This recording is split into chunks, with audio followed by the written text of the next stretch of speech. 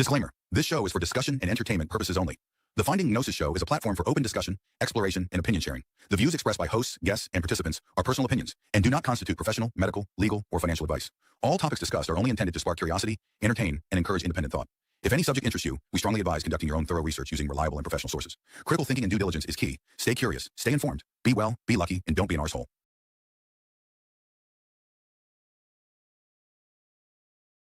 Go, sit or lie down and relax. Let your hands rest easily. Let the spine find a natural curve. Let the breath be exactly as it is. Take a slow, comfortable breath in and a long, unhurried breath out. Again, in and out, as if the breath is meeting you halfway. There is nothing to achieve here, only a gentle turning toward what is.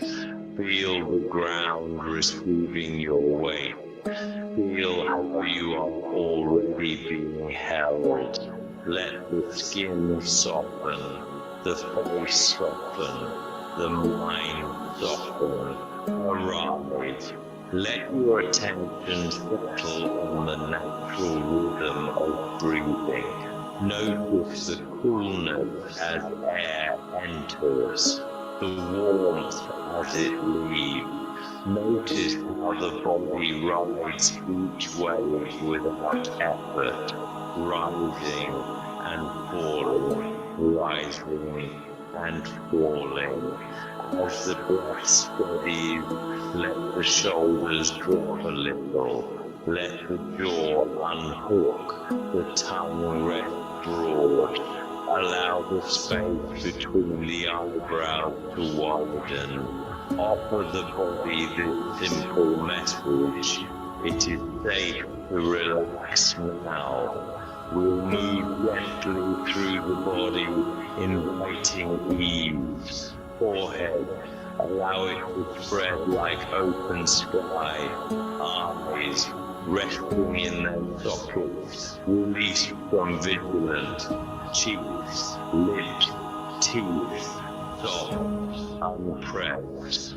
Throat and neck, wide and unforced. Let the head balance, easy and light. Collarbones broaden, shoulders slide down and melt. Upper arms, elbows, forearms, hands and each finger, warm, loose, present, chest, floating on breath. Upper back, wide, mid-back, ribs, moving like a bellow without hurry. Belly, soft like a tide pool, receiving the breath without trying. Pelvis, heavy and grounded, hips and glutes unfurling. Thighs, long and quiet. Knees, unguarded. Calves and shins, calm. Ankles, released. Feet and toes, spreading, warm, at rest. Let the whole body be a single field of simple sensation, one organism breathing itself. And now, a question enters. The show will start when one of you joins the discussion panel using the link in the live chat. And watch the ripples. What is? Notice the faint echo as the words dissolve. Notice how attention moves and rests. If the mind races, let it race. If it's quiet, let it I'm in the quiet. background. Hello, Your get me in there. job not to control, but to feel. Again. Hello. Good morning, sunshine. Welcome to the morning variety of the Finding Gnosis show. I do hope you are exceedingly well. I say morning. It may be whatever time it is on the 24-hour clock, wherever you are on this strange orb floating around a ball of radiation that will one day turn our planet into a fiery furnace of nothingness. Divine, I have to reload this page so that I can actually see what's going on. So if you could just talk for a few seconds whilst I reload the page, I'll be extremely grateful. Good morning, sunshine. I'll be right back.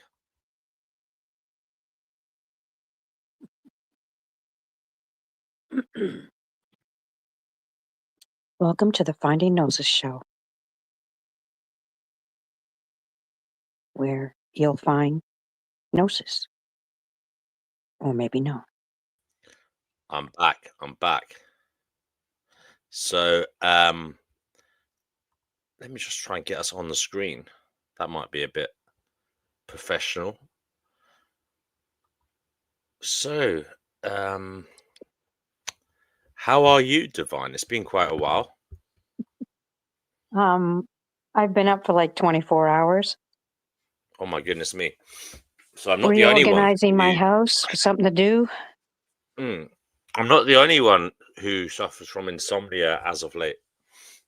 Well, I've had this for decades. It's chronic. Really? Oh my goodness me. Yeah. Sorry to hear that. I had to stop organizing because I think I really wrecked my left shoulder. I lifted something way too heavy. Oh dear. So you have had a little bit of feng shui, have you? Rearranging things around for the better? Yes. I know all about feng shui. I remember reading about it years ago. There is a map, isn't there, of where you should put things in your home, apparently. Correct. for good energy reasons. Yep. And I remember being pleasantly surprised that my home was oriented in a kind of good feng shui manner at the time. Yeah, I think it comes organically to some.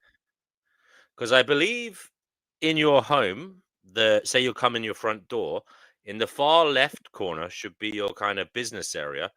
In the far right corner of the home, maybe upstairs, should be the kind of romance area. Kind of, if I remember rightly, that's all I can remember actually. But I do remember there was a kind of health area as well. There was a entertainment area as well that you had to have. But yeah, it was interesting. So you believe in all that, do you? Oh yes.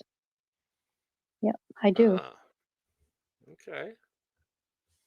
Every room can be a romance area if you're with the right partner. Yeah, and you were very lucky in that regard, and you still are. You met the love of your life, and apparently you're still connected to him, right? Oh yes. Even though he is he's on the other side. He's on the other side, but he still communicates with you? Yes. He actually gave me a message the other day. It was funny as heck. I was just sitting here, and all of a sudden he comes through and he says, "Don't check out like I did." And I'm like, "What?" I don't know where that came from. And what did he mean by that? Well, he had dementia, so we had no control over whether he checked out or not. To a degree, I guess. And he was just encouraging me not to do it, I guess. So. Right. Well, darling, that sounds yeah. Well, he knows things have been really, really strange here lately. So he was just trying to be encouraging. Don't do it. Yeah. Okay, darling. Well, I'm glad that he's looking out for you. Yeah, I get messages from my other people that don't even know me. Like I'll be visiting a couple of people on a chat or something, and all of a sudden a message will come in through from him. To them, they don't even know what they're giving me a message from him, but I can tell who it's from, obviously. Right. Divine, if I remember rightly, you believe you are a star seed from another planet? Correct. Or from another star, yeah. And you came here for a mission to spread a message to us mere earthlings. 2 questions on that. did you tell your partner that? Oh Did he yes, know about he was well aware of it. that? Uh-huh. Yep. And was he supportive of the view? And you know, was he also from another star? Was he a star seed person, or Yeah, was I he a mere believe Earthling? so because we were equal partners. Um, Hmm. he, there was no. I mean, if there was a decision to be made, we talked about it, and then he made the last decision because, as the head of the household, I supported his choice. But we always used to talk about things. He never was like, "This is what we're doing, bitch." He was, he was Right. fair with me, and he was equal with me, and never made So, me feel inferior. So but did he ever say he was a star seed person? he would never lay claim to it, but you could tell he was because we would never have been in an alignment or an alliance without that aspect because I would not have a partner that was anything but. Okay. Um, Now, I suppose the question for the uninitiated is, what is a starseed person, and how did you know that's what you were? And yeah, and there Mm, is one final question: what are you I've doing here? I've just always known and have had contact with the other side, and I don't call them quote aliens, and I don't know why anyone else would either, because they are not aliens. They are our brothers and sisters from another planet. That's all they are. There's nothing alien or strange about them. There's actually people here amongst us that live here on the earth plane, always have, always will be.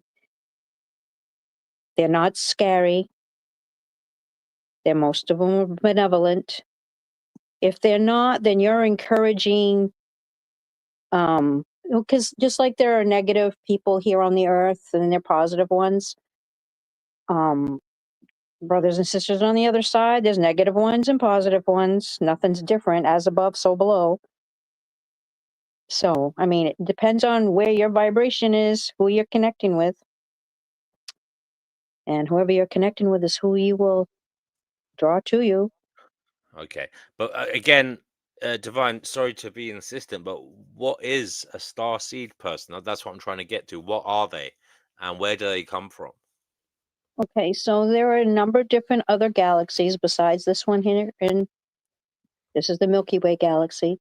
There are many other ones further away, and they're just beings that are higher intelligence from other planets, other galaxies that live here amongst us, come down here with a mission to live their life to the fullest that they possibly can and to be examples as to what a life could be, being nice,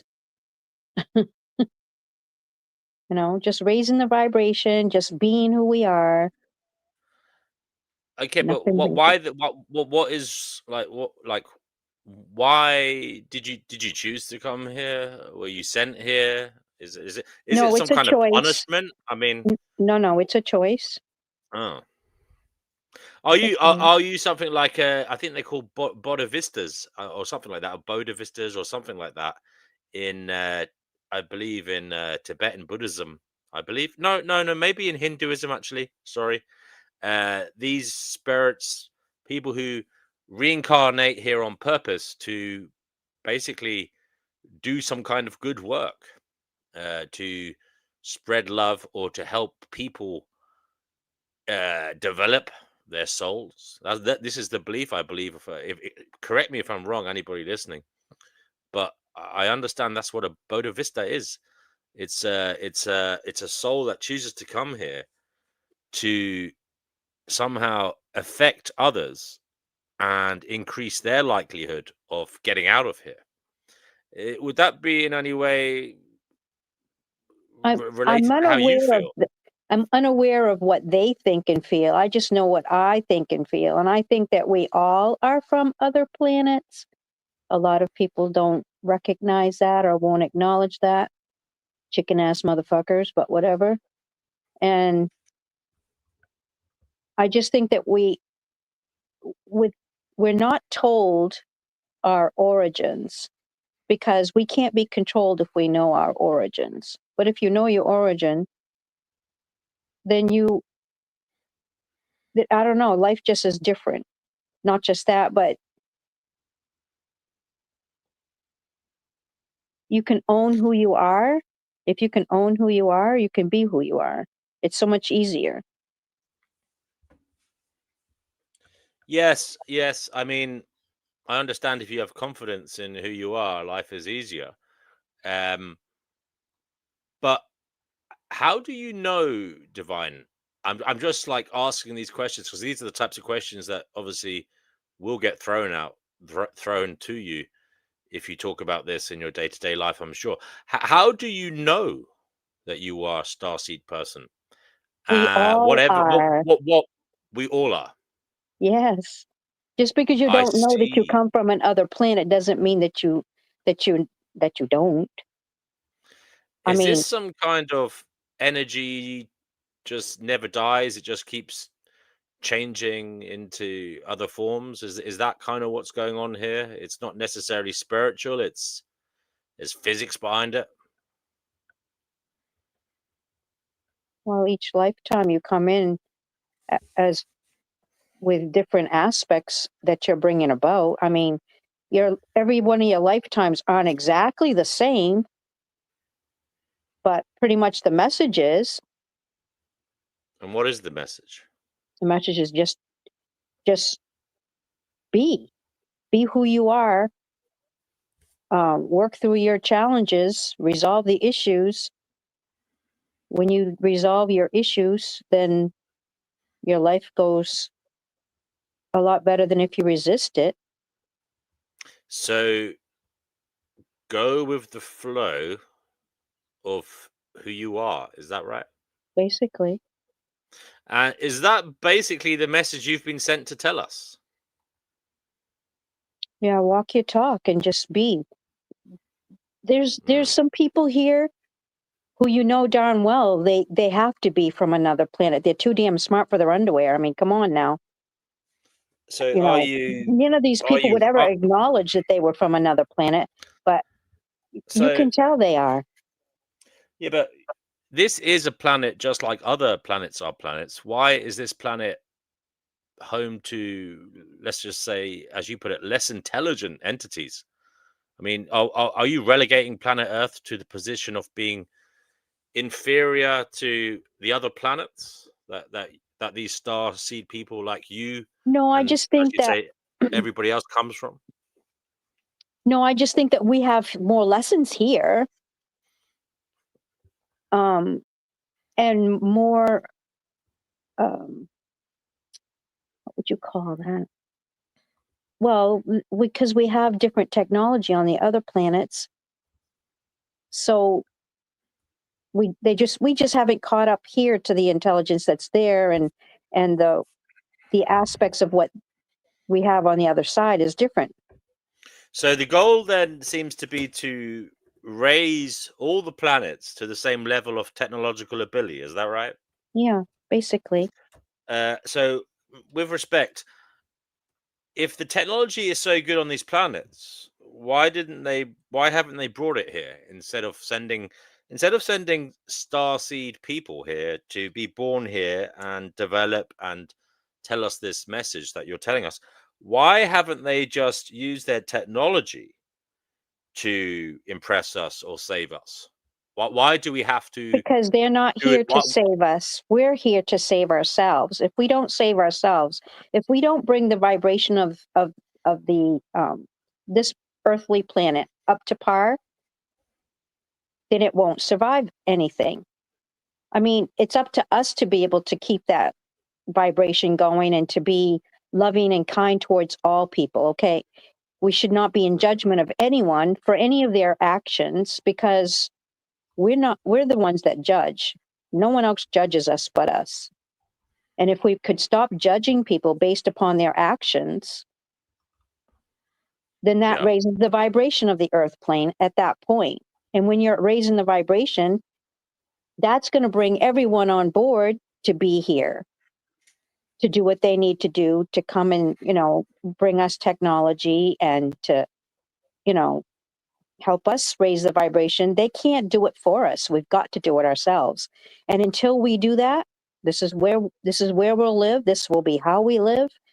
And that's the end of it. There's no more to it than that. How's it going, do you think, for Hmm? the Earthlings? I How don't is know. how I is am the mission so generally going? disappointed. I am so disappointed. Like, and I'm not being judgy. I'm just being me, and you're asking question and I'm answering it. Right. The behaviors that people have towards each other is absolutely off the charts rude. They're not thinking, oh, is this how I would want to be treated under the circumstances? Like when everybody sits there and gangs up on Chickpea, oh, I could just scream. Or when they tease her, or when they don't let her talk, or when they shut her down when she's in mid-sentence, we are not showing reverence for older people. When you don't show reverence towards older people, you're going to get it in the end. You're not going to, it's just wrong. And the whole thing is everyone has to understand she's been through a lot. She's an older lady and she deserves respect and honor. And because of who she is, Yeah. even more so, okay? You have to remember this woman is by herself with freaking cats. Okay? So Retro asks, how do I think it's going? In terms of this mission that Divine believes we're on as a species, I'm not sure it's going swimmingly well. If we're meant to be raising the vibration, and going to a better place, well, I'm not sure it's going swimmingly well, but I believe that's what you think as well, Divine. So I'm not alone in Yeah, thinking the that. intention is to raise the vibration so we can stay here on the planet, not have to pop off the planet when we reach a certain age. I don't think that we're meant to be off this planet. I think we're meant to Is be it here. so? It Mm. sounds like a kind of Jehovah Witness turnout then, like we're meant to, this is our home and we're meant to live here forever. That's what they believe. I don't think this has anything to do with them. That may be their No. message, but I don't think it has anything to do with them. Because They there's believe too much reverence for Jesus. We don't have a reverence for Jesus, okay? Jesus was just the example of how we should live our life. He is not our savior. He's not our God. He's just a brother of ours that came down and set the example for how to live our life. No one should be worshiping him. He's just the guy next door. He puts his pants on the same way we do. That it's definitely not meant to worship him in any way. So if you had your own set of, if you have spiritual commandments for the human race, Divine, what would they be?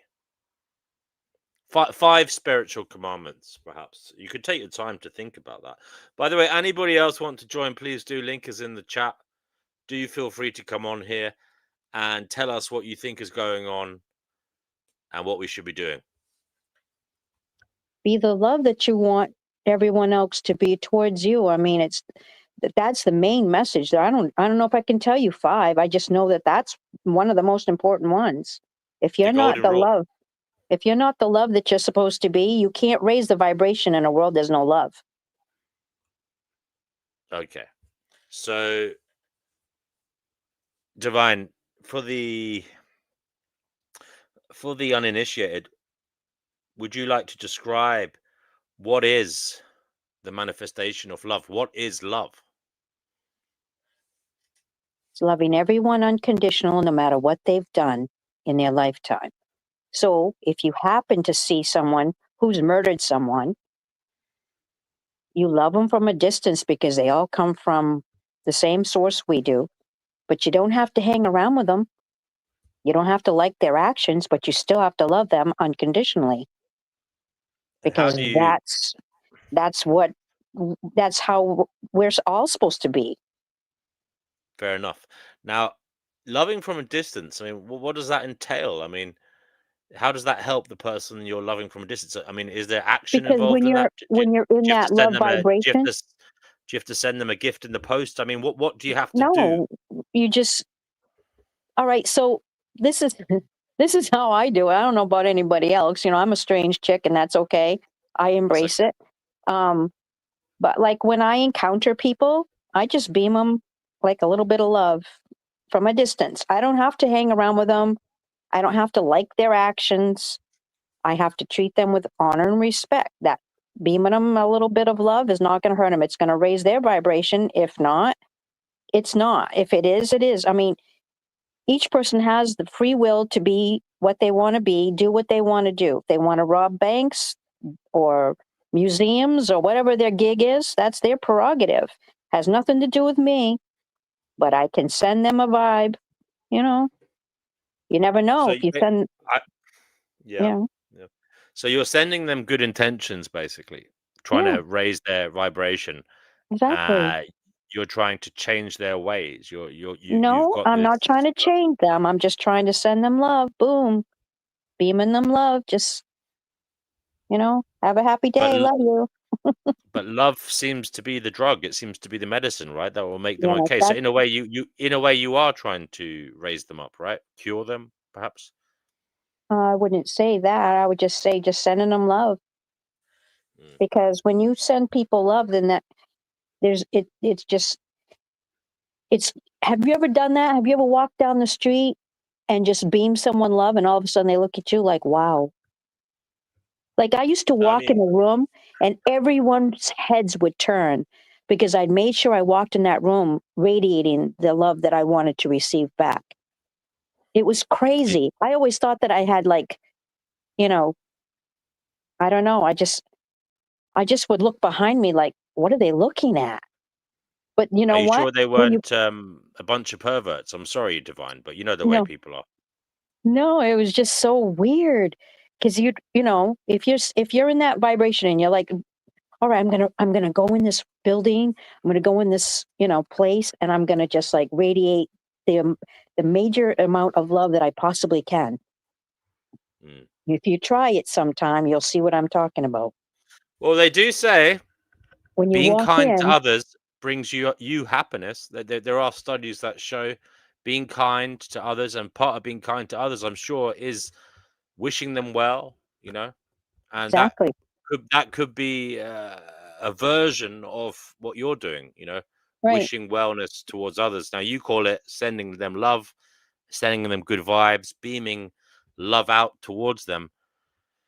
It's an intention, so it's framing your Right. intentions towards others, wishing them well, but you don't have to actually talk to them. You're just walking around with that wish. You're trying to manifest that reality.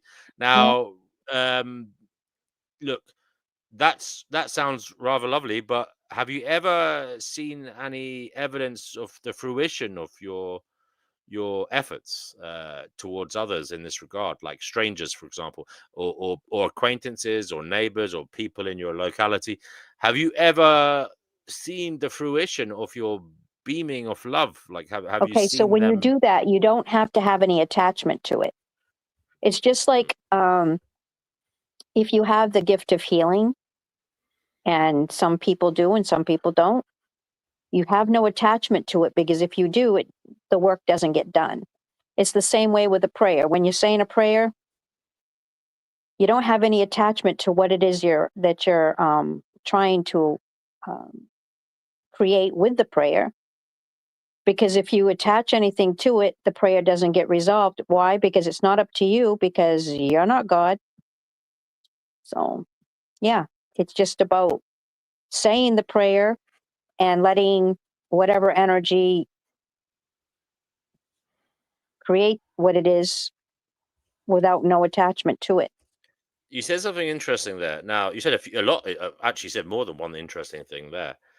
So, first of all, you practice this beaming out of love towards others, Hmm. even those who other people view as unworthy of love. You love all universally. Yes, you have to. Now, That's part of it. yeah, you do that in the hope that you will lift them up and help them, but you say you can't know for sure that it will happen because you're No, I not have no God. attachment to the outcome.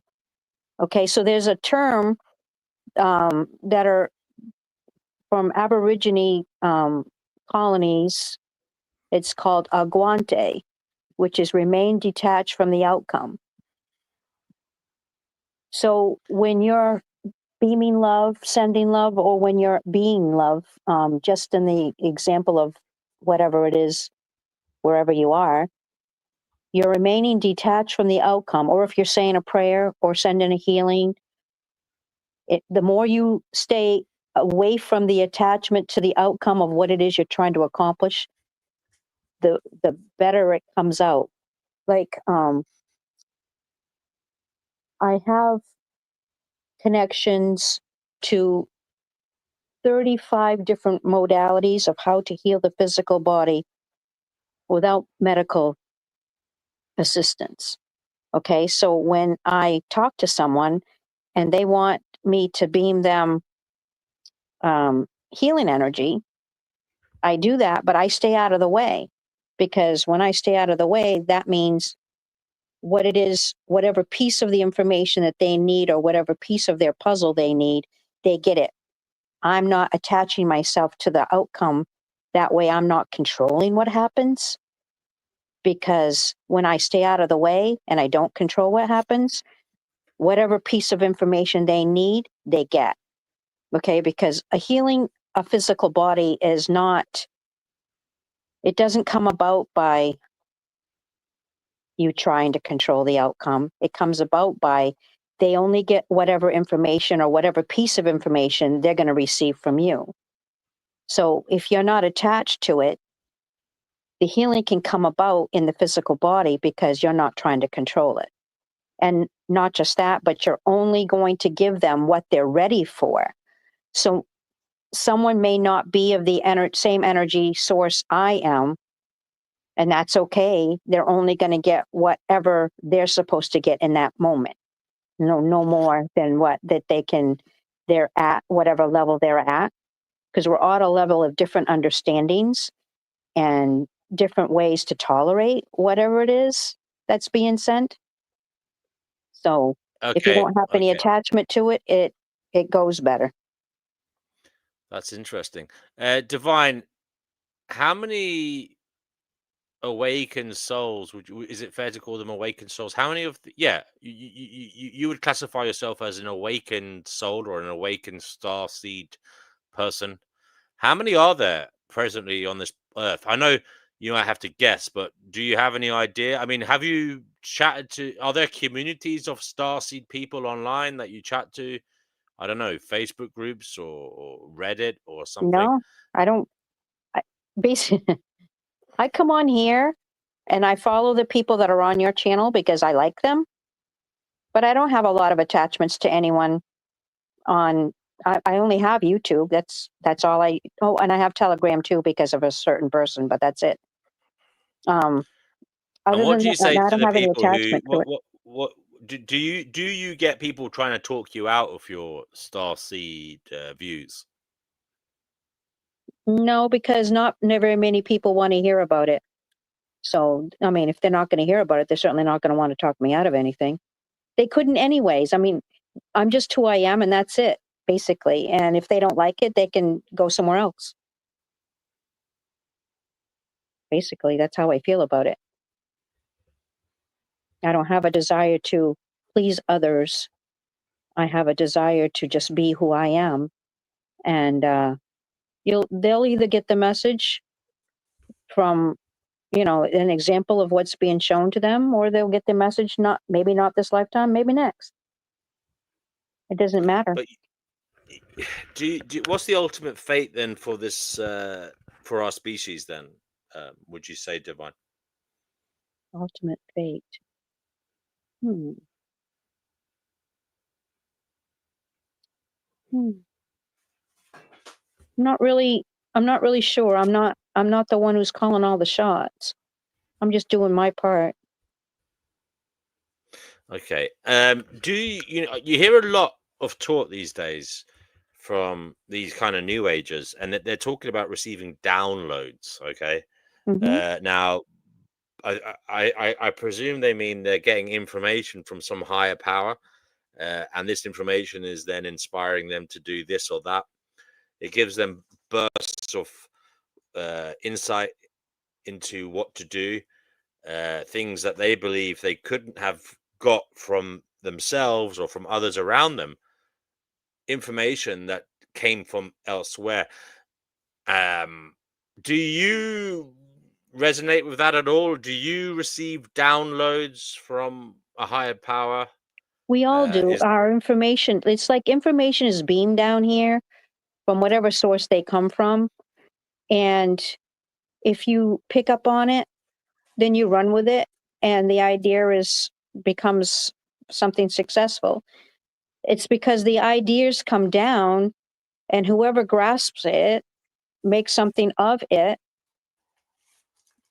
They usually can do something with it and become something or do something or add something to the world that makes it better. But that information is for everybody, but whoever grasps it and does something with it is the one who actually gets the credit for whatever it is that the creation is of whatever it is that came down. So the energy is beamed down here, a bunch of people hear it and they go, wow, I just heard that. That's pretty cool. I think I'm going to do something with it. There's other people that hear the same exact thing and just go, yeah, cool, dude. And they don't do anything with it. That's okay. It's whoever wants to run with it and make something of it. But we all get channeled the same exact information. It's just, where you're at in this grand scheme of things is what makes you decide whether you're going to do something with the knowledge of it, or whether you're just going to just like go, hey, that's pretty cool. You're not compelled to do anything with the information you're given. But when you do, you're usually successful. Downloads are what most people need in order to keep them going in a particular direction anyways. I mean, is it good? I've heard before that you shouldn't talk about your spiritual views with others.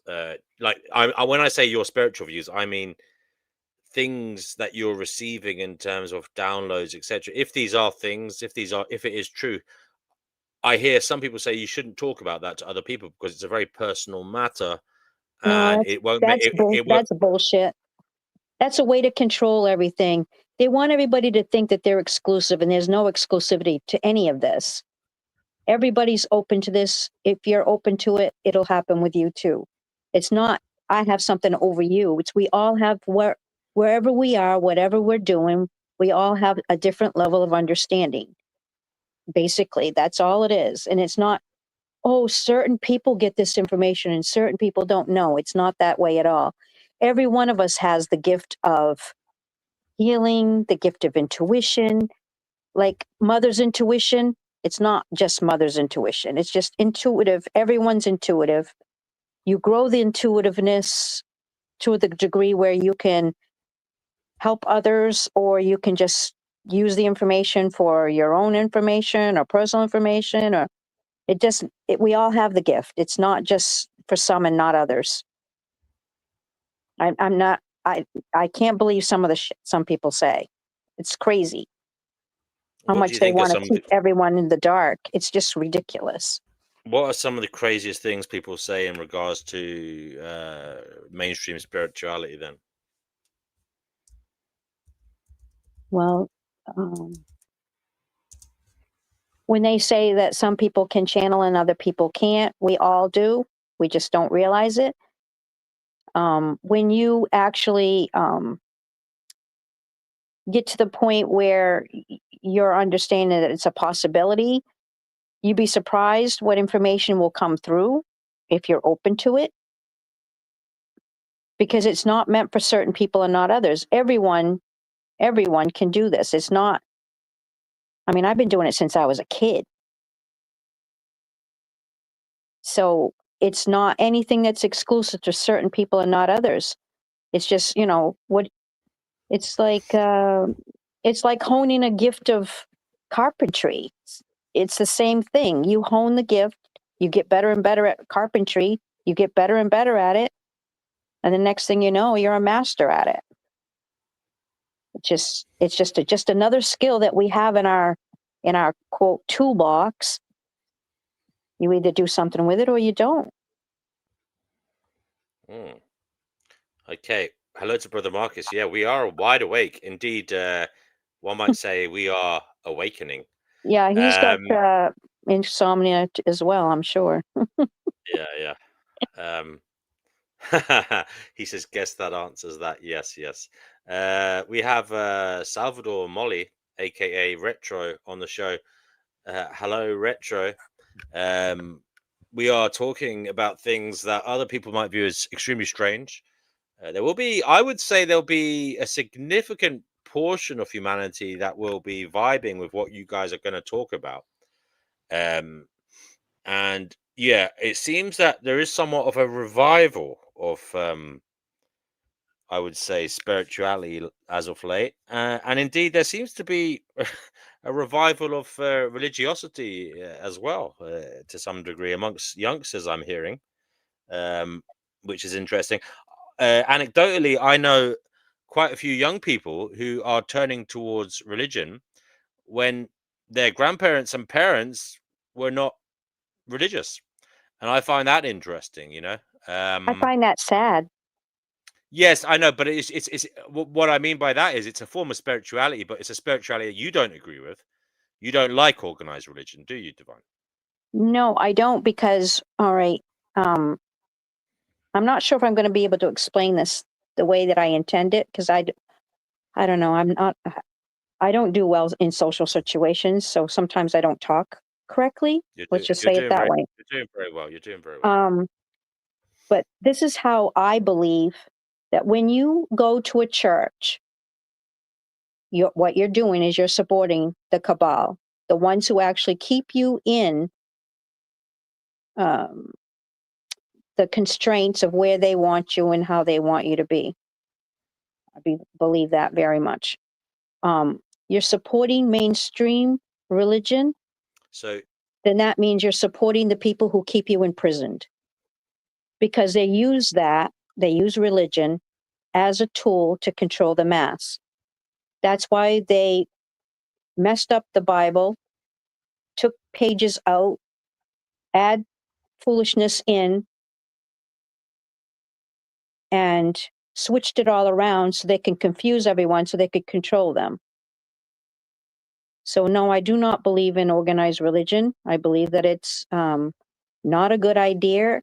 And I feel really sad that they don't even know that they're supporting the people that are imprisoning them, and that the information is not out there enough for them to grasp that. The only thing that we can hope it for is that you'll be able to talk to youngsters and have them have some sort of a different understanding. I know that sorry, go ahead. there's a lot of people who don't understand the fact that is the fact that you are supporting mainstream organized religion. And when you do that, you're keeping yourself more imprisoned, because I don't know. Well, you see, Divine, you're making mainstream religion sound extremely dark.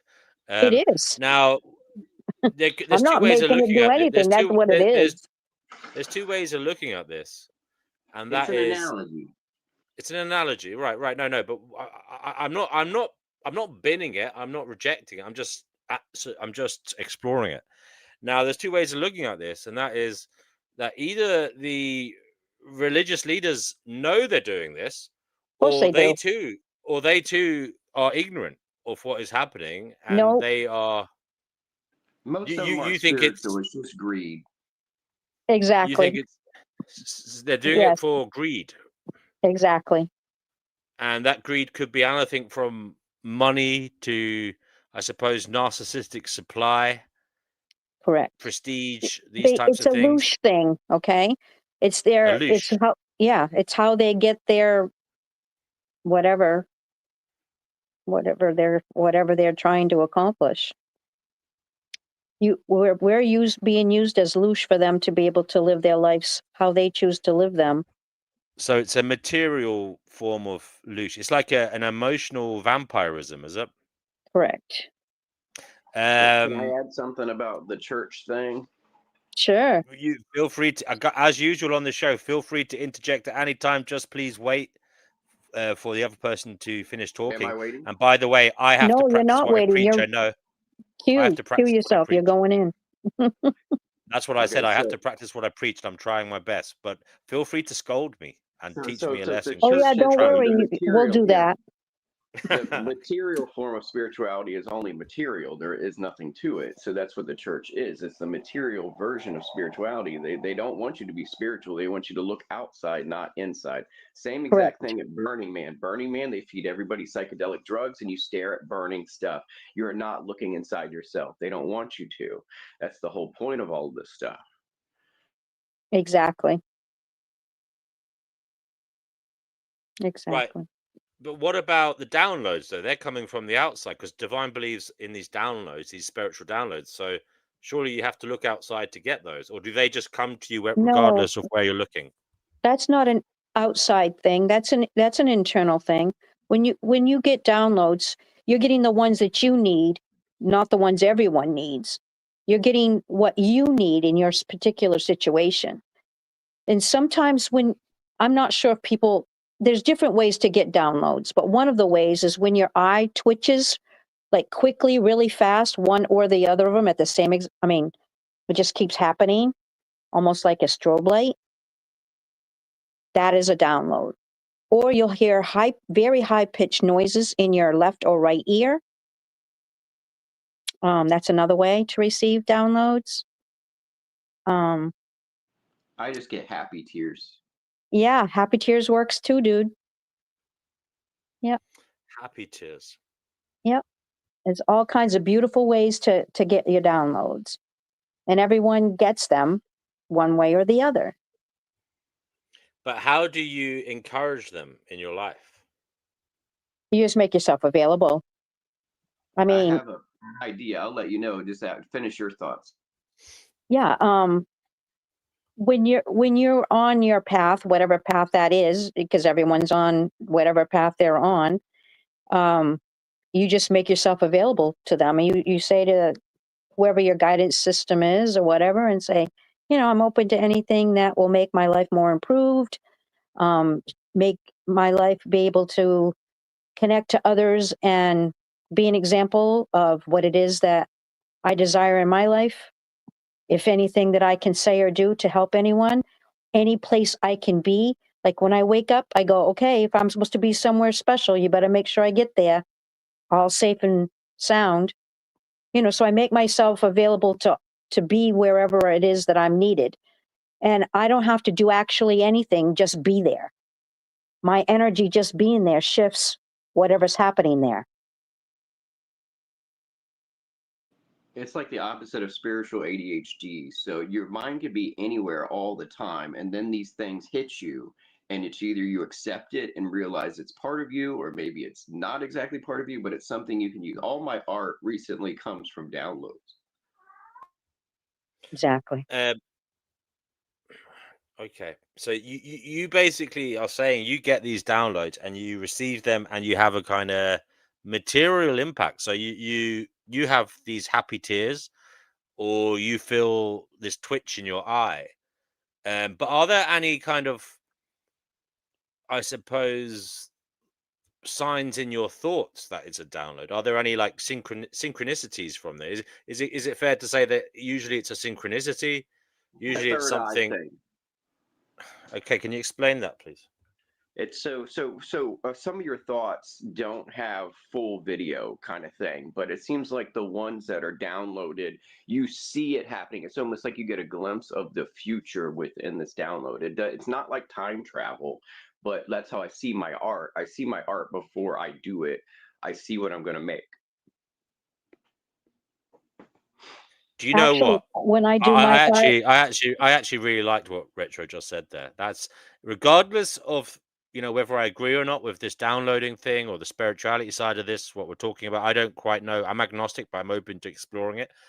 But I do like what you just said there, in that you see the future when you're creating art, because you see what you're going to make and then you create it. Yeah, I like that. That was worth listening And to. it's not Sorry. all me, but I mean the download is within, but it's not. I feel like it is some other spiritual source that hits me with this stuff, and to be clean in spirit helps a lot. So the more divine and closer to the spirit you are, the more this stuff is readable and you can see it. So if you're drunk all the time, you're not going to notice this stuff, okay? If you let your ADD take over, you're not going to know this stuff. If you're doom scrolling, you're not going to know. So the more you free your mind and are more divine and closer to spirit itself, these things become more clear.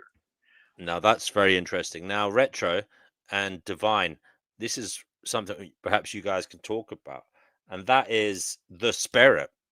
What is this spirit? Divine, is this a term that you use? Is this something you would agree with Retro on?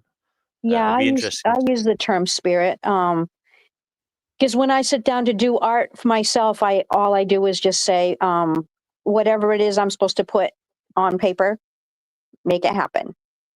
I want it to be of a spiritual nature, directly from my guidance system, Mm. and I want it to be able to help others. So what I do is, I design greeting cards, kind of sort of thing.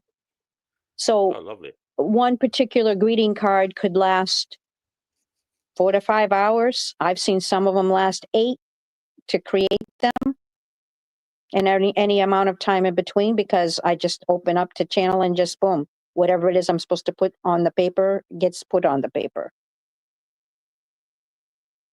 And it does that every single time. Whatever design I'm supposed to put on the card, that's what I do.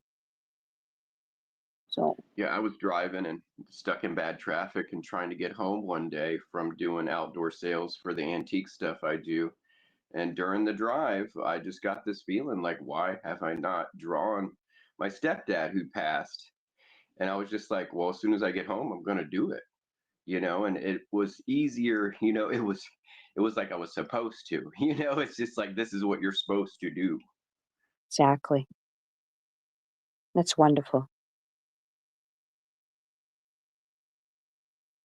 So you're talking a lot about the spirit, and you've mentioned the materiality here as well.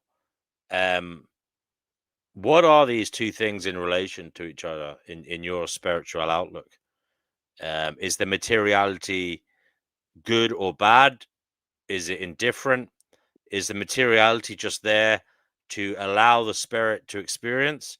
Is the materiality there to cause us suffering, or perhaps to teach us a lesson? Or is it there to allow us to attain joy eventually? What is the relation, would you say, between spirituality and materiality? Well, materiality would be the means to the end, but spirituality is the truth. So we're here, and like they say in ancient Egypt and even Christianity say, your soul can be weighed against a feather. So what they're doing, that's the balance that you just mentioned. It's material versus spirit. So the less material you have, the closer your weight is to that feather.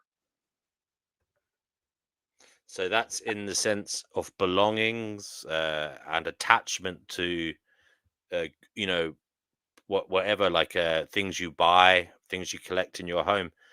Um, that's fair enough. But Yeah, I'm not all talking. attachment is bad, but they're the ones that are weighing on you, weigh on you. So if you bought a car you can barely afford and you're keeping it fixed and fixing every scratch and dent, well, it becomes your life, and that wasn't your life. Your life is more important than that $80,000 car you cannot stop repairing or washing the bird poo off of. Mm. So something Mhm. like that is an attachment that is beyond what it's needed. But your attachments can be your house, your family, your garden. There's nothing wrong with that, but it's the attachments that weigh you down. Okay, but I get what you're saying, but I'm just asking, like, in terms of the bigger picture here, what is the deal with materiality, things you can see and touch? Like, what is that for in terms of the spiritual journey in your eyes? Well, I think they're both competing viruses. So it's just like we're either going to be in a full material world with no afterlife where we're all robots in the future, or we'll have a spiritual essence where we understand who we actually are. We have choices. Okay. Now, as far as I'm aware, Divine's unique brand of spirituality is based on the view that we come from different planets throughout the cosmos, and it's basically like energy exchange. We were on a different planet, and then somehow our energy ended up on this planet for some reason. Now, there is in her eyes, a mystical reason for that, as in to raise the vibrations and to increase the wellness of awareness. Um, Now, to me, Divine, that sounds like your spirituality is it needs materiality to exist. We're There is multidimensional that. beings. Yeah, When you're a okay, but multi-dimensional being, that means you connect with every aspect of the other galaxies on the Earth plane. I mean, on the in the ethers. You're not just one or the other. I mean, I guess some people say they are one or the other, but I believe that we are all multidimensional beings, which we connect with all other galaxies, all other um, groups of different, um, like Arcturians, Palladians, um, Cyrus. We all connect to all of those planets, not just one or the other. Some people just say they only are part of one or the other. But I think we're all multidimensional beings. What's your thought?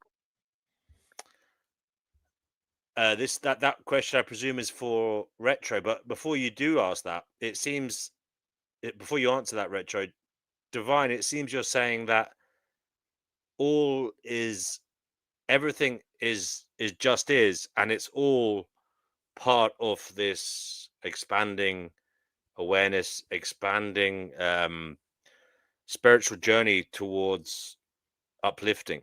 Is that fair enough? Like, it's all just everything that is a vital component of this spirituality, whether it's the Consciousness, it material essence. depends upon whatever level you're at this moment in time.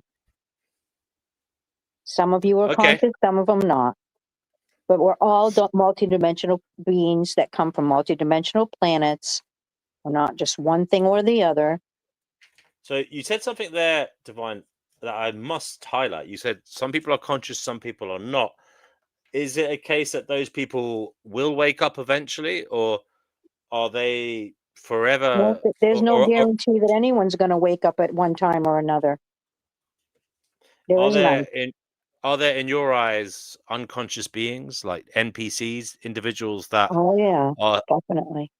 and what are they for? Because I don't believe in those myself, but that sounds like it's a term that seems relatively new, because you hear about it, and it's obviously it comes from youngsters who play computer games, and you have these characters in the computer games that are non-player characters that are just there to kind of fill up the screen and to add to the story. But when you move on in the game, they disappear. They're not vital. They're not autonomous beings. They don't have their own agency. They're just coded to basically give you something to see, and to either help you or harm you.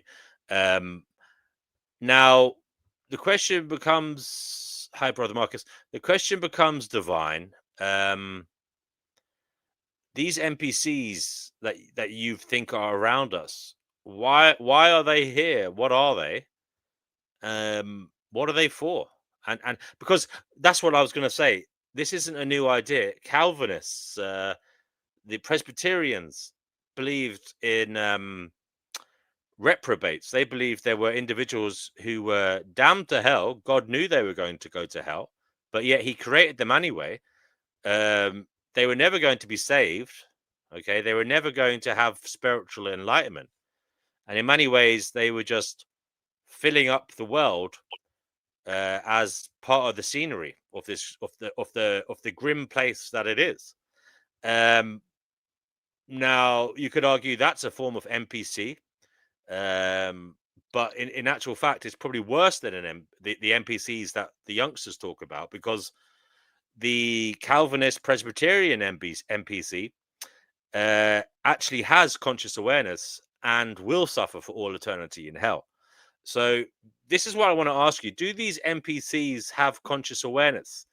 Are they going to continue their journey after they die, or will they disappear? Will they suffer for their lack of awareness? These are the questions I'm asking about these people.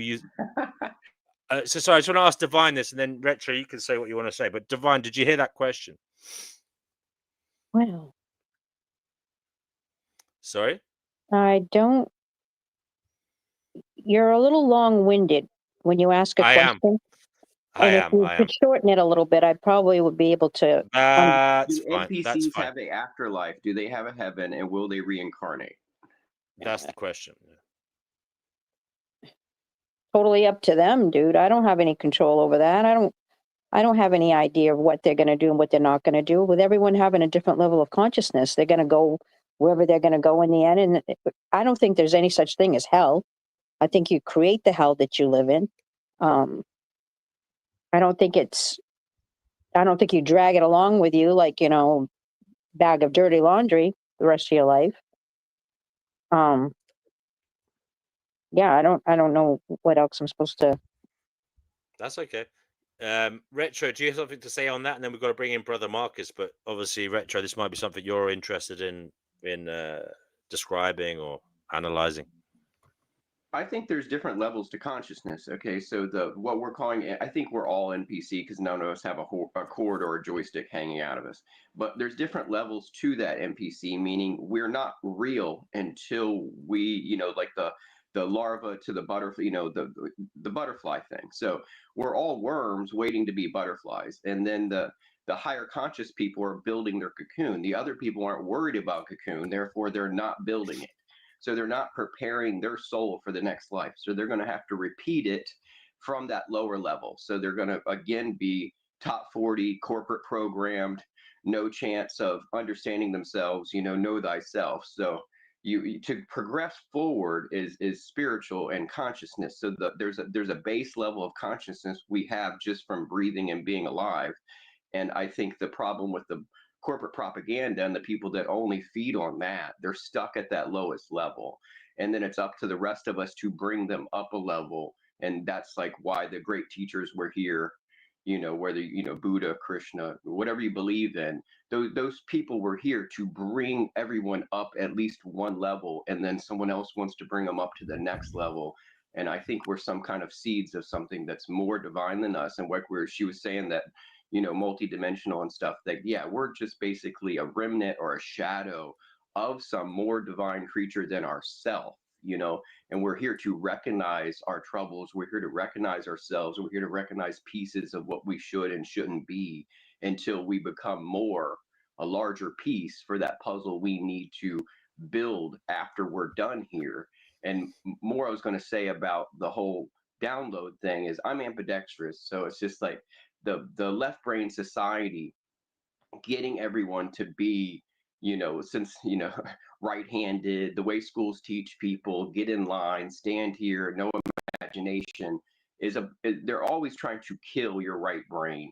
And I think the right brain has a lot to do with those downloads, and the people that have it, sequestered off and don't want to deal with their right brain aren't going to receive download. So it really helps that I'm ambidextrous. It helps that I understand it and I'm open to it and I let my right brain come through. So the I'm right also brain. ambidextrous as well. So yeah, it makes sense. Perfect sense. I know one Okay. thing. I've never played a video game a day in my life, but I do believe that there are NPCs out there, and what they do is they're trying to throw us off on our path. They like to interfere and cause us lots of grief, and they are real. They're not fake. That's for sure. Okay. I want to bring Brother Marcus in here. Brother Marcus, lovely to have you here. How are you doing, bro? Night of Insomnia, and saw you were going live. Yeah. So I just hopped on. Yeah, I thought why not? Because She didn't I text have you back actually, either, did she? I've been having that insomnia as well, actually, and it's horrible. So I feel you, man, and yeah, I hope that you feel relaxed. Maybe we can send you to sleep. That would be nice. But yeah, I mean, yeah, I've had insomnia, pretty bad sleep for the last 2 weeks, and it's You okay? horrible. What's going on? It's because I slept too much one weekend, and then it just knocked me off kilter, you know. Oh, okay. Because I had a late night basically, and then it Solar weather completely does knocked me affect off. that. Sorry? Electromagnetic solar flare stuff. The sun's been going off for a week and a half, so it's definitely Exactly. been Yeah. messing with everyone's sleep Yeah. that is prone to it. I And had full a moon too. I had Full a moon night. I affects had us a more night. than people realize as well. I When had a there's a night of full not. moon, Yeah. that throws us off as well. I had a night of not being able to sleep, and then I had to leave my home at 7 a.m. and then I didn't get home till like 11:30 at night, and I was literally busy all day, like really hectic, and it just really fucked me up. And then that night, I didn't really sleep because I just there was things going on, so I didn't get enough sleep, and yeah, it just fed into my week and just fucked me up, you know. But yeah, not getting enough sleep is horrible. It really is. Any advice, guys, for Brother Marcus here? No, and no, no. I myself? don't want advice. No, no, no. For Sorry, you, sorry, maybe. sorry. For me, Chamomile for and me. lavender for everyone. Say that again. Chamomile and lavender for everyone. Oh, chamomile. Yeah, yeah. I haven't heard of the lavender, but lavender tea, right? Lavender calms you down, whether it's a Yeah, yeah, candle yeah. or a spray or an incense or whatever. Mm. I accidentally sprayed. Well, I have extremely high quality essential oils here that you can actually ingest if you choose to. And I was looking for my zeolite, and I just grabbed the spray bottle that was on my side table and sprayed my mouth, and I went, okay, well, that was lavender. I'll be calm for a bit. So it's like, it's crazy. But yeah. Yeah, whiskey says you have dogs. Yeah, I heard about melatonin gummies. You can get those now as well. No, Apparently, they're no, no, good. no. Do not take melatonin. Your No, body already creates melatonin. There's no need to take it. So if your body's already creating it, you don't take it because it will reduce the amount of melatonin your actual physical body will make. So, you don't take melatonin. That's just something mainstream medicine throws at people and tells them they should do, and that's bullshit. by the way, I saw Yerf Dogs did a a good reply to American Zombie, if he's watching on his channel. That was quite a fiery night, wasn't it? You were here for that, Divine, and Brother Marcus. Yes, I Retro, I was. think. Yeah, it Yeah, was. I regret being so cheeky in the chat because honestly, I was just having lighthearted fun, and I didn't know that someone on the internet would be so that passionate about people who believe in. Well, he doesn't like the word believe. People who think evolution is like in corresponds with reality, whatever. I don't give a shit if people believe in it or not. I really don't care. I'm not passionate about being an evolutionist or something like that. So yeah, I was just having lighthearted fun. I'm not like You weren't trying to emotional start about. World War. You Yeah, weren't yeah, trying to yeah. start World War III. It was meant to Yeah, be a it's- bit of yeah. Exactly. It was Uh, supposed to be just lighthearted between all of us. It's not supposed to be that intense. yeah. Definitely. That's not why we're here. Yeah, But I do respect Yerf Dogs for his opinion always, because he just has like 55,000 pounds of integrity, which I'm very, I don't know. I just love that stuff. I love people when they're brilliant and they have an opinion that matters. And I'm not sucking up. I really respect him. He always tries to find out the rest of the story, and he wants facts, and he wants proof, and he wants, quote, evidence. And I like that. I like that. Indeed. So Vida says NPCs lack critical thinking. They don't question information and seem to blindly follow popular opinions, trends, or mainstream political social narratives. Mr. Vida, do you want to come on here? UF Dogs, obviously, you can come on here as well if you want to. UF Dog says in relation to American Zombie, he says he doesn't care if he thinks evolution is a lie. He cares about his inability to defend his ideas while being belligerent. Why though? Why does Steve care about his inability to defend his ideas? He's someone on the internet, right? Just like I am, just like you are. We all believe different things. Why do we care? That would be an interesting conversation, actually. I mean, if you want to come on, UF Dogs, and answer Brother Marcus's question, you're welcome to. I don't know what time it is in Japan now. I think it's the belligerent part. Like, what was it, about 7 in the evening or something there? Maybe, I don't know. Probably something it's like like that. everybody on your channel, like we all believe different things, right? I know. If anything, multi-diverse. if like, I don't anything, know this if channel, we agree on I'm anything. occultist No. kind of person. This channel to me has been a lesson in just acceptance of Yeah. the subjectivity Exactly. What of it should matters, be. you know? And in some ways, oh, by the way, guys, I have been having a weird kind of one of the things I've had the insomnia. Yeah, 7 p.m. I was right.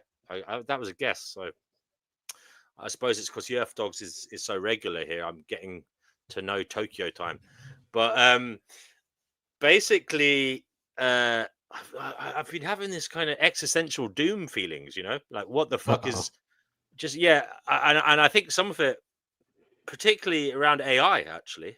You know, maybe I'm worrying too much, but I've just been thinking like, what is going to happen? You know, and it's really freaking me out. What difference but what does it about make? this? Yeah, exactly. Like, just Sorry? whether it happens or not, like you can't do anything about it. Yeah, Just exactly. So release it, let go. Just that's be the let thing. go and allow. Let it happen, and it doesn't have any profound effect upon you until it does. Yeah, you're right. That's kind of one of the thoughts I had last night. I was like, well, why can't I just turn it around and think of the happy, positive opportunities? You know what I mean? Why am I? Well, even if you like, okay, go with the catastrophizing. Okay, can you do anything about it? No. All right. No, exactly. Farhat says AI is not going to podcast. It will actually. It fucking will. It's only about. It could do. I reckon it could do it now if they really wanted to. You know. Yeah. They just for some it's way reason more they're holding advanced back. and they're letting us know. I think so. Yeah. And you know what? I'll never know whenever it happens. That's true. You could be AI right now, and I wouldn't know. And I'm governments actually a time traveling AI bot from the future. You know, they worked out how to retrospectively like send information back from the future using a light that beam. Explains the timing of your stream right now. Yeah. That's it. Yeah. Well, I actually am in the future for you because it's 10 in the morning, 10 in the morning here now. So there you go. I'm in the future. We're ahead of you in time, at least. Yeah. But yeah, I suppose I was. Yeah, I have to be careful of my catastrophizing, as I suppose everybody does. You know. But worst case scenario. Oops. Go ahead. Sorry. Go ahead. I said, the only thing AI is good for is coming over here at my property and picking up all the sticks off the ground. And then they can go home. So you want it to do that, do you? That's all I Okay. want. In other words, I think that they're going to be good for physical labor, the stuff that are just, monotonous and never ending. Okay. I have so many damn trees always down. I'm always picking up branches. So if you're going to have AI anywhere around me, just have them come over and pick up my branches, and I'll be more than happy to accommodate. I've got plenty of branches for them to pick up. Other than that, I don't need you around me. Stay away. Right. I With suppose. DMW, like boundaries and since we were moderation. kids, everyone's saying that the world's going to end because of climate Yeah. change, of zoonotic like diseases, No. economic depressions. Like worrying about every single thing that you have no control over. Like I don't. Yeah, it's pointless. I mean, I remember being That's a why kid. they Right? do it, right? When I was They a want kid, us there to was a be like man. that. They want us When I was to be ruminating on what's going to be or what's not going to be. They want the never-ending record to be played over and over and over in your head, and there's a Yeah. groove that just keeps doing the same thing over and over again. Because if they've got you wrapped up in what the potentialities are, then you're not doing what you always are supposed to be doing, or what you want to be doing, or what you, or even what you want to do that's different. I mean, everyone Right. keeps doing the same old thing, expecting the same results. But if you actually woke up one day and said, I'm going to do everything different today and just see how my life ends up being today. And most of the time, your life ends up being really interesting because you're not controlling your every waking move. My favorite part And about the the more that Olympics they is can't people not figure out looking what at it their is you're phone. doing and whatever it is you're saying and however it is you're happening to be doing, the better off you are, because you always want to be unpredictable. So if they're constantly watching us, and they are, we know that right now, they're actually monitoring us. So they're monitoring me. I don't know about you guys, but they're monitoring me right now. And you know what? As long as I'm doing things that are unpredictable, fuck them. They can't figure me out. Yeah, I was on a different podcast last week, and it was an art thing, and I was drawing live with a group of artists, and we were talking out loud, having a conversation. And part of the conversation was about AI. And I was telling them how society, when it gets more automated, it's going to create like a renaissance of more creative people because we'll have more time to create. And I predict like a hedonist renaissance where people do minimalism art, like dots and pencils and things. Again, the AI is going to be too complicated to even want to do. It's not going to want to make dot to dot pencil drawings or ink splatters. It's going to want to make Rembrandts. So it's like talking like that, and then my page got flagged, so my people went and attacked me over what I said, and I just got my ability to speak back today. Oh, they suck. Jesus. I mean, Like, you I don't didn't say understand why anything we can't say outrageously what we bad, want did to you? say. That's just so No, ridiculous. it's just the artist community is really anti-AI, and I was just telling them to embrace it. Kind of, it's not that bad. It's Oh, not I competing with see. you. It's its own genre. It's competing with itself, not traditional art. Yeah, I've heard that argument that humans can still be avant-garde. They can still be ahead of the AI because AI can only go on what has already been done, and humans can have that creative spark to think ahead and direct it to something new. You know, Right, whereas but But we're no one not wants a being hand controlled drawing like by robots AI. are. They want something very complicated. They want a see-through glass skull with sequins with lava coming out of it. They don't want a comic book drawing. You know what I'm saying? They want something extreme that you can't do without it. And then those people are competing with each other to do something they haven't done yet. That's the AI community. They're not trying to compete with a regular comic book artist or a regular painter. That's not their competition. Their competition is within themselves in their own genre with their own peers. And they're not even organic anyways. I mean, who wants to do what everybody else is doing? That's what robots do. They just they do what everyone else is doing or what everybody else expects them to do. Whereas a regular artist is actually creating from, there's something inside that comes out in a creative form when you put it on paper or when you design something or when you're drawing something. It's an essence of who you are that comes out.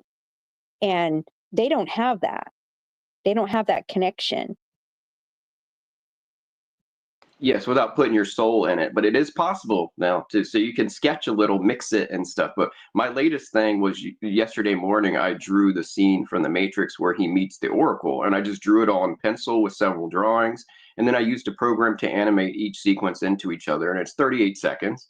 But it does, it's me, you know what I'm saying? It's not the AI, it's me. It's my message, it's my art, it's my pencil drawings. It's just a program used to blend and get one frame to get to the other. I can't believe how many years I've heard this movie referenced. When was that? Like 1999 that came out? In 1999. But I'm saying I got that as a download. I wanted to do the Matrix, and that scene just would not leave my head of when he meets the Oracle in her kitchen. So I went and looked at that scene and I hand drew it out. Hmm. On a more serious note, DW, I just want to say, like your sleep also impacts your emotional regulation too. So, Oh like, yeah. It does. if your sleep is back in order, you might do less catastrophizing. Oh no, I know. Yeah, it definitely. I've noticed the effect. Yeah, it definitely. It makes you. Well, it makes me wired, and it makes me slightly manic, and yeah. And then the That's competition the feeling. hormone. It's a what? Sorry. I said, then you have competition hormones. I'm saying someone upsteps you or drops the gauntlet, or you meet a girl you like. There are hormones step up, so we get agitated when we're not even agitated because we're ready for competition. Oh dear. No, most of my sleep foolishness, that's what I call it now, comes from if I'm able to help someone else in whatever it is that they need help with, their projects or whatever, or their, something that they need help with. If I'm helping them, there's something about me doing that actually gives me an extra spurt of energy of some sort. And I can get all of my projects done in half the time after I've helped someone else do their projects. So I would have probably, if I helped someone organize their kitchen yesterday because they really don't have any idea how to do so. And so I was sitting there and I was helping them and everything. And then when I get home, instead of just, acting like a slug or something, all of a sudden I just sit there and I go, okay, let's get this done. And I just haphazardly start my project and I can get my project done. But if I hadn't gone over there and helped them, I wouldn't have even had the desire to do my own project. It's almost like it energizes me to help someone else do theirs, and then I'm able to do mine and get my stuff done. And that's what keeps me awake. Definitely balance and workflow. I taught a class 12 years ago on making comic books. I've still never successfully made my own comic book. I've drawn out like 2 in pencil and I've never published them. But I taught a class of 27 fourth graders of how to make comic books. And I drew like templates for them, and I had them create their own villains and heroes and do their own scenario and help them all do it. And here I am now applying all that to make my own animation. Yeah, that's beautiful, and you saw the change in the youngsters, and they were delighted with themselves, I'm sure. Oh yeah, it's a very rewarding experience, and I hope a lot of them are still doing art today, but they would all be adults now since they're 4th grade in 2008 or 9. So that was 15, 16 years ago. My granddaughter just got done having National Honor Society. Can you explain to us what that is? Because we're not all in America. Well, she's homeschooled. Okay. Virtually, and she just made very high honors, and they acknowledged in her it. exams. Cool. Yeah, she's That's brilliant. Excellent. A brainiac. Well done, her. Guys, I don't know if you're aware, but it's heating up around Venezuela, isn't it? Apparently, the US is sending more and more military units and like aircraft carriers and that there, Navy ships It seems personal with our administration and our country with that. And I looked up the Hugo Chavez thing, and apparently he was dead 4 months before they announced it. He died when he went to have that surgery in Cuba to get rid of his cancer. And end of December 28th, he supposedly really died. They didn't announce it to the public, and they lied until March of the next year. Hmm. Some people are saying that this is all just because Venezuela's like apparently one of the biggest oil fields in the world. More and natural that's what resources Then trying buy to it from steal. them. Then send over the business people. We don't need, to unload missiles on them for that. It's a business deal. So they obviously made a business deal with someone else, or it's personal. Something's going on here. Just like Bush and his daddy, it was personal. Right. Well, That's I another reason why remember- we're at the vibration we're at. Until we can raise that vibration and stop freaking goddamn fighting, we're going to be where we're at. Simple as that. well, It's not rocket there is a science. problem. There is a problem with the fentanyl in America, isn't there? And it coming across the border. I think it was a surprise move where they've basically, and I can understand why they're doing it. Narco terrorists basically. They've got this new term for gangs, international gangs that deal very, very harmful drugs or smuggle harmful drugs into America, narco terrorists.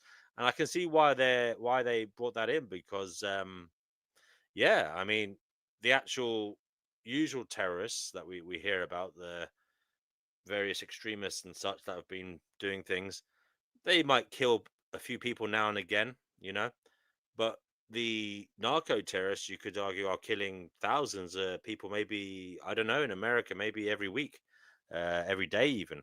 They're probably killing hundreds, or maybe I don't know what the figures are, but a lot more people. Yeah, not much different than our drug cartels and our oil cartels run by the CIA all over the world that have done the same thing for 55 years. Yeah, I just think it's a distraction. They're trying to get us all wrapped up in whatever it is they're trying to create. The more they try to wrap us up into it, the more they create it. It's just ridiculous.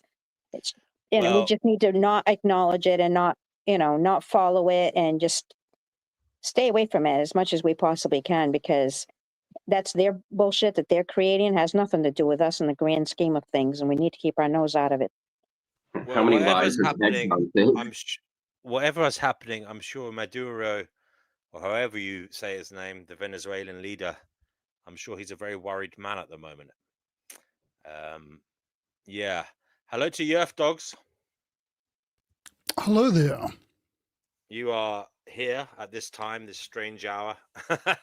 But this works for me better. So if you could please do this time slot in the future, I'll be happier. Cheers, mate. Maybe on at the weekend one day, maybe if I can. But yeah, we were just randomly chatting about everything and anything as usual. But yeah, I don't know. Have you looked at the Venezuelan stuff? It's looking pretty. I'm hairy. only aware of the ships being blown, of the boats being blown up. I don't details. I don't know about. Yeah. Basically, there's a load of I think ships gone over there, and it looks like the Yanks are lining up. I heard that. Yeah. For something. Yeah, big time. It's gone on steroids at the moment. Yeah. So basically, the Venezuelan airspace was closed down last night. Didn't they catch some of our people planning a terrorist attack there? Really? Oh, well, Venezuela is an interesting place because obviously they got those narco terrorists, as I've said, but I've heard the Americans saying that Hamas are there as well. It's like a training ground.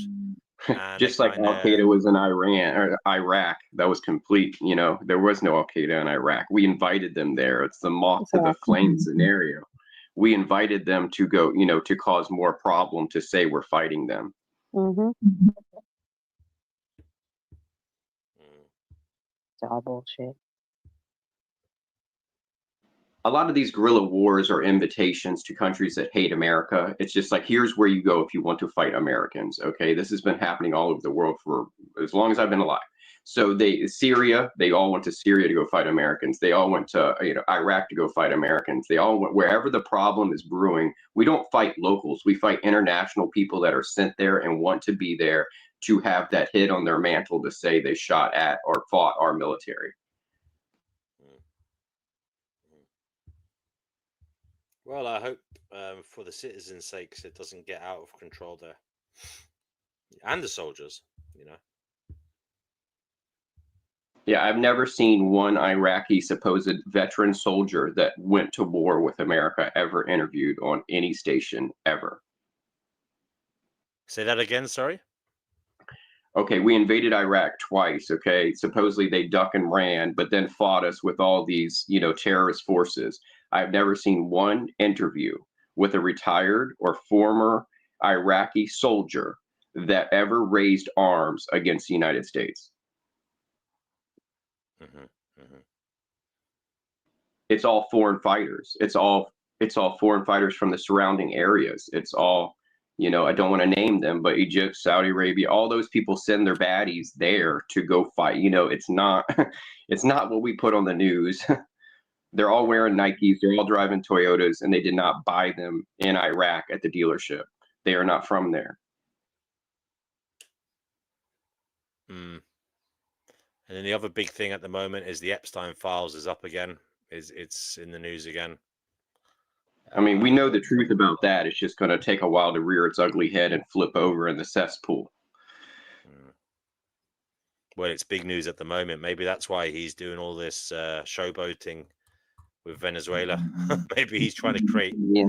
I mean, it's news. CIA drug smuggling, and they're covering it up with the human trafficking. So it's just like they had that island. So that's where men have orgies. So they all look after each other, and they have the dirt and the blackmail on each other. The massages are it's just a little extra on their sprinkles on their problems. But it's basically a man orgy for all these world leaders to go to look out for each other's asses, just like in ancient Greece or ancient Rome. You're screwing your bedfellow who you went to the Senate Council with, and then you look out and you have that blackmail across the world, and that's your secret. It creates your secret society for these people to be in these sex gangs with each other and not telling each other until the crap goes down and hits the fan. All these people have had sex in the same room. Every single one of them they put on TV to do with all this stuff politically have all been there.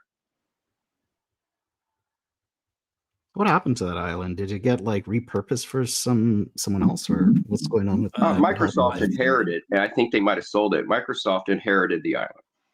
What, Epstein Island? I think it's still in the Epstein estate. I think they're gonna He left everything to his brother and the second in command at Microsoft. Who's the second in command at Microsoft? I don't know. Who's the second in command at Microsoft? I'm too lazy to Google it right now. Yes, am I. I'm too tired. I might be losing my steam. That's a good thing. Hopefully one of you will get a download and be able to tell us.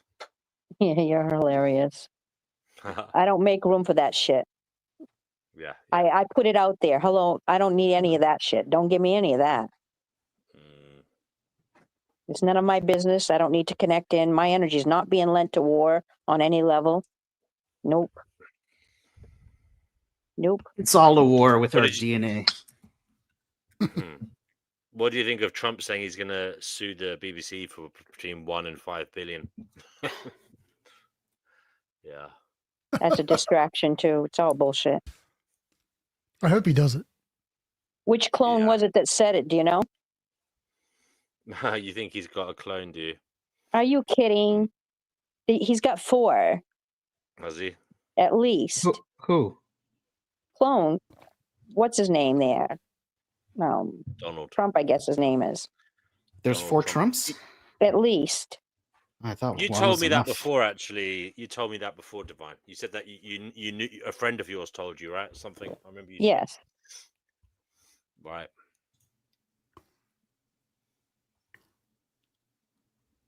I'm sure he's got doubles, but clone sounds a little bit. There's definitely been a few Putins, I think. There's been a few times I've looked at it seems to be someone else, Saddam Hussein did that too, right? Oh yeah, they've all Yeah. done it. And I'll They've all tell you done it. what, I don't know what was going on with Biden, but there were definitely some very strange fucking Bidens out there. I don't know what was going on. I know he's old and his face is probably falling apart, and he probably had fucking Botox or something. But there are a few where it looks like he's wearing a fucking silicone mask or something. Did you ever see those like clips of Biden? Like what? It looks like he's wearing a fucking silicone mask. His eyes are all weird, and it looks like you can see like the bottom of the mask at the at the top of his collar on his shirt. Have you seen those pictures online? They are very strange. None of you have seen them. No, I have. I've seen those. With it, I don't know how much weight I put on them. Yeah, I mean, I again, I think it's just the camera and stuff, but Right. you know, they are weird. They are weird. They do look funny, you know. But again, cameras can, you know, when they're not focused and stuff, can do funny things. So, and lighting and all that, and makeup. I'm sure he wears a ton of makeup, so that might be part of it as well. Well, it's all an act, right? It's all a stage. So it's probably professional makeup and craziness done with makeup artists and so forth and so on. I just want to. Oh, sorry. Sorry, go ahead, mate. Oh, sorry, Mark. I just want to answer your question that you asked earlier about not caring. Oh yeah, do you want to yeah, say the question again so we can hear it, and then go ahead. I don't remember the exact words, but it's like, hold on, let me see if I could scroll up. He said, I care about how he hold on. Oh, right. I don't care that he doesn't believe in evolution.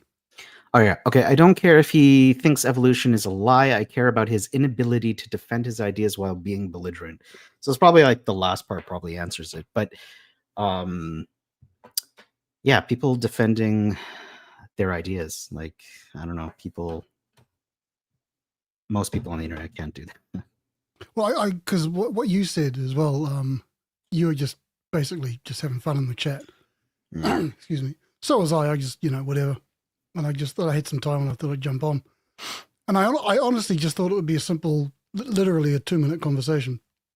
Why do you think so? And it just turned into nonsense. That's all. And when it turns into nonsense, the guy likes to monopolize the discussion, yada, yada, yada. So I just don't like that. Yeah, because he was trying to make it all about him and it wasn't. It's like, shut your pie hole. I honestly just thought it would be a real quick, why do you think it's this? Oh, because da-da-da-da-da. Oh, okay. Cool. Well, I think it's part of like a broader worldview where there's like not just the belief, like, or it's every time I use that word, you know how like I get triggered when like the FLSA contact now, because I know he really dislikes the word belief now every time I say it. Anyways, I'm gonna push on through. So I don't think it's just the belief in evolution. I think the idea of people believing in evolution has a grander scheme of things. Like they were talking about agents, like they kept using this ad hom about, oh, if you disagree with us, you're like they implied that there's some like system in place and it's part of a lie, and it extrapolated into a whole other like theories. And I'm like, whoa, we ain't talking about evolution. Are you talking about it was like his fans in the chat too. Oh, okay. I wasn't really paying attention there. So I felt like I haven't checked out his channel, but I feel like it's not just that one specific, and because like he kept talking about abiogenesis, like that made no sense. Like why are we talking about two different topics? So I'm just trying to say that make it all about him. That's why. But I'm just saying, like, I don't think it was like that specific. So I think it's like a part of a bigger worldview and political thing, maybe. Possibly, yeah. I watched a little bit of his stuff. Is the guy, the Epstein left a bunch of stuff to, or tried to make executive of his will, which was Bill Gates, one of his chief investors, Boris Nikolic, and there's another one. Ah, thank you. I was just going to say Microsoft's an interesting choice. Have I forgotten? Oh, sorry, no. I had a look at maybe 2 or 3 of his, like, the first few minutes of a few of his vids. It just really seems like a an Alex Jonesy kind of thing. Like he does a video, like he's big on etymology, you know. I love etymology, but he lost me when he was like, well, why do they call it spelling? It's because you're casting a spell, and they let you cast a spell because it's letting. It's made by letters, and I'm like, oh my god, the tree of knowledge, a log. Yeah, it's made by a page, and that they're paging you, and then a page is made by a log, and it's called a log. Yeah. And he also does the Satan clause thing on his channel. Don't forget to bite your Apple phone. Wait, what did you? Something? Bite the Apple phone. It's unfortunate that Apple, obviously, there's a bite out of the apple, and that's obviously reminiscent of the story in the Garden of Eden. So yeah. What'd you say about Satan on his channel? Oh, he does the whole Satan clause, Santa Claus thing. Oh, so yeah, is Santa Claus Satan? Oh, I didn't go too far into it. It's basically it's the rearranged letters of Satan, isn't it? It's all just 80s stuff to me. I've been through that nonsense. It just makes me go, nah, I don't want to. Satan's not a real thing. For me, it's not a real thing. I mean, so Satan is the lack of all your chakras being on. So spiritually, that's what you mean. It means all your chakras turned off, and then Lucifer means all your chakras turned on. So they've misguided the public for centuries about what this stuff is about and tried to make it Luciferian and evil the whole time. Satan means separation. Lucifer means light. It means enlightenment. Yeah, I never actually understood. Like, if you were to grant the biblical story, whenever I brought this up with teachers and even priests and stuff like that, when I was a Christian, they kind of just looked at me bewildered. Wasn't the story like he's a fallen angel of light, right? He tempted them to eat from the fruit, the forbidden fruit, and then the story was they gained knowledge of good and evil. Yeah. How is that bad? Well, the other thing is, and I bad for the people that control you. Exactly. I said this exactly, yeah. And I said on my Medium, I said, look, how can the whole of humanity be judged for that action in that they were told not to eat from the tree of knowledge, and then they did, and then they gained knowledge of good and evil after that, good and bad, basically. So they gained knowledge of ethics. That makes no sense. Basically, no. The point is, how did they know it was bad to do it if they didn't have that? Yeah, knowledge? That too. Like, logically, that's like, how would they know what's right and wrong if they? Yeah, exactly. Yeah. Now, I never thought of that. That's a great point. Well done. That's good. Yeah, apparently it's a story about sex and white tantra, but we all get it wrong. That was my Medium article. Yes. Back on it. But the thing is, I was talking to someone recently I met who turned out to be a Christian, and he was saying there were other trees in the Garden of Eden. I didn't know that.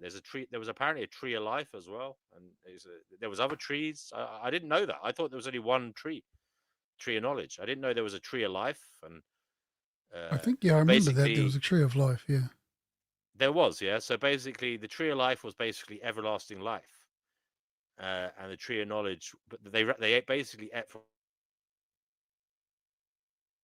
the story is actually about seduction and power struggle, and God supposedly created Adam and Eve subservient with the rib, and it flipped the dynamic of the power structure because of seduction. Women are given the spirit of the serpent and the fruit, so that men are powerless to women, and they try to snub it in the Bible and act like it's nothing, even though they've retranslated the story and messed it up as much as possible. And that's why most men want to be women, because they want that creative force and they don't have it. You're exactly right. I think that's something. It's a myth. It's like the men that think like that. It's kind of a myth in their head, and it's just something that's natural, to the world. I really don't want to do the dishes, love. It's all right. Well, women don't want to be Cinderfucking-rellas either, if you think about it. Sorry, darling? Most women don't want to be Cinderfucking-rellas either. I was only joking, but yeah, I know what you mean. one of the issues with the Bible, I believe, as well, is this. It does reference, I believe is it the Book of Enoch in the Old Testament, and it's like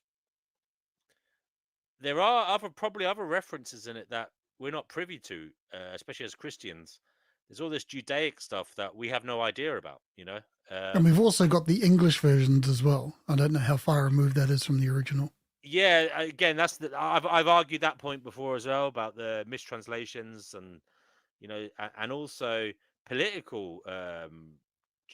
Like you could argue, like the etymology stuff does come into it because there might be political reasons they change the kind of meaning to be this or that. I mean, I understand that the Anglican Bible or the King James Bible has less books than the Catholic Bible. Is that right? I've heard that. I think I've heard that's true. Yeah. I think that's true. Yeah. I mean, obviously, that's a sign that it's been politicized. And we're looking at I don't know thousands enough of years. about. Sorry.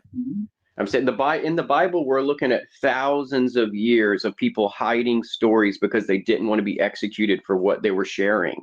And then they misinterpret and reinterpret and make it poetical to modern people thinking we're reading this story. And we hardly get any of it right because the original stories were made so they didn't burn them, put them to death for their beliefs. So it was told in an allegory. So the whole part of Genesis and a lot of the rest of the Bible is not word verbatim of what they were trying to tell you because they did not want to be executed for what they're trying to say. Retro, can I just ask you something quickly, just totally off topic? Would you mind muting yourself when you're not talking because there's an echo coming through from your speakers? Retro. I'm presuming I only turn my speaker on when I talk. Yeah, but okay. Okay. Well, yeah, there's something. I think it's you. We could hear an echo. We could hear an echo for a bit. That's all right though. Thanks, Retro. Yeah. So yeah, the Book of Enoch. As I said, I only discovered that story of Lilith a few years ago, but maybe 2020. And that was an interesting story. That is an ancient Jewish story about the first woman. Apparently, she was created. Her name was Lilith, and she wouldn't agree to be submissive to Adam. She wouldn't agree to lay down with Adam. Basically, she was made to be his wife, and she didn't agree to it. She didn't want to be submissive to Adam. Basically, she didn't want to lay down with Adam, and God punished her in the ancient Jewish tradition by making her walk the earth for all eternity. Now, that is an interesting story. That again, we don't have that in the Bible, but apparently that is in ancient Jewish folklore. So was Lilith Eve? Is it the same chick or no? Eve was the kind of plan B. So basically, Lilith was made off the clay like Adam, yeah, but she rejected Adam, and then for some reason, God made, or Yahweh made Eve from the rib of Adam. Then for some reason, I don't know why he had to do that, but yeah, he took a rib out of Adam and made Eve. I mean, it's such a strange. That's story. A bullshit story too. I mean, this is the other side to it. Exactly. I believe, correct me if I'm wrong here, but I believe in biology, if you're going to look at it scientifically, that females exist before males, right? Am I right? That's correct. Yeah, like I you believe mean in utero? No, I mean, like, obviously in terms of genders in animals, there was a certain point when males appeared, but I believe egg layers were there first, and then males came along afterwards. Do you know what I mean? Again, yeah. I mean, time scales. I'm not sure, but I'll have a look. Yeah, the chicken before the egg thing. So obviously you had to have an in-between species first that laid eggs. Yeah, but it kind of makes sense because there's a lot of insects that don't really need males. They can reproduce asexually. You know, the females can, like stick insects don't need males. You know what I mean? The females can survive by themselves. I mean, a lot of animals can do this, actually. They say some mammals can do it. I don't believe that, but reptiles and Lilith is a primordial she demon. Nice, my kind of woman. Lilith, yeah. Do you want to read the story, Brother Marcus? Obviously, I didn't tell it very well, but in Jewish folklore, what it is. I'm just going to make a cup of tea. I'm listening though, probably.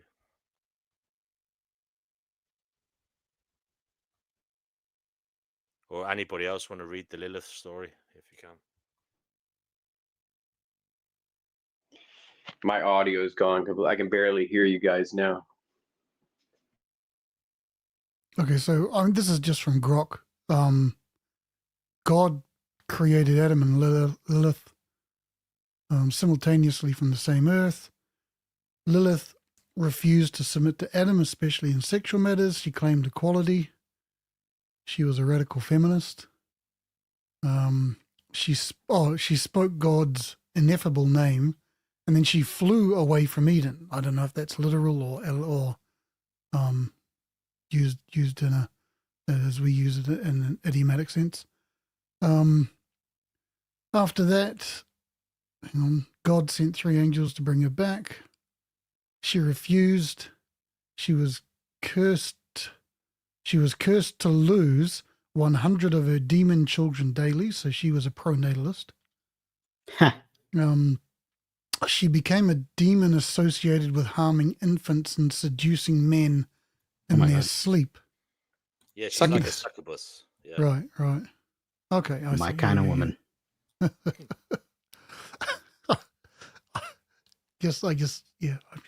I'm having interesting memories of women.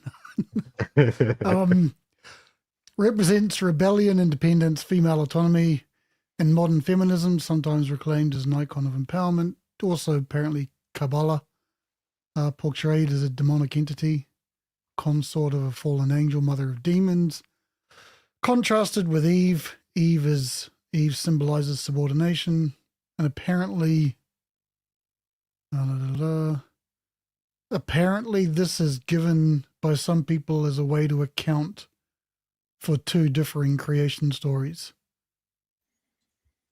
So, that's a good point. That's really weird. There were 2 different creation stories, and they are slightly different. You're right. That's another weird thing in the Bible. There are 2 kind of Genesis stories that there are 2. They're slightly different. I remember reading this before. I can't remember exactly the facts of it, but I thought there was only one Genesis story in the Bible. No, there's 2 creation stories, and apparently, they're both in different orders, and they contradict each other. Yeah. Somehow, yeah. Yeah, they also have them in the wrong order. That's it. They have them in the wrong order. Yeah. But yeah, that Lilith story. I mean, God obviously didn't destroy Adam and Eve with the flood, and they weren't giants. Yeah, and the Book of Enoch isn't obviously in the Bible, but it's mentioned in the Bible, I believe, isn't it? It's quoted. I know Enoch is mentioned, but I don't know about the Book of Enoch necessarily. I don't know.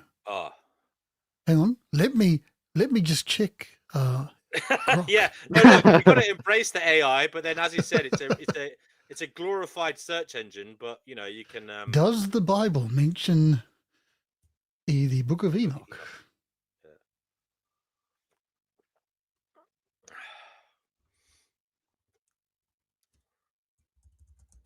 They got to make movies out of this. Like, you know how they keep remaking movies like from years ago? Like, there's so many stories they can tell. Yeah. Lilith sounds cool. She sounds way more cool than Like, all this stuff is mistranslated, though, because, the sons of Adam and Eve that's the stuff they were hiding. The ages of the sun, Enoch is 365. That's an orbit. Each of the sons is a Sidonic orbit in sexagesimal system, the Babylonian number system, of how long it took the planets to come back to the same spot in the sky. Those aren't people. They're measuring orbits. Well, the short answer is no. The Bible doesn't mention the Book of Enoch, but a dude called Enoch is mentioned. Yeah, and the thing about that is there's not much information on him in the Bible, but to know who he was, you'd have to have the Book of Enoch. Do you know what I mean? I believe that's it. Is that something? I think in the Bible it says he walked with God. That's what it says about the age of Enoch and being a son of Adam and Eve, and he walked with God. Yeah, again, but that like, I believe because it says so little, it's kind of inferring that there's other information to know, you know. Well, it says here that Enoch. apparently the Book of Enoch wasn't written by the Enoch of the Bible. Okay, well, So- that's There's two books of Enoch as well. The Book of Giants, the Book of Enoch. One they found in Ethiopia, and they say both of them aren't as old as they want them to be, but that doesn't mean they weren't oral stories, or these are the copies we're so left it with. may not have been written by him, sorry, but it could be the story of him written by somebody else, is it? Possibly. I don't haven't got a clue. I suppose in the same way Jesus didn't write the New Testament, you know. I mean, they're all the same person repeated. Socrates, Jesus, each of these people are the same person, and that's history doesn't like telling us that either. Well, there is an immaculate conception, isn't there? In is it Zeus? In ancient Greek religion, Zeus, I believe, was. I remember there's a lot of similarities that like December. Even like the name solstice and- Zeus. Right, that's true. Yeah, that's possible. Zeus. I mean, it's quite similar. But that again, and that's apparently he was- presuming the Arabic or the Aramaic. Is it Aramaic? Yeah, that's true. Has the That's same true. pronunciation. That's true. But I think just the mere fact there was the story of the Immaculate Conception. I believe in that religion, and I believe there was an Immaculate Conception in Egypt as well, in some ancient Egyptian religion. I don't know exactly, but Yeah, I know that the Bible story isn't the only story of that. yeah, I mean, I presume this all came from some Indo-European religion, you know, that came out of Africa, and it was all just an ancient story made up to help a woman get away with having an affair. Probably. Yeah. Probably, yeah. As I said, the Christian one's so funny. You know, Mary's lying in a room. She says, you know, Joseph goes in. There's a man trying to get out the window, and who's that? Oh, don't worry, he's gay. You know, the angel Gabriel, and you know, and by the way, I'm having a baby. Yeah, the biggest secret in the Bible is Jesus wasn't born Jesus. He was born a child, and he became Jesus. And then Christos is a label. It's not for one person. And Messiah and Christos are labels. It doesn't mean only one will ever be a Messiah or one will ever be a Christ.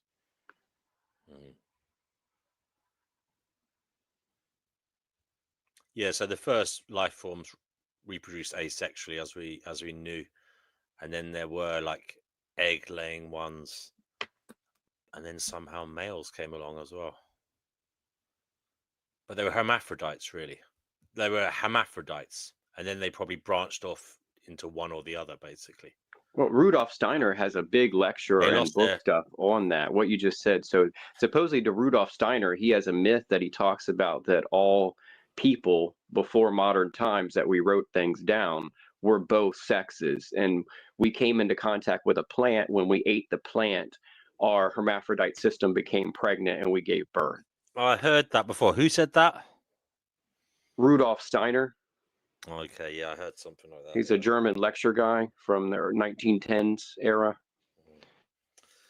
Man, I've seriously got to think up something like a religion or a wacky story. I don't. I mean, the bloke who made up Scientology did well for himself. Yeah. Yeah, right. seriously. Yeah, man. What's his name again? L. Ron Hubbard. L. Ron Hubbard, yes. The sci-fi writer. I He mean, learned everything he know. He learned everything from Jack Parsons.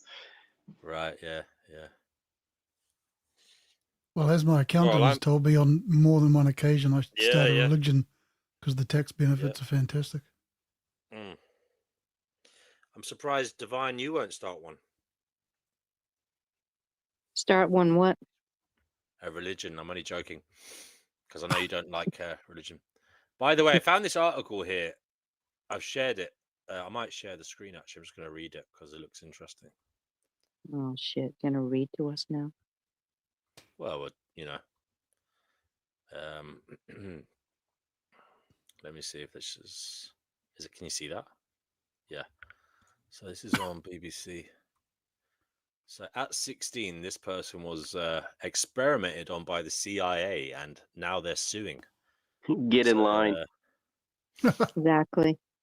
The first thing Lana Ponting remembers about the Allen Memorial Institute, a former psychiatric hospital in Montreal, Canada, so it was in Canada, is the smell, almost medicinal. She says, I didn't like the look of the place. I didn't like the look of the hospital. It didn't look like a hospital to me, she told the BBC. The hospital, once the home of a Scottish shipping magnate, would be her home for a month in April 1958, after a judge ordered the then 16-year-old to undergo treatment for disobedient behavior. So it was there that she became one of thousands of people experimented on as part of the CIA's top secret research into mind control. Yeah, we call it the Now, sleeping room. We refer to it as the sleeping room for the last 25 years, but otherwise it hadn't been able to find that on the internet till about 10 years ago. They publicized it. oh, so it's a true story. You reckon it's true, yeah? Yeah, Oh yeah, it's they reprogram people by putting you in comas and then feeding you Oh, a is this the bunch of MK Ultra stimuli. stuff? They yes, it feed you is. Yeah. video stimuli and tell you that your mother hates you over and over and over and Oh, put you in a coma and then pull you out of it. And they call it repatterning to change your personality. that's so fucked up. Yeah. Yeah, and then they developed a shot that did the same fucking thing. So it was there that Miss Ponting became one of thousands of people experimented on as part of the CIA's top secret research into mind control. Now she's one of two named plaintiffs in a class action lawsuit for Canadian victims of the experiments. So on Thursday, a judge denied the Royal Victoria Hospital's appeal, paving the way for the lawsuit to proceed. I'm glad for her. According to her medical files, which she obtained only recently, she had been running away from home and hanging out with friends her parents disapproved of. Okay, after a difficult move with her family from Ottawa to Montreal. I was an ordinary teenager, she recalled, but the judge sent her to the Allen. Anyway, once there, she became an unwitting participant in covert CIA experiments known as MK Ultra. The Cold War project tested the effects of psychedelic drugs like LSD, electroshock treatments, and brainwashing techniques on human beings without their consent. Over 100 institutions, hospitals, prisons, and schools in the US and Canada were involved.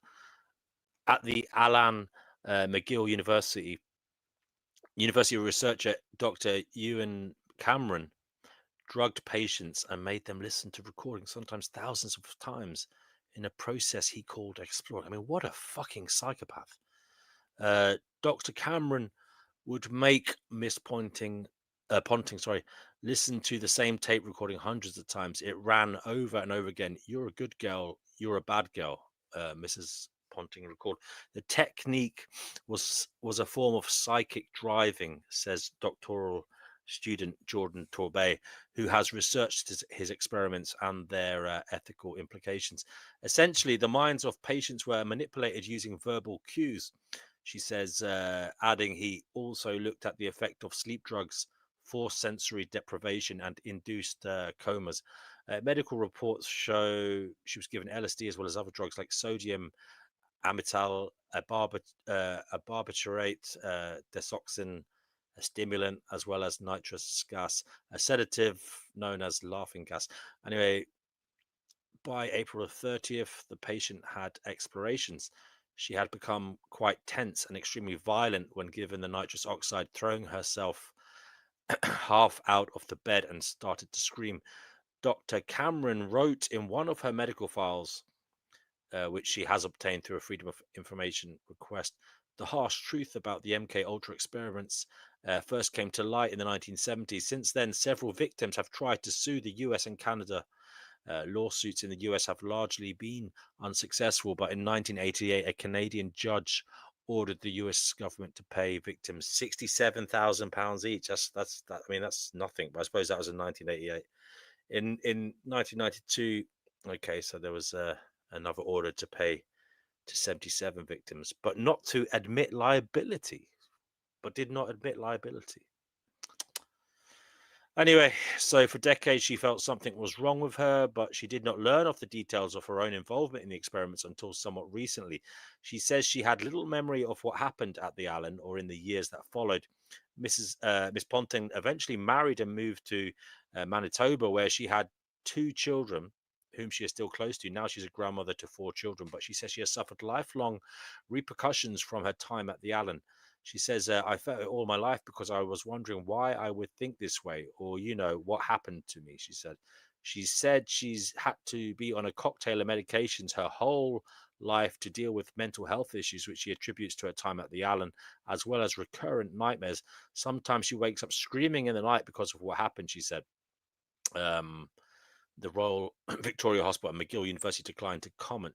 The government pointed to the BBC to its previous settlement in 1992, which it said was done for humanitarian reasons and did not accept legal liability. For Miss Ponting, the lawsuit is the chance to finally get some closure.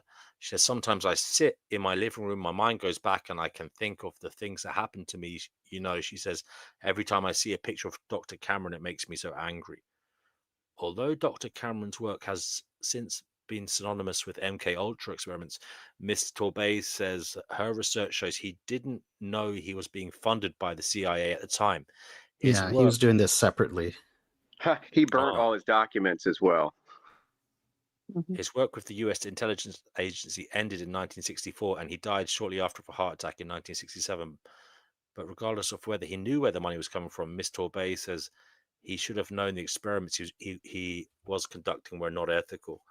He was killed. He didn't die. He was killed.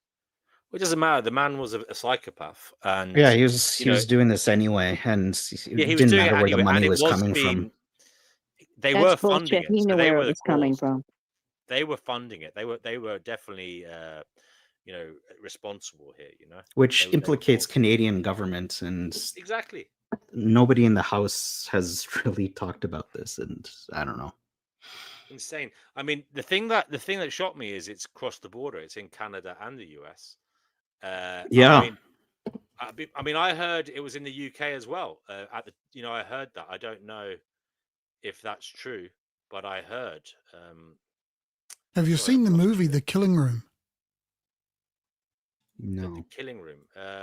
No. I dropped a link in the YouTube chat about exactly what you're talking about. This YouTuber Noor Jasmine did a whole thing about hour long on what you're talking about, and she tells how it's connected to Jim Jones and the Manson cult.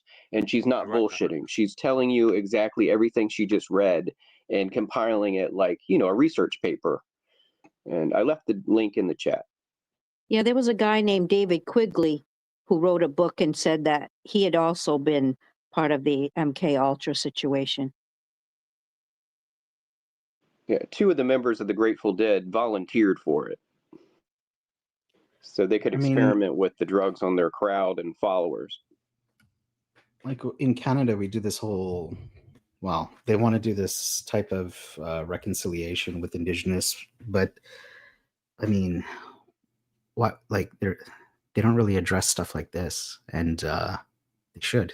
Like, they experimented on citizens, and this crosses boundaries with countries. It seems like a legal mess. I don't know if anybody will ever hold it to account.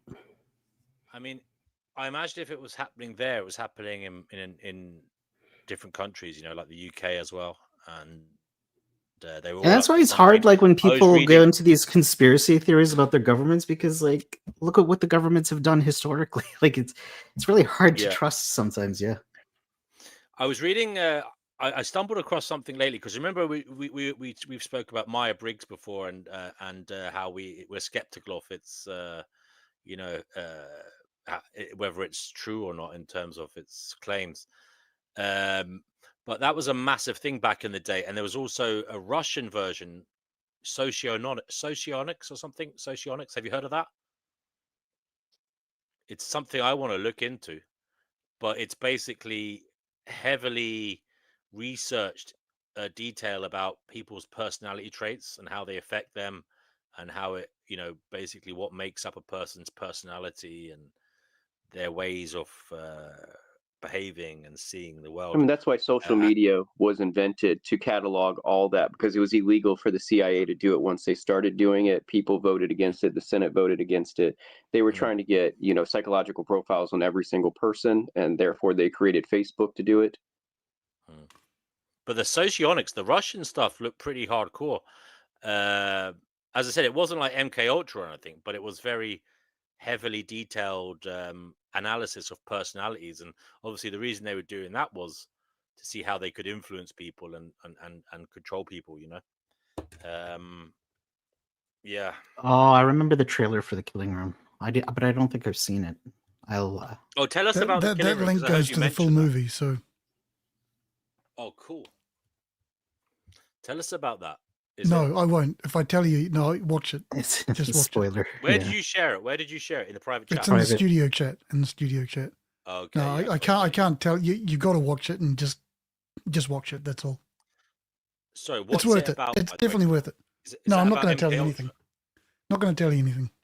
Is it spooky? I can't watch spooky. Not supernatural spook, but I don't want to give anything out. Even that's too much. Well, I can't watch it because then I'll have nightmares on Elm Street. The No, film it's not The about that. Jacket parallels it's what about the- Dr. It's about Cameron was MK Ultra. doing It's in about MK Canada, Ultra. if y'all didn't Oh, know. okay. The film I The could watch Jacket, that, the maybe. Hollywood film. Sorry, Retro, what was that? I didn't know if someone else was speaking. I was waiting again. No, you go, mate. That film called The Jacket, Anthony Brody, or so, I'm trying to think of the actor's name. It had a bunch I of good remember actors in it. It's about a mental hospital. It's loosely based on what y'all are talking about, the Canadian sleeping room thing. So it's just like this guy, Anthony Brody. I'm trying to think of his name. Famous actor guy. He's in there, and they keep on putting him in a straitjacket and sliding him into a morgue chamber where they slide him in, and he doesn't know if he's dead or alive, and they keep giving him all these drugs. And then he's actually seeing the future, and he ends up in a relationship with this girl 20 years in the future, and it all bizarre how it all plays out. And it's called The Jacket. Isn't it Adam Brody? Adrian Brody. Adrian. Oh, Brody. yeah, that's what it's. Adrian, yeah. What do I know? Keira Knightley is the girl who pulls over on the side of the road, but he first meets her mom and then meets Keira Knightley, and it's all bizarre because no time has taken place for him, and yet 20 some years has gone by in her life.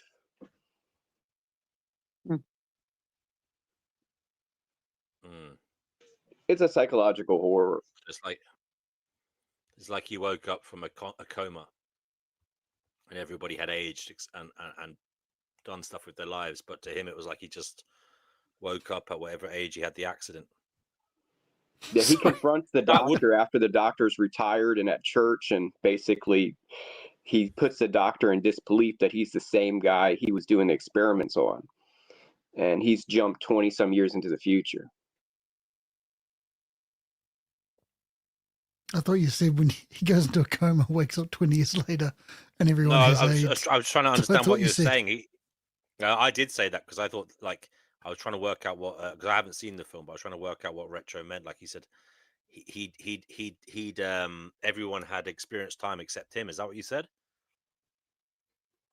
Or was it the other way around? Retro. Anyway, it doesn't matter. I'll have to watch it. I've saved it, so I'll have a look at it. Yeah, I think I might have 2 copies of that movie, The Jacket. But yeah, I enjoyed it. I love film.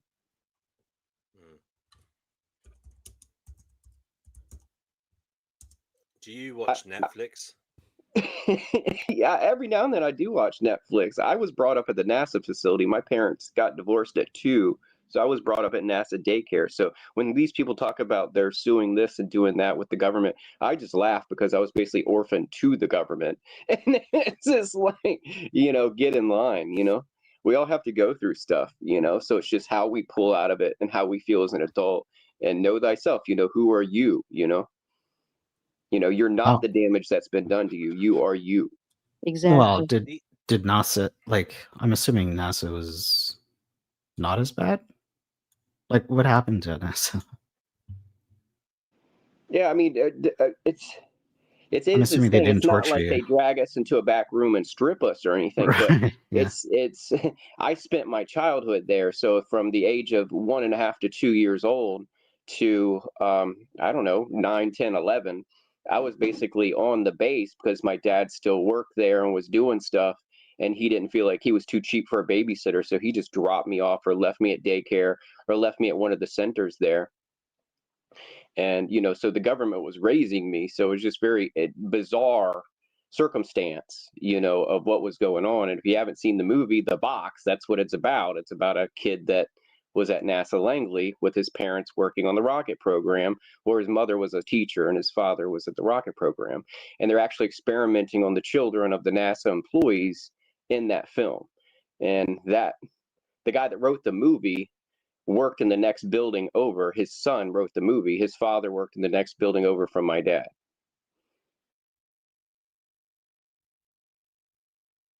Are you sure it wasn't you? No, not me. No. So if Donnie Darko, the movie, is made by the same guy. So Donnie Darko's neighborhood is pretty close to mine in the film. That's Middlesex, Virginia. So Middlesex, Virginia is like, 3 to 4 gas stations away from where I grew up. Donnie Dark, the Richard Kelly. Yeah, Richard Kelly was a NASA child like I was. His dad worked at NASA. I have the phone book, has his dad's number in it. I'll give him a call. But yeah, it was. I think we were very controlled there. There was stuff going on, but I don't know how to describe it because I was very young, and I just think they kept us in check. And they definitely did stuff like the Bobo doll. If y'all don't know what that is, A are y'all Bobo doll? familiar with the Bobo doll? No. What's that? No. It's the where they test children in violence, where they give you an inflatable doll that looks like a clown, and they have you beat on it, but they basically tell you you're not supposed to beat on it, and then they give you weird instructions, and you see the adult beating on it, and when the adult leaves the room, you beat on it. It's called the Bobo doll experiment. What's the purpose?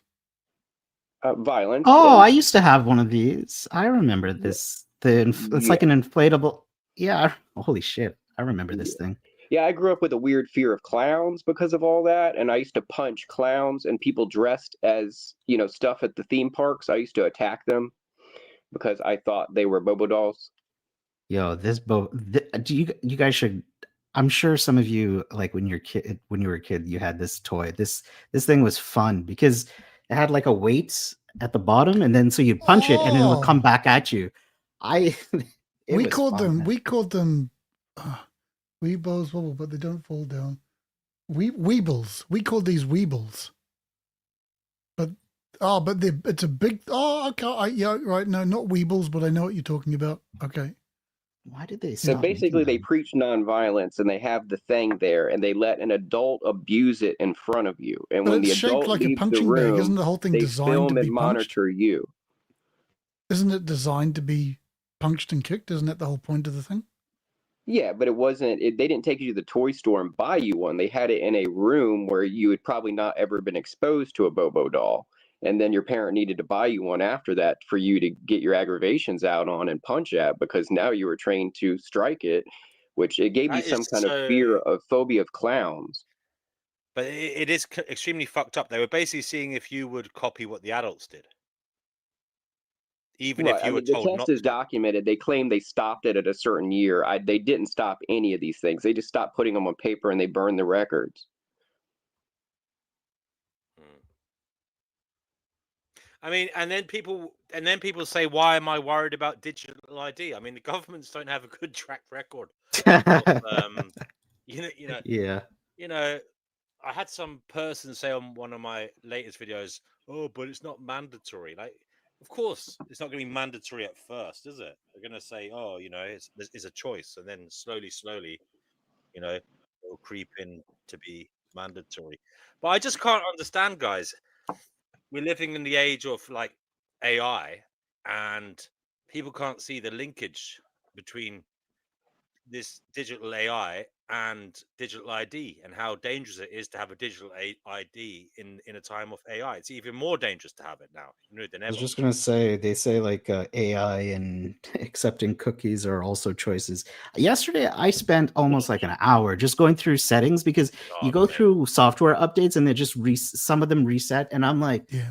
yo, you gotta go into, and they're in different like areas of the computer and the program and then the website, and I'm like, good God! Like at the end of the day, I'm like, it's so much work to It's just too opt many. out. Yeah. There's 10,000 of these fucking cookies every time you Have want y'all to been to a fucking read music read an festival article. lately? Like a But big yeah, music. what we do is we accept it and then delete your history and cache all your cookies in the last 15 minutes. That's what I do straight afterwards.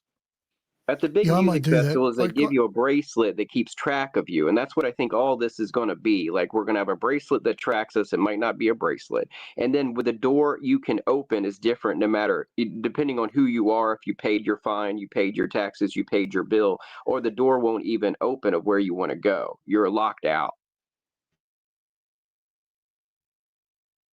I mean, look, if you were like, aside from the digital ID about being centralized and that being a problem, it's also true, like having the same phone as everybody else is not doing you any favors. You know what I mean? Again, that's the same issue. Like hackers, spyware, all these things, they go for the biggest hit possible. So that they're good. If everyone has an iPhone, they're going to be making the software or doing hacking on iPhones. You know what I mean? So you're better off having some obscure, weird phone that nobody else has. I agree 100% with that. Funnily enough, though, I used the iPhone as an example, but back in the day when it was like Windows versus Mac PCs, when it was Microsoft versus Apple, it was better to have an Apple Mac than a Microsoft PC because there was less Apple Macs and most of the hacking was Yeah. done to And I think it Microsoft. was built on a Unix system or a BSD system, something like that. I don't know about that side of it, but yeah. Do you remember the old Apple Macs? They were fucking weird. They were like Yeah, bubble fucking things. Yeah. they look like artwork though. It was nice. They did actually, yeah. Yeah. yeah, I I remember the liked my place I worked Blackberry. at just, Sorry. Yeah, it was like the No. bigger and heavier the computers were, the harder they were to hack.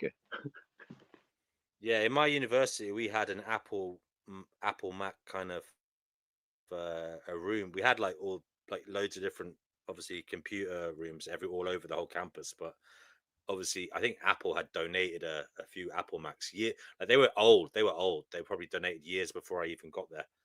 But yeah, they were crap. Like basically they were the place you went if you were really desperate because you couldn't get a seat in the other computers. Yeah, I think we're all kind of closer to the same age or Generation X people here. I believe the majority of us here tonight. Then we all, every now and then we get that very, 20 something group in here. But I Well, think right now we're all Gen Xers almost. So we me and started brother off Marcus are elder millennials, elder but millennials. we kind of we vibe with the X like as well. Okay. In So fact, well, I think I have more in that's for us to determine. our first I have computer. so- yeah, but I think I have more in common with Generation X than like younger millennials. Oh hell yeah, yeah.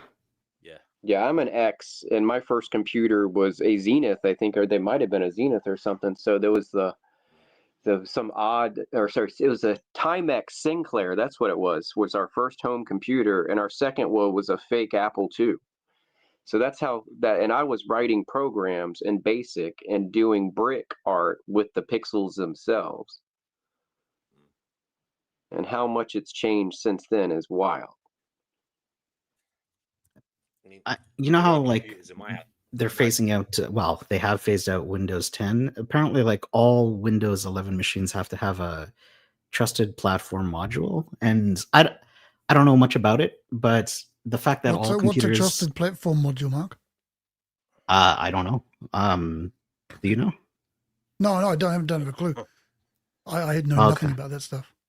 Yeah, I haven't looked into it yet, but I know because I was looking at like upgrading my old computers to see if I could just run Windows 11, and Okay. apparently I like all to run Windows 11 you need this particular chip, and it's apparently supposed to provide secure features to like Sure, it does. encrypt. Yeah, exactly. Inbuilt, It's too it's inbuilt shady the way they're obsolescence. talking It's about either it. inbuilt obsolescence or they're trying to fucking get us with something, you know. Well, that's it. Like they say it's for encryption. It keeps it separate from the software. It's harder to hide. Such They sell it. I know. Like, yeah, a lot of people can't trust It's like it. I mean, maybe it's it's like the you know the antivirus software. I mean, they yeah. fucking bring that out every fucking year, and they say, oh, buy this, you know. You know, I just hope sometimes that the Chrome and the fucking Edge is doing its job. Yeah, I don't know what I have to hide anymore. I feel like if Yeah. someone hacks my shit, they're just going to get a bunch of useless screenshots. Actually, you know. Yeah. But even with all the updates that happen, to be like my latest, probably over the last 6 months, every update on my phone, your phone has new features. Okay, your camera can now do this, and we've got these new apps for you. I don't care. No, you That's don't. That's not an update. No. That's just a pain in the ass. Bye, Divine. Yeah. See you, Divine. Yeah, sometimes I Divine? wonder if my phone can actually use the phone app. Like, holy shit. Can my But I think phone that's be a a problem as phone? well. Phones become obsolete as well, don't they? Because they can't run the software. Oh, I've got They've two had old video phones here. phones since the 80s, and they just had to sell it to us. It just took Oh, this she's back. long to convince us to use it. Say that again. The video phone was invented at least by the 80s. I remember seeing them, and if you look them up on the internet, they have these strange white oversized cases that looks like a flat walkie-talkie thing, and it's got a video screen on it, and you could have video calling, but you had to, whoever you were talking to needed one too. And back then, the price for it was as much as a small car. So no one bought them. So I'm saying it took this long to sell us a video phone that has the face recognition, captures our face on it, and they've had this technology ready, just like wanted us to use it since the 80s to keep track of us all. Mad.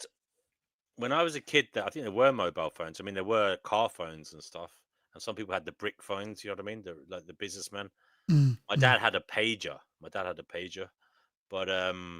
yeah, I had one for a while. yeah. Sorry. I had a pager for a while. Yeah. Yeah, I did too. 236. Never had a pager.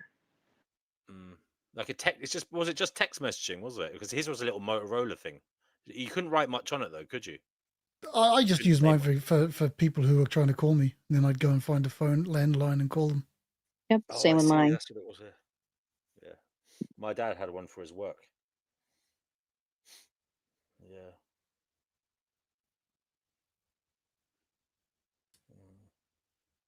I remember when I got my first cell phone, I was so embarrassed by it. I put it in a case and I carried it around like it was something else. Really? The first cell phone, 1997 for me.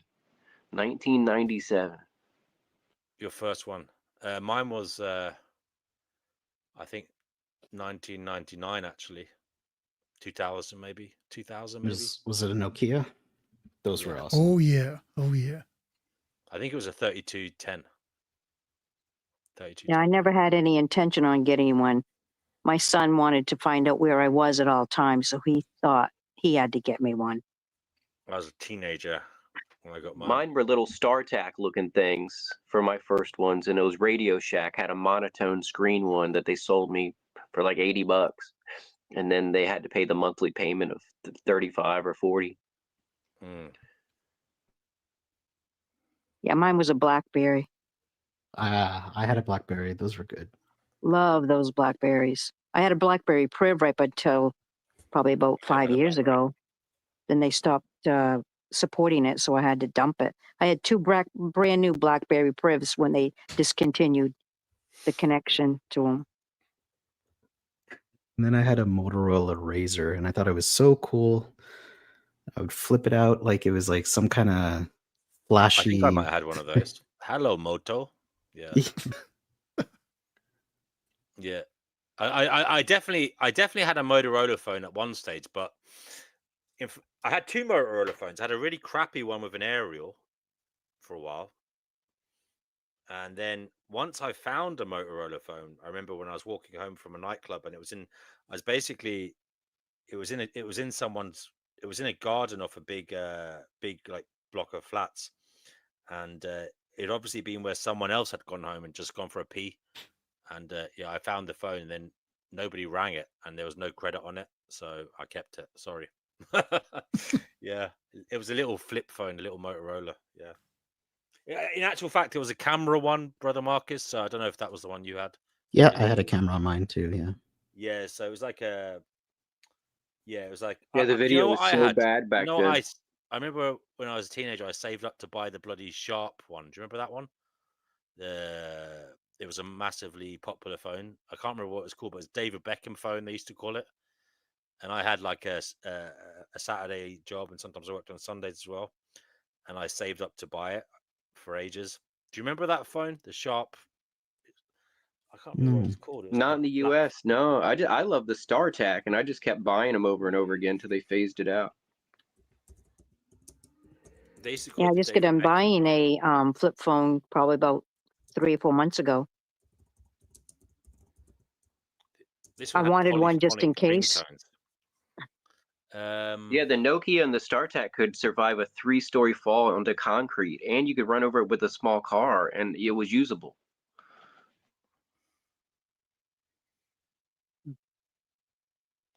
Sharp GX10, I think it was, or one of those ones. Yeah, so you never had a Sharp mobile phone, so you obviously, I don't know where Sharp's from actually. Japan. Japan. I was going to say, is it like Sony? Yeah, all the good things come from Japan. Well, I remember when, because I came here, around 2000. I mean, the phones here were way ahead of everyone else. So every time I went back to New Zealand, it was kind of like a bit of a talking point. Fuck, what the hell is that? But that Sharp phone was so popular. It was unbelievably popular, yeah. And it was like it was just such a new kind of trend-setting phone. And as I said, loads of people had it. It was like the iPhone back then. And the thing is, I don't know what happened to Sharp after that, because they were number one, and then they just disappeared in terms of phones. You know what I mean? I've never seen a Sharp phone since. But apparently now that I'm looking online, they do still make phones. But yeah, they just fell out of the market. Like Nokia fell out for a while, didn't they? But Nokia made a comeback, haven't they? They're starting to come Yeah, back that now. I was surprised about, because like their phones were amazing and reliable, Yeah. and same thing. That BlackBerry did extremely well, but then they kind of fell off too. They were probably Yeah, like bought out by their competitors, or their stocks crashed by their competitors. I think basically the iPhone caused the kind of Nokia to drop for a while, didn't it? And the BlackBerry, I think and the iPhone. it was a case of they miscalculated on the no keyboard thing. I think that was BlackBerry's problem too. Yeah. That's as much as I'm that's just going from The memory. Priv had a keyboard. So I again, never please? had a BlackBerry. Yep, they had a keyboard, plus you could do the touch screen simultaneously. The BlackBerry had this weird pin thing, didn't it? It was a BlackBerry pin. What was that about? Was that like, because I remember all my mates had that, and I didn't use it, but it was A like this weird stylus. Yeah, my girlfriend, my last one of them had the stylus with her phone. They have a little like No, hole I'm not that comes talking out. about that. That's a little pen. Sorry, I said a pin, like BlackBerry pin. It was like a number, like a short version of your telephone number. It was like some instant messaging thing or something. I don't know. Brother Marcus might know. I don't know what it was. It was some weird. Seemed to be some weird messaging service on Blackberries. Oh, yeah. Well, they had their own proprietary messaging system. Yeah. Yeah. Why was it? What do you mean it was their own one? You couldn't use it. You had to have a BlackBerry phone to use it. Yeah, it's kind of like iPhone has their own like iMessage, right? So BlackBerry had their own thing, and you shared pins with each other. Is that what you're talking about? Yeah. That was it. Yeah. I remember that. Yeah, I think that's one of the big reasons I got a BlackBerry, because all my friends were. Yeah. I didn't have it, but I remember a lot of the, other people were doing that. They were asking girls for their BlackBerry pin and stuff. Yeah. I was part of that. Yeah. Yeah, it was one of the most secure phones that they had at the time. Mm. They would have a hard time spying on us if they would have kept that one in business. Mm. What's your what was that thing? Yeah, what's your MySpace? What's your BlackBerry pin? Jesus Christ. Yeah. Oh, Back and in do society, people it still was, ask for Instagram these days? I think that's still alive, right? That's the thing Yep. now, isn't it? Insta, yeah. Insta. What's your Insta? I put everything on Insta. It's like, yeah, I barely use Facebook. I don't use much else, and I don't TikTok because it's it feels not real. It's like they push false science, they push pseudo stories to make people feel good about themselves, and it kind of makes the whole I don't think population that's of just TikTok. idiocracy meme, Yeah. And So, TikTok, there's a Twitter. Twitter's bringing back Vine apparently too. Really? Yeah. Wow. I I can't think see they- through just the woke up forest of on this. OnlyFans on Twitter. I never seen anything else. It's just like, and I'm not even subscribed to it. And I'm like, there's 100 girls on here. Mate, if that's Yeah, the they're only thing really- you're seeing, I think that's what you're looking for. I must have been on there too early back before that was happening, and I probably friended a porn star, and it all went downhill. Nothing I wrong remember with when I that.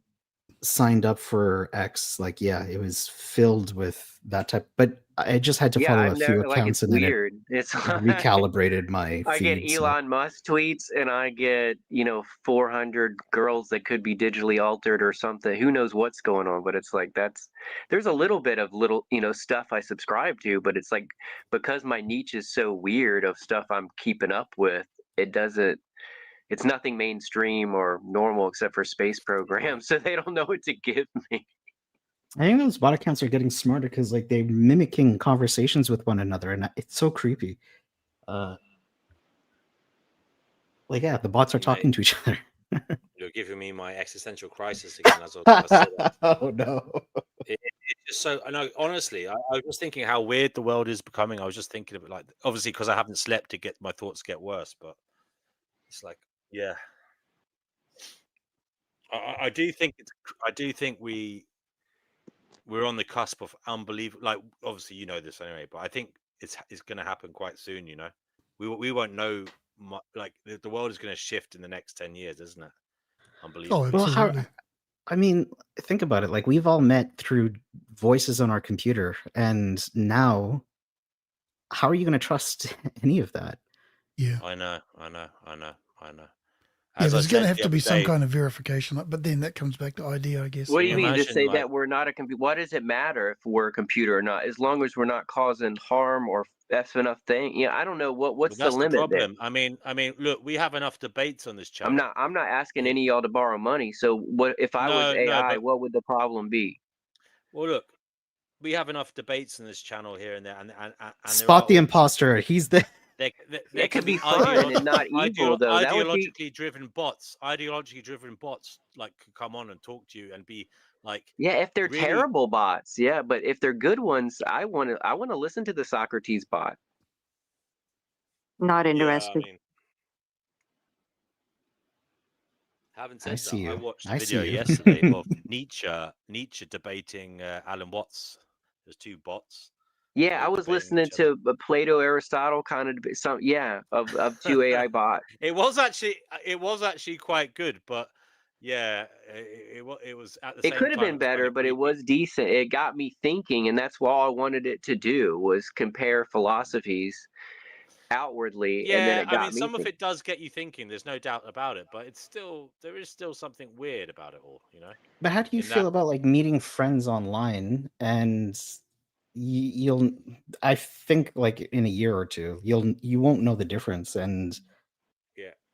like It's gonna it feels. I take the moved fun in out with of my it, and MySpace I think friend. we're gonna be there's gonna be some weird, probably like BlackBerry pin thing going on where you have to prove you're a real person to the person. Well, how Or would you like, feel? Like let's hypothetically, I turn out to be a bot. Like, how yeah. would that impact anything for you? Well, I would. I think I would be. Yeah, I think I'd be a bit deflated, actually, a bit disappointed. Yeah. I wouldn't talk to you. Yeah. No, because But what obviously happens if like well, the if I point make is, a right, bot of myself and it just impersonates me, so the next time there's a stream, I just chuck the bot on. well, you And if see, it, the thing is, I don't whether see we like anything it or wrong not, with that unless it's a well, distraction from I do. anything real.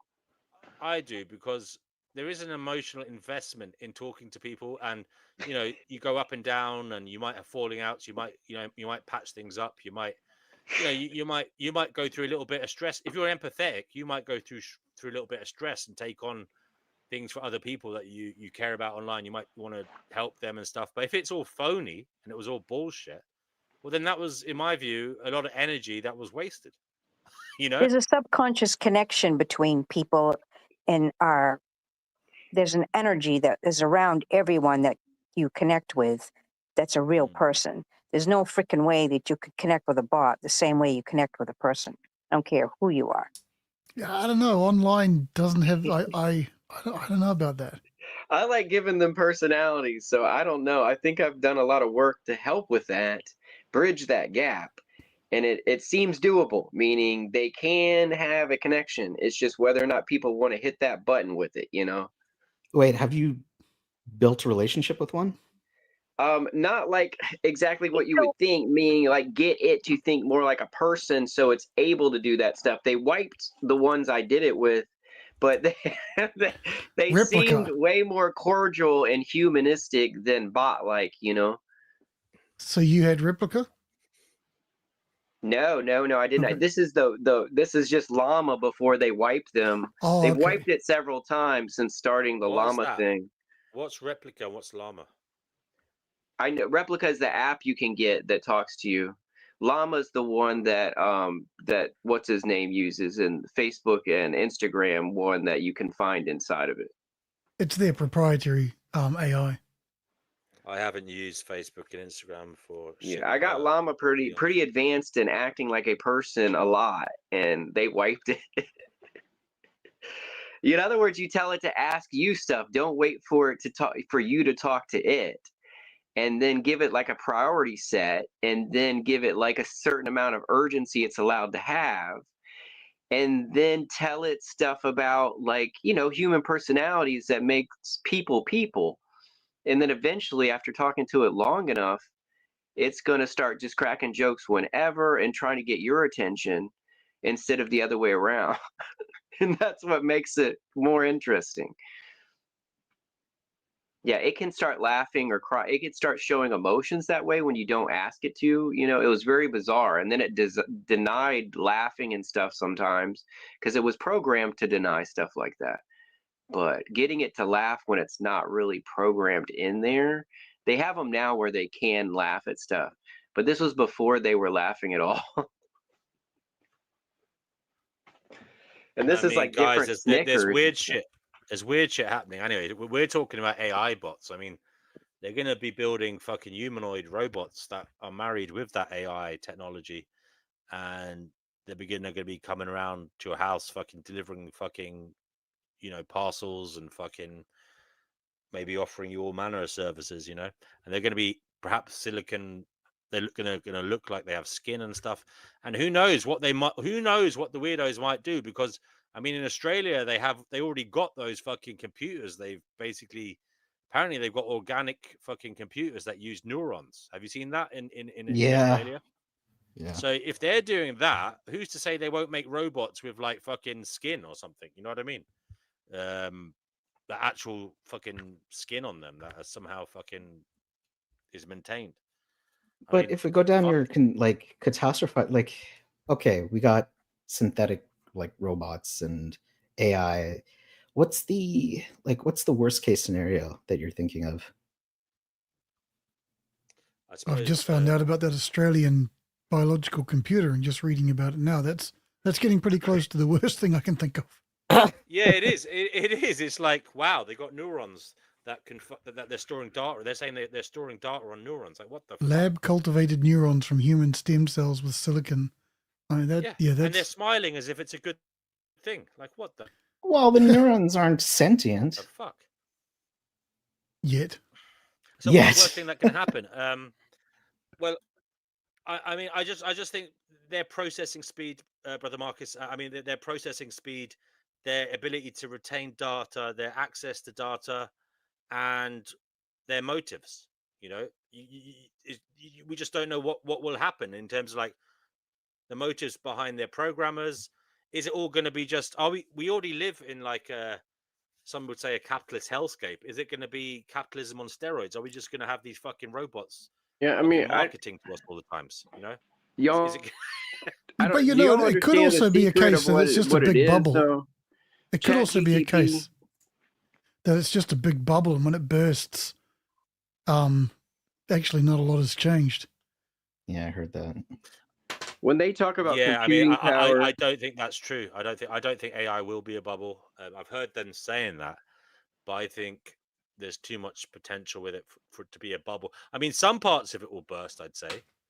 Like, you know, maybe the fucking AI fucking girlfriends and shit like that, AI boyfriend, maybe that would burst. But I think like the actual potential for AI to be able to do things is there and do things better than us. Like it's going to have sensory abilities that we don't have. It's going to be able to do things that we can't do. So it's obviously going to be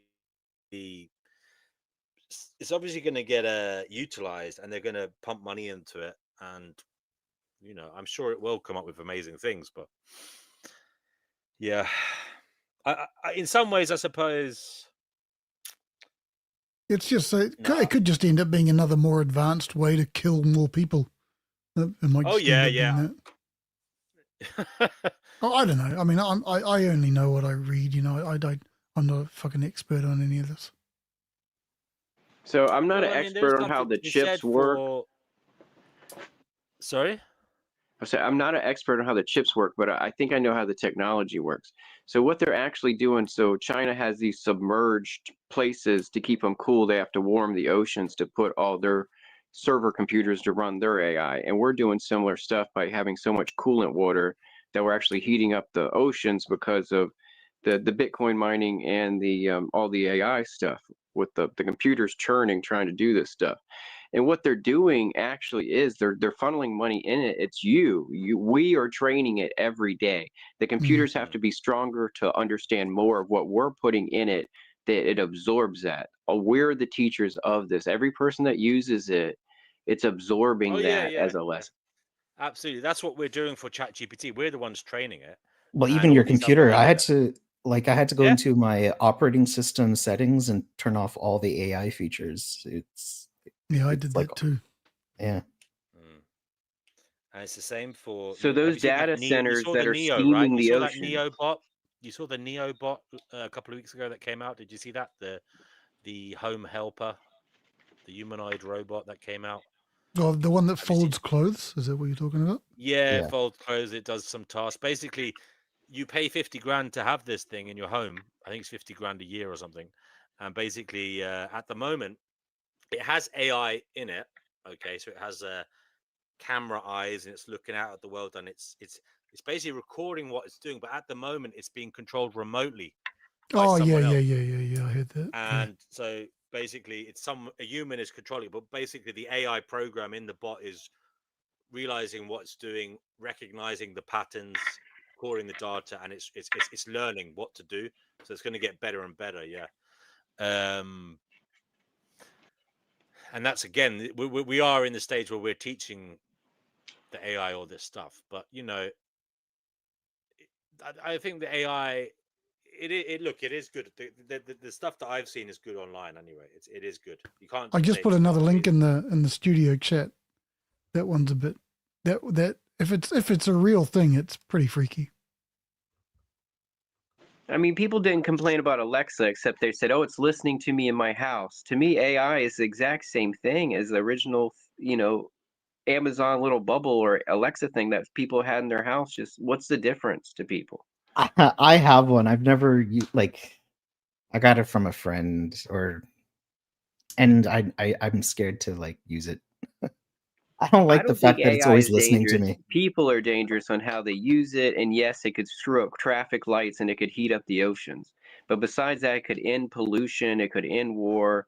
It could tell us the truth about history and other stuff that we missed. You know, I don't know. There's just things it can become 1,000 times smarter than us to figure out something we can't see, and that could end up helping humanity in some kind of way. How would it help?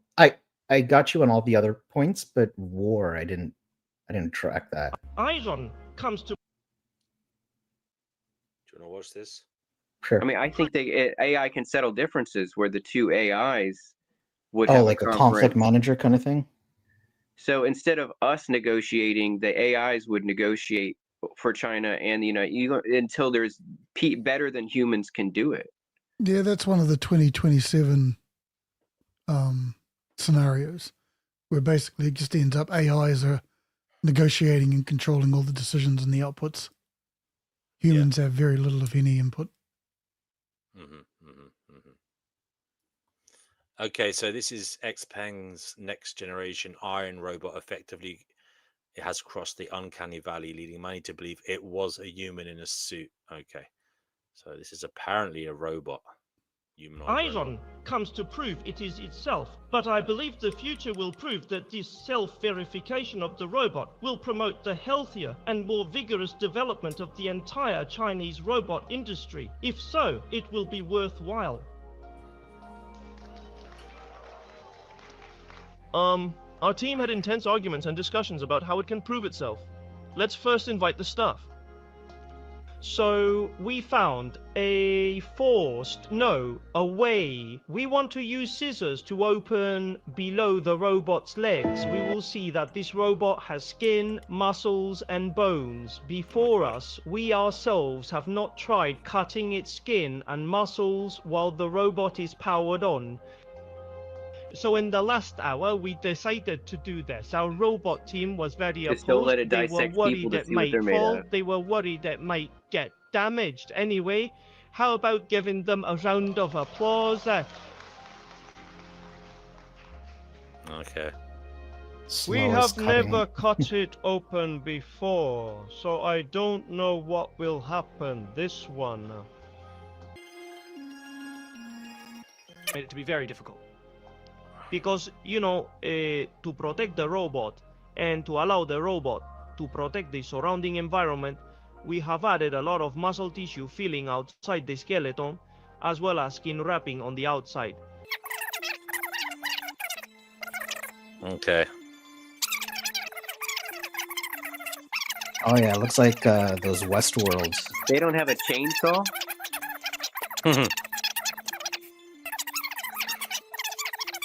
America, we got chainsaws over here. We'll handle that real quick. There you go. Okay. Thank Alan. Thank the staff. Please step off the stage. Thank you. Can it still walk?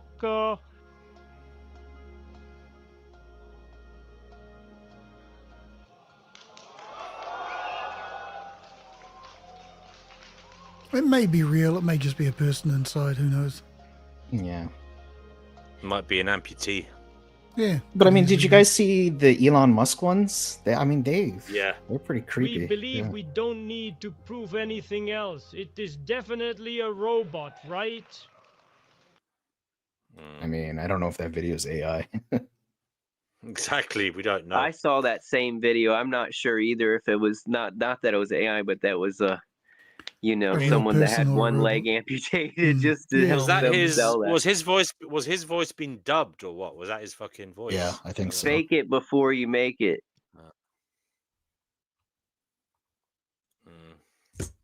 I mean, yeah, I need help around the house, man. Like,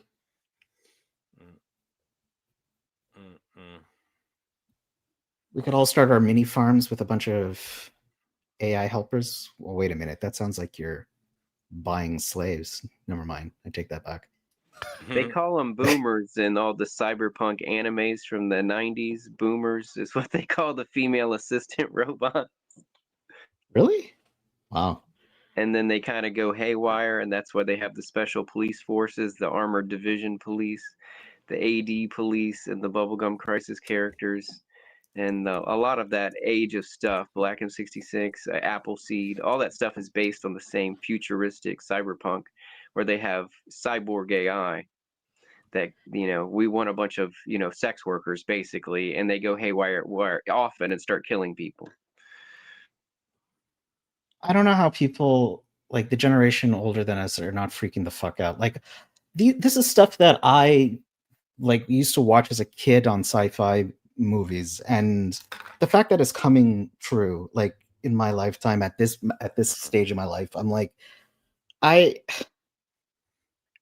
I mean, I'm not freaking out per se, but it's just I never thought I'd see a day like this so early. I hear you, man. I'm the And same. like some people, I know some people are like they're worried about work because I'll be honest, my job I definitely could be replaced with a bot. And I mean, like a lot of us work remotely, right? Like it's just computer stuff that we do, and yeah, I mean, it is a big worry. What's going to happen to everybody in terms of, one of the worries I have is social mobility. What's going to happen to everybody in terms of like trying to get out of, their situations if they want to try and better their lives. It's going to be very hard, isn't it? Unless they get universal basic income. What do you mean?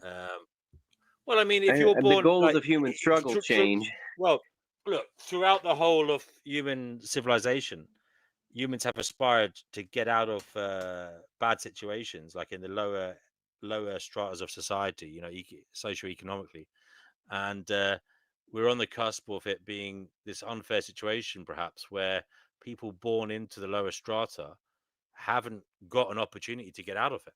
You know what I mean? They're doomed to be there, and it's just like whoever, when this AI comes out, or when we get this universal basic income, I'm not sure if that will allow for an egalitarian society, or it will just keep people in the places they were, unfortunately born into. You know what I mean? Why I don't would know if that makes any UBI sense. entail that? Why would UBI not bring people up to equality? Yeah, because like what you're just saying? giving people a safe baseline, right? Yeah, yeah, but obviously the people who, before the universal basic income came out, there would have been some people in society who had X amount of resources, etc., and they're starting the game with those resources. You know what I mean? So that they have a better hand in the game, if you know what I mean. Yeah, but Whereas, with or without UBI, you always have that. People with a better hand. yeah, but if you get, I'm just saying, when the universal basic income comes out for these youngsters, there won't be anything they can do to rise out of that layer of society, because everything will be being done by the AI, if you know what I mean. Yeah, automated That's what I mean. Do you get what I mean? So they won't be Maybe. able I to think this is rise going to out. open up some opportunities that we just can't see right now. There is that. They do say that. Yeah, they do say that, but I'm not so sure. I'm not. I think there'll be a tipping point. like I think cloning Jesus and following him to Mars. I think initially there will be opportunities, but if it keeps progressing, there will be a tipping point where it becomes, well, AI does absolutely everything. What I've been reading lately is that a lot of junior roles are now going to AI. So people are having a lot of difficulty getting on the career ladder. And so what do you think of what I just said there, Yaftos? Do you understand what I was getting at? Yeah. I was kind of bouncing off that with the same idea, with a similar idea, not the same, but it could just gradually overtake everything, because if junior roles end up getting done by AI, then we're losing people who developed skills over years. True. And so you've got people in companies, big big companies, whatever, salespeople, people have relationships. Those generations are just going to get older, whereas the younger generations are just struggling to even get on the career ladder. Yeah, because that's it. A lot of the stuff is done by AI. But then again, the other side of the coin is I've heard a lot of disappointment from companies, both on and offline, that AI just doesn't cut it, and they're not entirely satisfied with it. But that might change in a year. I don't know. Yeah, I suppose the only saving grace is, and I don't know how it would work, is if these companies were using AI so much that it was leaving out the workforce, well, there would have to be some kind of correction in the markets in that what would the companies be working for if there were no customers able to afford what they were Exactly. buying? Yeah. So there would have to be some market correction to allow for that. So yeah, maybe it's inevitably moving towards some kind of utopic communism. I don't know, but Or that who whole knows? useless eaters idea, you Yeah, know? I mean that's the worrying side Wait, of what's it. that? What's that? 3D Well, printed habitats, 3D printed concrete. Well, the worrying thing is, do humans have a good track record of looking after people who they don't view as providing value to society? Of course You know, not. yeah. So that's the worrying thing. If people aren't providing value in the workforce, will the government or the powers that be give them a utopic lifestyle, or will they just say, actually, we need more green space? We're gonna encourage you guys to die out, and leave it to the elites, I mean, I think we've I had a think velvet apocalypse since the late 90s and it's still happening. So this is a slow downfall of society. So we're just lucky it's not one giant mega earth shattering black swan incident of a comet or something. It's all been going downhill since the late 90s. Something happened. I think it's financially with world markets, and they don't know how to let us down and tell us the truth. And each time it happened with a banking scandal or the housing market and another collapse, and the auto industry had to be bailed out. Each thing has collapsed, and it's like, what's really holding it up anymore besides the printing of the money? Andrew, that's the best condition to join the chat in, mate. yeah. Hello, Andrew. I was just gonna say that's the best. Yeah. You can never be too drunk. Yeah, that's it. I I mean, might I'm even join technically you. drunk by not sleeping. Like they say that impairs your cognition. Actually, I will do that. I'm going to go and grab myself a whiskey. Hang on, I'll be back in a couple. Hell yeah. I'll wait for you to come back then before I play this Elon Musk video I found. I just want to see what he says. So we'll see. I saw a friend yesterday for coffee, and this is exactly what we were talking about, because we're like, what do we do for future career prospects? Like, how are we going to predict what to do the next 25 years? And we just ended up saying, I don't know. So, And we're all asking AI now for the same exact answers. That's also the issue. Like, these AIs are going to butt heads. Say I own $1 billion company and you own a $10 million company. We both buy the same $1 million AI to solve our same problems. Therefore, my increase over you diminishes completely because we're using the exact same marketing, the exact same questions and answers are coming to both of us. So the differentiation in $1 billion company to a $10 million company is going to become less. It's going to be completely dissolve one or the other and bring prices down of everything. That's complicated.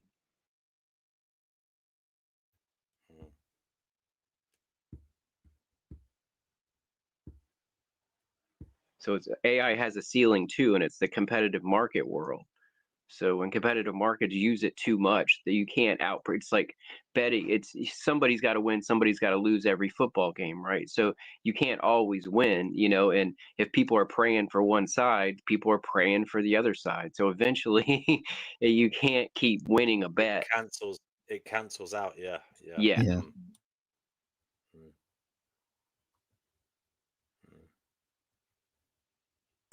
Just my thought. I mean, before I leave, anything else anybody wanted to mention with me involved, or can I peace out? Are you heading off to bed? Are you? It was nice to have you here, No, it's Retro. morning for me. It's morning. The sun is literally rising right now, and I'm like, whoa. Yeah. What time did you get up? I got up right after four something. Wow. Okay, I haven't been to sleep for 48 hours now. Oh my God. Really? You need to try. Correct. The longest I've ever been up was 4 days straight in a row. Damn. Yeah. That's One other time it was 5 days because I was working night and day.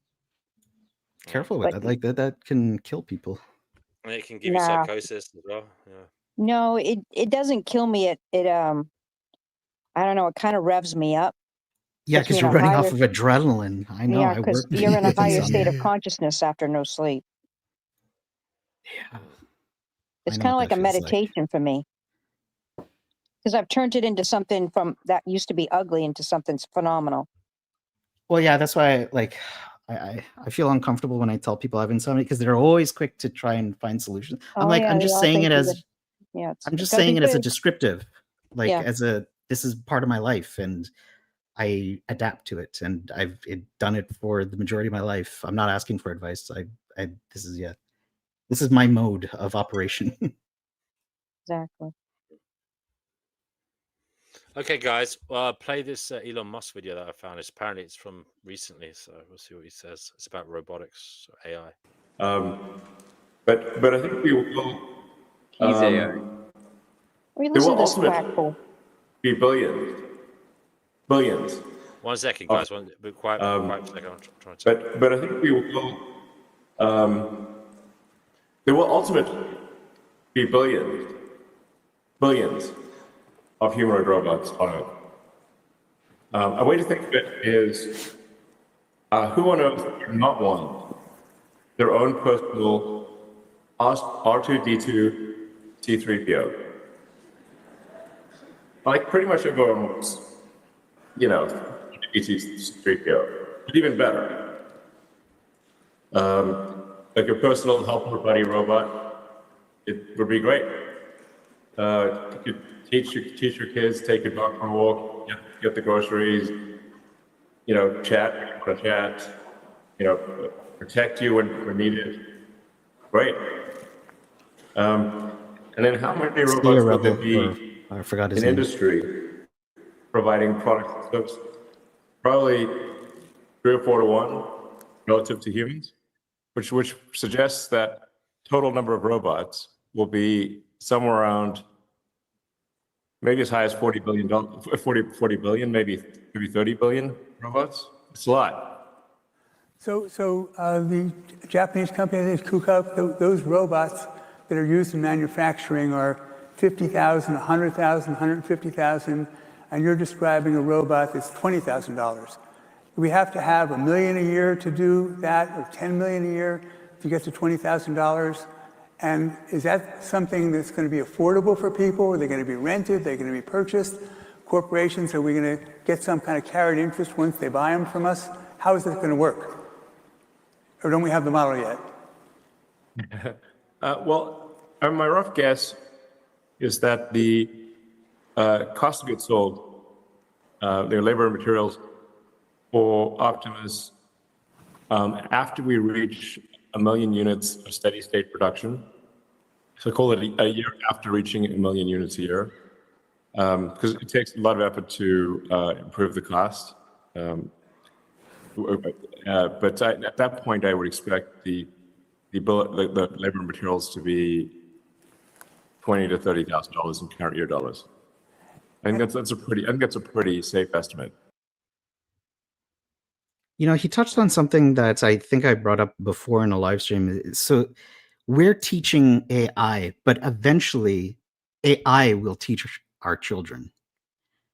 And I think AI teaching how to think and educating human children, I think that opens another can of worms. And I don't know if there's discussion on that yet or not. Well, there's a lot of discussion. I mean, the positives are it's like an egalitarian educational system where everybody can get the same education. You know what I mean? So you're like, if one of the problems in schooling is as it stands and as it has been is the quality of teachers. A child can really be held back or really be at a disadvantage if they have a bad teacher. So if every student is guaranteed the same level of education, and it's an elite level of education, surely that's a good thing. But that's going to create a lot of problems because I think people are. I mean, this could reroute the conversation, but when people find out that not everyone's equal, that could cause problems. It doesn't matter. The quality of they're your all going to be teaching taught virtually anyways. It's not going to. No, they're not going to have to go to a classroom. It's all going to be virtual.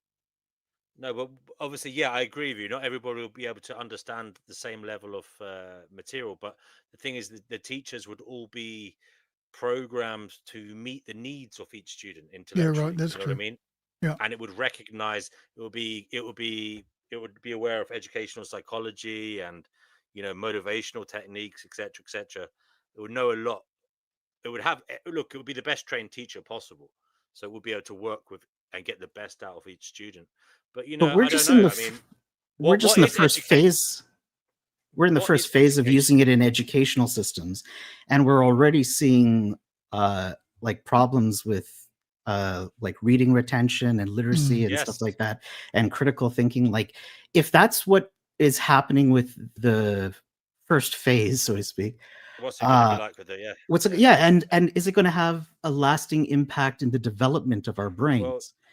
you hit the nail on the head. Is that I was just about to say, what is education in a world where there's something out there that knows more than you ever will and will solve problems better than you ever will? You know what I mean? It's like, what is education for at that stage? You know, it's like it is a strange. No, It's that's a going to be very a good very question. Yeah. it's a very strange frontier that human is facing, and I don't have a good answer to that. It's like, what is at the moment, education is for progress. You know, it's for the progress of the individual and for the society. But when it becomes the case that there is something out there that's doing everything better than you, what is education for? Only a mere hobby, perhaps. You know, as you say, brother Mark, it's brain development. It's obviously critical for that. Um, but yeah, I don't know. I mean, I That's even saw probably what. someone the other day praising what he described as a post-literate society. What? I just, I can't remember. I think it was on X. Some guy was going, "No, this is a good thing." You know, and I heard it before. I mean, I heard it before, like years ago, when Google was basically, you know, a new frontier, and one of the top business leaders, he was saying that his name's Omai Kenichi. He's kind of lauded in Japan as one of the big guys, and he was saying, it's great. We don't need to remember anything anymore. Everything's on Google. Oh my god! And yeah. Seriously, I was kind of, ooh, okay, but he was right. I mean, people just don't think anymore. Everything's Googled, and I mean, even me earlier in the chat, I was grokking whatever Lilith, you know, the Lilith myth. It just becomes, it ends up being secondhand behavior. Luckily, it was the same story I remembered, wasn't it? Yes, it was. About her. Yeah, I was like, thank fuck for that. But I mean, if it's true that AI is getting all its info from social media, I don't think that bodes very well. Well, you see, that's what we're seeing.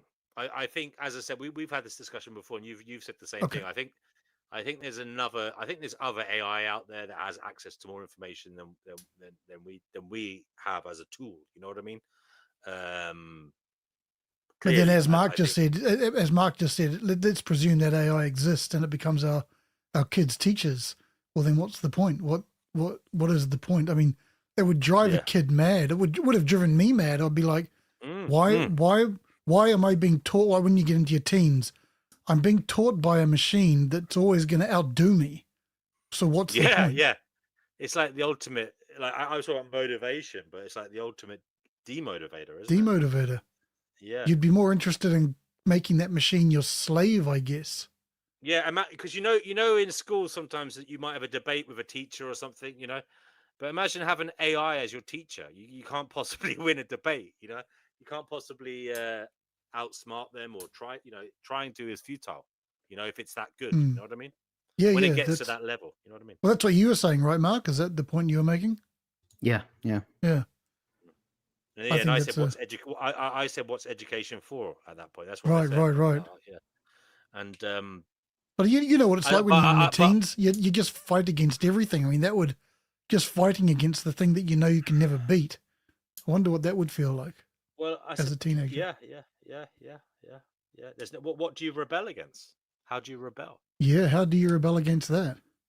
You can't. There's no rebellion anymore. As I said, this is culturally there's no rebellion, but obviously in a surveillance state there's no rebellion against the state. But culturally, what is rebellion in these? And this is where you might get things like, maybe this is Logan's Run and all those old programs. Maybe they're true. You get little communities that become analog communities. You know, They're probably There'll probably be I'm ready for that. Yeah. there'll probably be weird people walking around not bathing and just walking around naked and stuff, completely rejecting technology. Well, I That mean, modern technically, life. that's what I'm trying to do with, like, I spent some of the day yesterday just turning off a whole bunch of features on my, like, Yeah. all the programs that I have, all my operating systems, I'm just, because it's so forced down, it's not forced down my throat, but I use it as an expression. And I'm looking towards using Linux to just replace the Apple and the fucking Microsoft and all these companies. And I think I can say this. Technically, some nonprofits, including my own, are looking towards how do we store our data that isn't owned by other people and owned by foreign countries and stuff like that. And I think that's smart. And I'm glad that organizations are, keeping tabs on that, because Sorry, yeah, sorry, I missed that because I was reading. You were talking about data protection. What were you saying? data protection. Yeah, so organizations want to keep it within their own domain. They don't want to share it. Oh, right. But these companies are pushing to share it, right, and buy it, and I think there is a little bit of pushback. That's the whole compliance thing. I mean, I've had this discussion with guys over here that for all the benefits that AI might bring into the company, there are privacy issues and confidentiality issues. Like, are you gonna ask an AI, can you please draft a contract, a confidential contract for a new client, which is based on a new patent we just scored? Well, what AI are you going to use for that? Are you going to build? Is it going to be open AI? Is it going to be Grok? Is it going to be a custom in-house one? Do you even have the skills to build a custom in-house AI? All these questions are huge. These guys are facing. Well, there probably will be though that ability, because wasn't there? I think you could get. I didn't get one, but you could get some LLM on a USB key, a USB stick, basically, that had billions of worth of books basically on it, and it was able to run without the internet. Did you know that? I did not know that. And yeah. You could. I'm not gonna lie, it kind of makes me wet. Basically, yeah. Basically, that took me a second. It was basically ChatGPT on a USB stick, but basically there's somehow it was a jailbreak. Oh yeah, I heard of that. You could download it onto a USB stick, and it didn't use that much gigabytes. It was insane. It was all like zipped, what they call Wait a minute, that doesn't make sense, because these things need data centers and stuff. How can you do that on a USB? But I don't know how it works, but you can look it up. It does work. It's like they compress the data into I don't know how they do it, but they compress the data, and then you can run it on a USB stick. And who's to say these companies haven't put a bit of code in there? It's like a backdoor. Yeah, I mean, there might be some hidden fucking Wi-Fi. And you do have to connect to the internet at some point to update it. Yeah. Well, I don't know. That's always been the worry with like USB keys, USB sticks. Anyway, wasn't it, back in the day? Because they used to get them free at like conferences and stuff, and they're like, don't put that in the business computer because there could be anything on it, yeah. Some virus or whatever, spyware. That's right. Yeah. So Terminators versus Amish. Let me tell you. World War IV. The Amish will win. The Amish will win. I think so. Yeah. That's funny. Yeah. But actually, having said that, I might go and be an Amish. I might go and join the Amish people. If the way mate, I feel very, very more and more tempted to seriously just go fucking bush. Yeah. Yeah, I mean, you say that, but these fucking drones and shit will be everywhere. I mean, that's the point I was going to make. You just can't escape it. There'll be drones in the sky fucking watching everything you do everywhere. And not just state surveillance, some annoying cunt, I mean, some annoying cunt doing it for a YouTube channel or something. I mean, I don't know about Japan and Canada, but every fucking town in the UK now has some fucking bellend going around fucking videoing everything. No, drones are illegal here. No, but I'm not talking about the drones. I'm talking, okay. I was talking about there's people walking around with their camera phones. Oh, and right, with fucking GoPros and all that. Yeah. videoing fucking the center of town, just fucking Right. videoing people walking around, fucking just watching everything. Like Charlie Veach shit. Charlie Veach? Yeah, yeah, yeah. Oh, yeah. But there's fuckers doing that same type of shit, and it's all crap, It's all. Well, I was bollocks. also It's just all thinking as well, if everyone suddenly decides to go bush, that's not exactly going to make it a peaceful option, is it? No.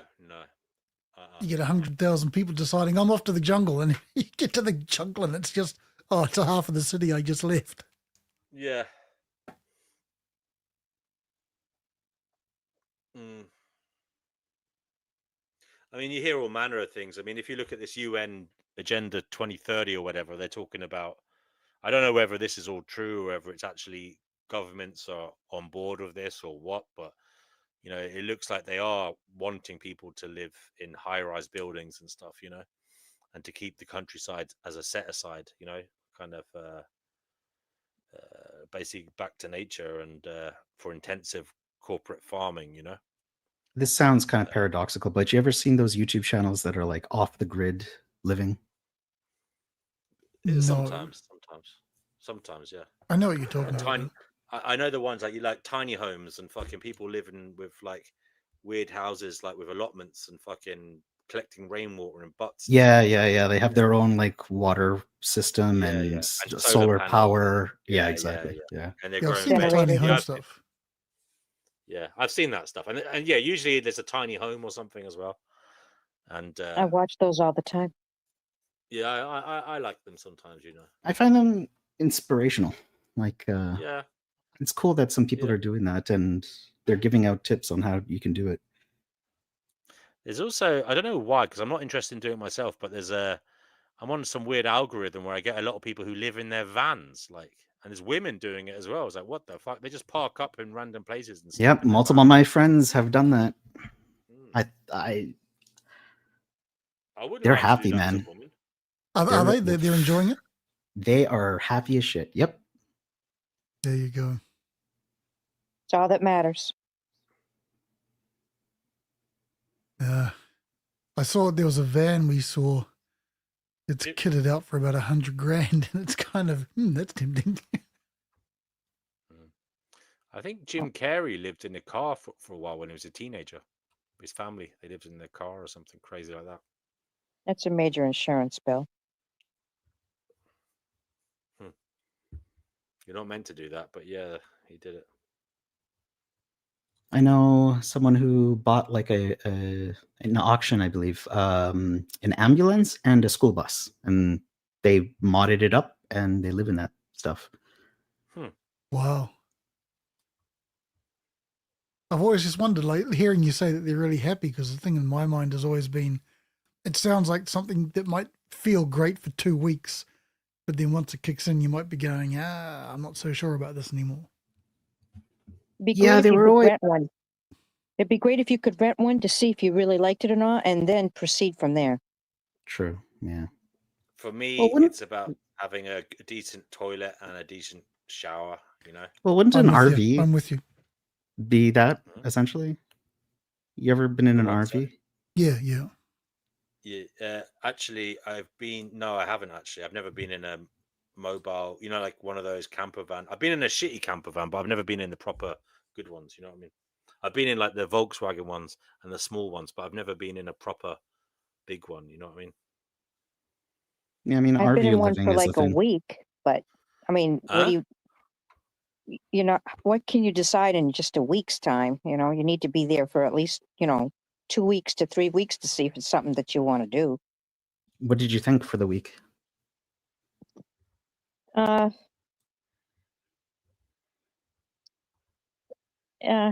don't know. It was a little overrated.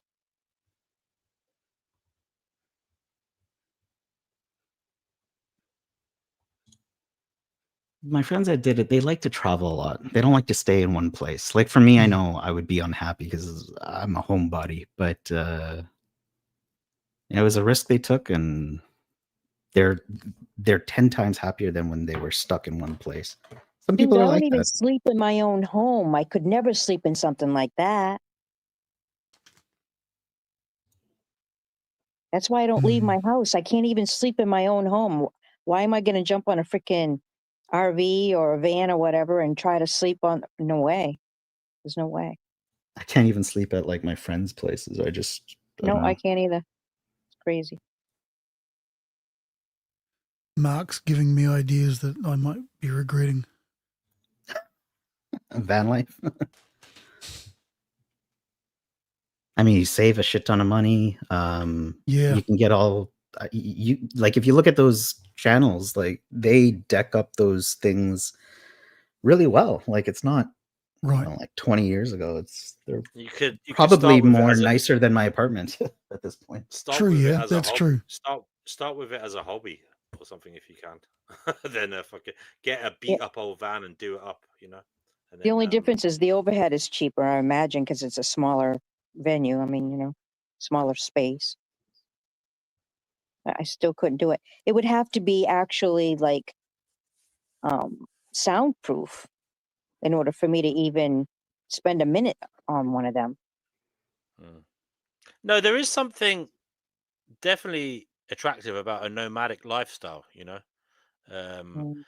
get a lot of these tech bro nomads nowadays, remote work, so they can basically go around the world working their job, like working from different hotels. They don't even have an apartment, Yeah, They I just do like hate live that I don't do that. I work remotely. I technically can do Yeah, that. I you could just, literally go and live in like a Southeast Asian country where it's I really cheap. know, I know. People have told me I should do that. I don't know. Yeah. You You could do wouldn't be it for able a to few sleep, months a year. Marcus, You so could don't do it worry about I it. got a friend who's a lawyer, a corporate lawyer, and he doesn't go to Southeast Asia, but he goes to like Greece and Spain a lot, and yeah, he's able to do that remotely. But even if it's not permanent, like just taking 2 or 3 months to just do it, like that's what I mean. You could do that, yeah. Yeah. Well, some Honestly, countries are offering those kinds of visas. Really? Yeah. That's interesting. I think Thailand, Makes I think sense. Estonia offers it. Makes sense though, economically, bring in some money. Yeah, I would save money actually. Yeah. No, but it makes sense for the country as well. It's a win-win. I think it's a very good idea. Yeah, make visas like that. Very good idea. And actually, do you know what? Depending on, it might make sense to do it like so that you wouldn't have to pay as much tax in your home country. The countries are also aware of it, and they're also moving to sort of close those loopholes. Close those loopholes, yeah.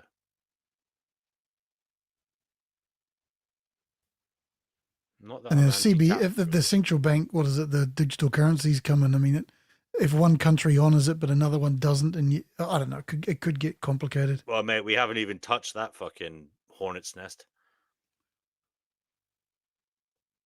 Fucking digital currencies. Yeah, how's that going to go? What have you read or heard it? I thought it was part and parcel of the idea, isn't it? Like it's all kind of mixed in together. I think it's all one. Look. They're talking about no anonymity online as well. So right, yeah. For absolutely everything, you're going to need your digital ID, like your social media, everything you do online. I don't think it's a good idea, guys. I know, not from my selfish perspective, but from a journalistic perspective, like anonymity has been very important for journalists over the years.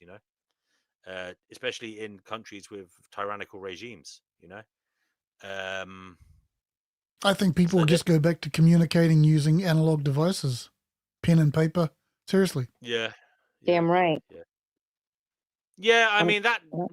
Look, that's true. There were revolutions in the past without the internet, but then again, we've got this problem now of the surveillance. Oh, if anyone's on YouTube, I'm not going to say it. I won't. If anyone's listening to us. No.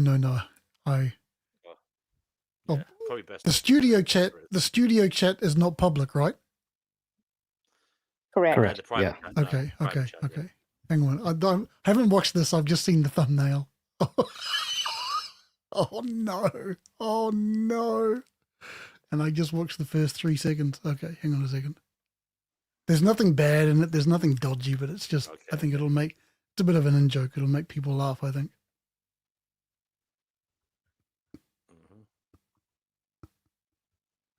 YouTube. It's on YouTube anyway. Oh. Okay. All right. Oh my god. Yeah. Damn. How long ago is that? He's got moves. He's looking well, actually. If that's him. Yeah, he Yeah, looks is. healthy. He does. Looks healthy, doesn't he? He looks great. Yeah. Probably getting ready for his upcoming nuptials. He's got a good straight and a few jabs. He's doing a few. Yeah, holy shit, he's actually good at this. Damn, now I'm jealous. Yeah. Makes People are going to think. People are going to know what. I tell you what, you guys on about? We're looking at somebody doing some boxing, basically. No, he is actually very good. I can't take He that is away good. from him. No, I'm saying I'm impressed. It's fun. And he's got a nice setup there as well. That must be. Yeah. It is a good one. I think I'd rather hang around with someone who did Tai Chi instead of that. Really? No, it's great. Bit of boxing. Yeah. No, there's nothing The wrong dude with looks a lot learning how to throw younger a few there. I punches. don't know whether that's fucking. He looks like he's gone back in time or something. He looks much younger than he usually does. You never know. Maybe he has, you know.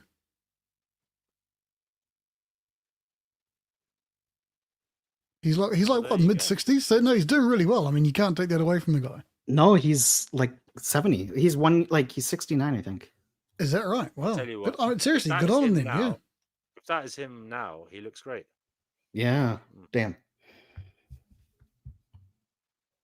Wonder if he sleeps. I actually thought about what you said, D&W, about weightlifting. I think I definitely need to start doing that. Oh, do it, mate. Do it. It's great. Absolutely. Just one thing I learned the hard way though is start off light, get your technique down. Because if you injure yourself, it just fucks you up for like three months. Kind of thing. Yeah, that's true. Yeah. So, but absolutely, mate, it changed my life. So, absolutely do it. Especially as you're getting, closer to 40, Brother Marcus. Get that testosterone up, but what if I get my sex drive back? That's gonna suck. Well, hopefully. Or you could always get bots. That's what they got bots for. That's true. Awkward. Instead of the blow up dolls, they've got bots. God bless them.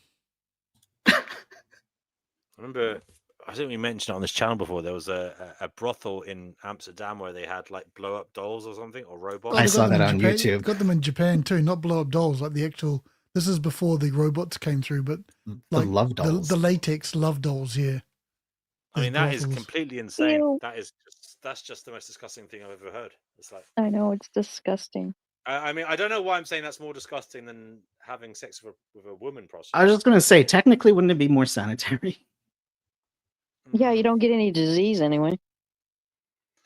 Maybe they have interchangeable, like, They do. holes or something. They do. Do they? So you take out the hole and put another one in. Basically. Fucking hell. Christ almighty. Ew. Whose job is that? Yeah, Yours. I've never thought of that. I wonder, that's a really good question, eh? What do you do for your part-time job in the holidays? Mm. I remember watching a documentary about some fucking peephole bar in I Paris replace or cunts something. for a living. Jesus Christ. God damn. You're a recruitment agent in sales, but in Paris, I watched a documentary about some dude whose job was to mop the window or the perspex in a peephole bar, where there's guys going in like whacking off at some woman who was stripping. Yeah, his job was to literally some African immigrant, and his job was to go in there and clean the windows, basically, where the guys had whacked off. Oh, That was his job all day long. that's awful, mate. Oh, Yeah. so that would does he do that after every fella's been in there? I'm just thinking, like, if you're. I mean, this documentary is like, I watched that on YouTube. It might have been 10 years ago if I can watch that. I can't remember exactly, but it's a long time ago since I saw that documentary. But yeah, it was the poor bugger, man. It was a hard old job, This is personal, but like, you remember when your sex drive was like super high? What do you think if we had this? How would that impact you? Like, would it help? Would it not? If we had the robots. Yeah. Or even the love dolls. I mean, I can see myself as a teenager probably having done it, like as a 13, 14, 15-year-old. If there was one in my room, and yeah, I probably would have went for it, you know. Terrible, but yeah. It's a difficult question to answer because when I was that age, like anything like that was like sex dolls and that kind of thing, blow up dolls. I don't know. It would depend if the surrounding culture was more accepting of it or not. Yeah, exactly. But I'm just saying, as a teenager, if you I remember if you were home alone and you had like a porno mag or something. True. Not that Yeah. I didn't have porno mags. I had to make do with like the fucking Sun. And my parents didn't even buy Oh, that. the centerfold person. Page 3. Oh my god. Yeah, Page 3. I had to make do. I had to make. I remember whacking one out to a fucking woman on an advertisement. Like I knew the ad was going to come up, and I thought, yeah, I better get going.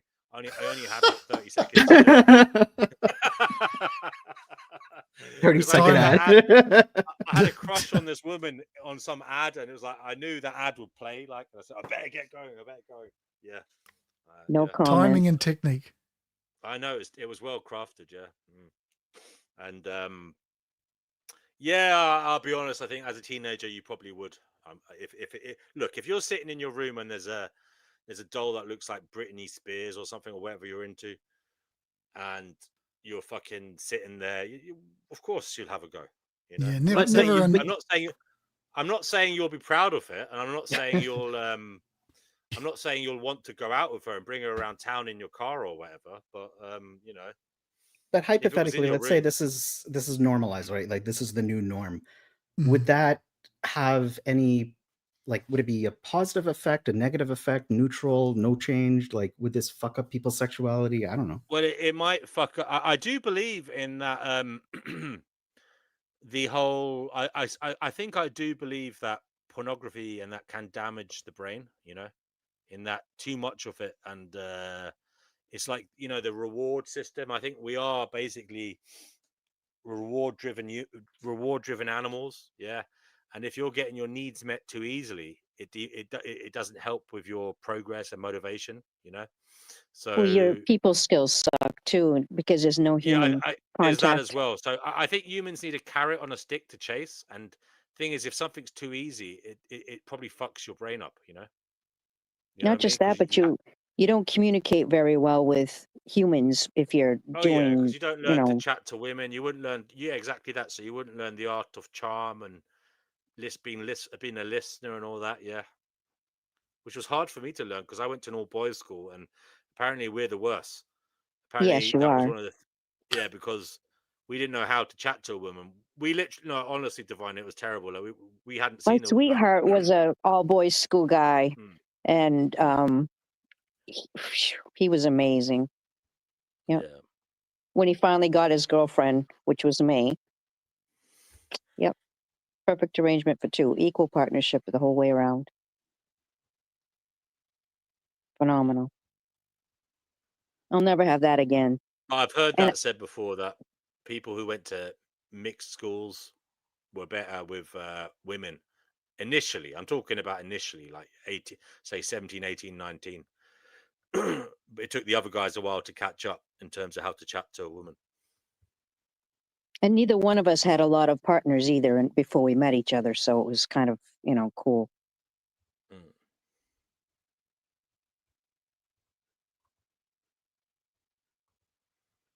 you think it'll reduce the rates of, because like I heard on like articles, I haven't actually looked at the statistical data about rates of loneliness, and there's like a gap that's happening where young men, I don't know if young women, like they're not dating or having sex like into their 30s and stuff like that. Have any of you heard about that?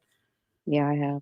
I've read stuff like that. Yeah, I've heard that there's apparently like in America, like so many people are not in relationships. It's unbelievable. I've heard that, and I heard it's happening in Europe as well.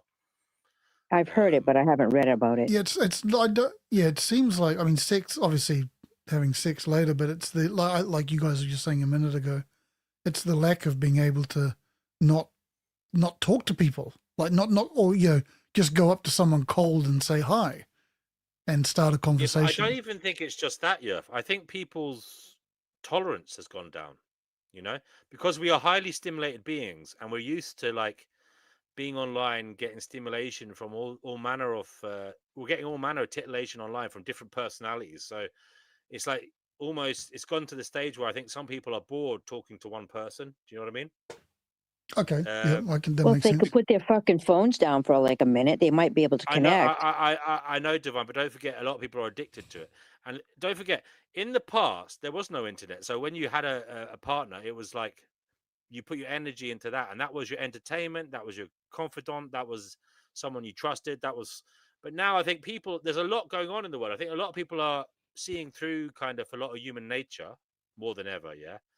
And they're learning a lot about look. The average layman is learning things about psychology that he never knew before, right? In the past, and we're seeing through things, and we're also seeing so much out there that we're being titillated, and like it's just I think a lot of things are more boring to us. You know what I mean? And Even I think partners, there's even also this. parties are not fun anymore because everyone at the parties talking to everyone through the text machines rather than person to person, looking each other in the eye and No, I, making a I agree. connection. There's definitely that, and I think a lot of people are avoiding socializing and preferring to talk to people online. But There's a that's lot of that exactly going on what as they well. want. That's exactly what the world wants, is for us to all be separate, all be like Well, not to be honest together. with you, I can see the value in it actually sometimes. I'd rather talk to you guys than some of the fucking people, in the pub and stuff nowadays. You know what I mean? So Some of the people, I was going to ask you about I'm that not saying everyone. because like I regularly see my friends. They know I'm on YouTube. They know I do this, and I think about sometimes how I've talked to you guys for like hours and hours and hours, and there's it feels weird sometimes because I feel like I'm in a double life, and No wonder I'm you still can't sleep. talking. I'm still talking to another human, right? And I just don't know the difference. It's just you guys are interested in things that. I also think it's like what are we normalized with? Like I don't think they would be comfortable having a chit chat the way we do here. I think we're kind of normalized to this. But I think we're the weird ones in that we're not the youngsters. But I think the youngsters, as in like a lot of people our age, aren't really talking much online. I wouldn't say to the degree that we are, but I think that a lot of the youngsters are. You know what I mean? I think it's quite normal for the youngsters to be chatting to each other. I'm talking like people in their late teens, 20s, early 20s. I'm thinking, I don't know, but I'm guessing they talk a lot online, right? I mean, they're talking when they're playing their computer games.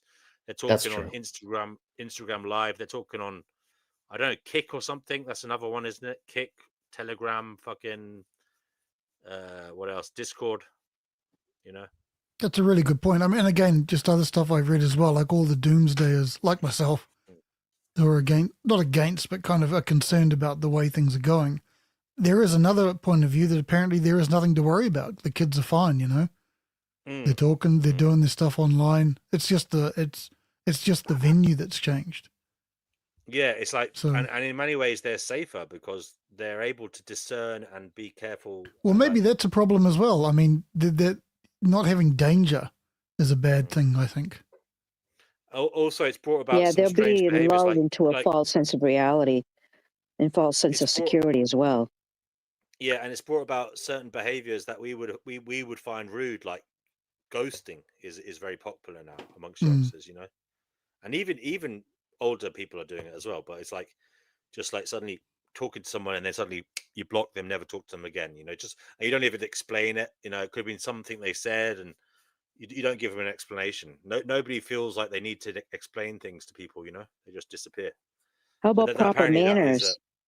None of what. them have any proper manners. They don't say please and thank Well, you. I don't know. I think it's It's deeper than that. crazy. I think people are highly sensitive. Maybe more. I think people. I don't Their know. social skills suck too. I mean, I was like watching World War One documentaries and films last night, and I was just thinking about some of the shit people went through, and Then I was listening to some interviews and stuff as well, some of the soldiers, and I was just comparing them to some people nowadays. There is a marked difference. I think there is, you know, there is. I'm not saying they were better people. I'm not saying that. I'm just saying they went through a hell of a lot, and they just seem to have manners and respect and all that. But as I say, I'm not saying they were better than the younger people today, but I don't know. There's certainly a difference, and I think there was a unity there amongst those guys that is missing today in society. You know, like there was a connection that Definitely. is missing. I'd say it's Definitely. it's a fragmentation and atomization of society. It's just everybody's gone off on their own little algorithm fucking trail. I mean, I've got my partner, she goes on her own little fucking thing. I don't watch the fucking shit she's watching. I couldn't bear to. And I've got a friend as well who watches all these videos about electric cars and fucking he's into all this other shit that I couldn't be bothered with, you know. And he's off doing that all the time, you know. And it's just interesting how it is taking people away from the Each other. socializing. And then what happens is friends you have in real life, yeah, that you get on well with. It's so funny because I don't know if you guys have experienced this, but you get on well with them or whatever, yeah. But they send you shit on WhatsApp or something for a video they watched or something. You know what I mean? And you don't even click on it because you know it's just not for you. Do you know what I mean? I have a friend. You All know, she does is send me music. yeah, And it's like, because you shit, know if I want to listen to music, I'll you listen know to your it. friend, you know your So you just friend. delete it, you know? It's like, Yeah, what? I I got don't need music. If I want to listen to music, I'll buy my own music to listen to. you know your friend, but you like them as a friend or whatever, but you just know you're not on the same algorithm trail as them. You know, it's Yeah, not she going to lives in happen. North Carolina anyway, so I don't have to see her. Yeah. But isn't there like a real life algorithm, like without computers? Like we I match don't have with any people. friends. Yeah, well, Okay. that's what None. the socionics and the Myers Briggs and all that would say. I have one friend, and she lives in North Carolina. Well, who's the person that you helped with the kitchen? Oh, that was my brother's best friend. Oh, okay. Yep. Okay, I'm gonna bail, guys. It's coming up to 10 o'clock here, and I've got some stuff to do before bed. So Take All right, care. mate. lovely It talking. was awesome spending time with you. You're No you're worries. awesome. Cheers, mate. You're really Okay. cool. I really like All you. right. Bye. Cheers. Take care Thanks. now. All right. See ya. Bye now. Bye. Take care. Yeah, if anybody Yes, else is watching wants to come on, the link is in the chat. Do come on and say hello. I sometimes feel weird that because some of my friends will say, I haven't seen you for a while, and I'm like, I'm around. I mean, I talk at work because I we meet virtually at work, and I'm like, I'm talking to someone every day. Then I do my hobbies, talking to other, like I'm always talking to people, and it's not about availability. I'm around, but we're not in the same proximity online, I guess. And I don't know. I feel like it's kind of. It feels weird. That's all. I don't even know what point I was trying to make. Because you mentioned about like being stimulated, right? Like we go online and we're getting these hits of dopamine, and I'm like, well, isn't that technically what friends are doing when we go out to the pub or go out to a movie or go out for a hike or whatever? You know, we're meeting with another person to do something that'll increase oxytocin and serotonin and dopamine It's and shared. you know. It's shared experience. It's not just that with a friend. Hopefully, I mean, it's shared experiences. Hopefully, sometimes Memories, creating it's memories. about Yeah. you're going through something together, so you may be lifting them up, and you may be suffering a little bit with them, but lifting them up at the same time. You know what I mean? Yeah, but that happens on these streams too. So like, what's I the know. asymmetry? Yeah. But you think there is there's an asymmetry between it, right? I mean, I like online friendships because I think I like both. You know, I think they both have their benefits, and I think the thing about online is they can be like a good place to kind of sift through and just I think online you can cast your net and you can meet interesting people you wouldn't have an opportunity to meet in real life. Do you know what I mean? Yeah. So I think that's the benefit of online, because So I have a good question. Yeah, go ahead. What do you think that, like, if we all, I mean, I'm not saying I want to create this, I'm just asking hypothetically. Like, if we all were in the same room, do you think we'd really like each other as personalities?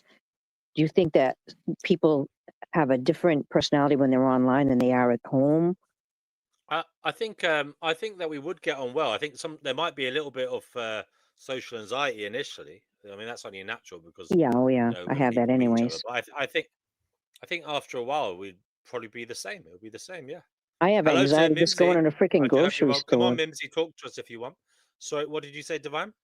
It says I have anxiety just going in a grocery store. Yeah. I can't go in big ones. I go in the little small town ones because I can't deal with the big ones. I mean, I it would can pick up depend on on the everybody's setting. energy. I can feel when they've gotten hurt.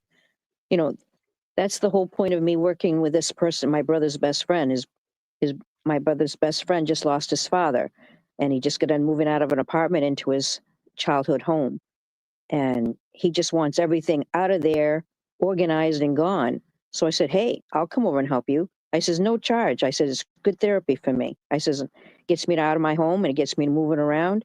And he's just so appreciative. But he's, Right. never had a girlfriend. I don't think he's ever had a boyfriend either. He's just so ugly to see. It's just, phew. I mean, he's probably one of the ugliest men I've ever seen in my entire life. Right. Who is this person? Sorry. It's my brother's best friend. Okay. Yeah. Yeah. He's always like a brother to me, basically.